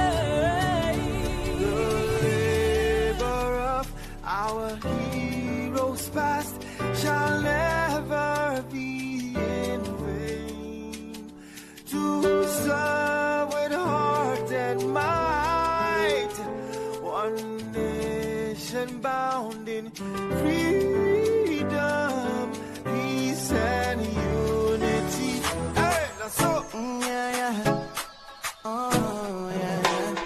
Arise, O compatriots, Nigeria call obey, to serve our fatherland with love and strength and faith. The labor of our heroes past shall never be in vain. To serve with heart and might, one nation bound in peace.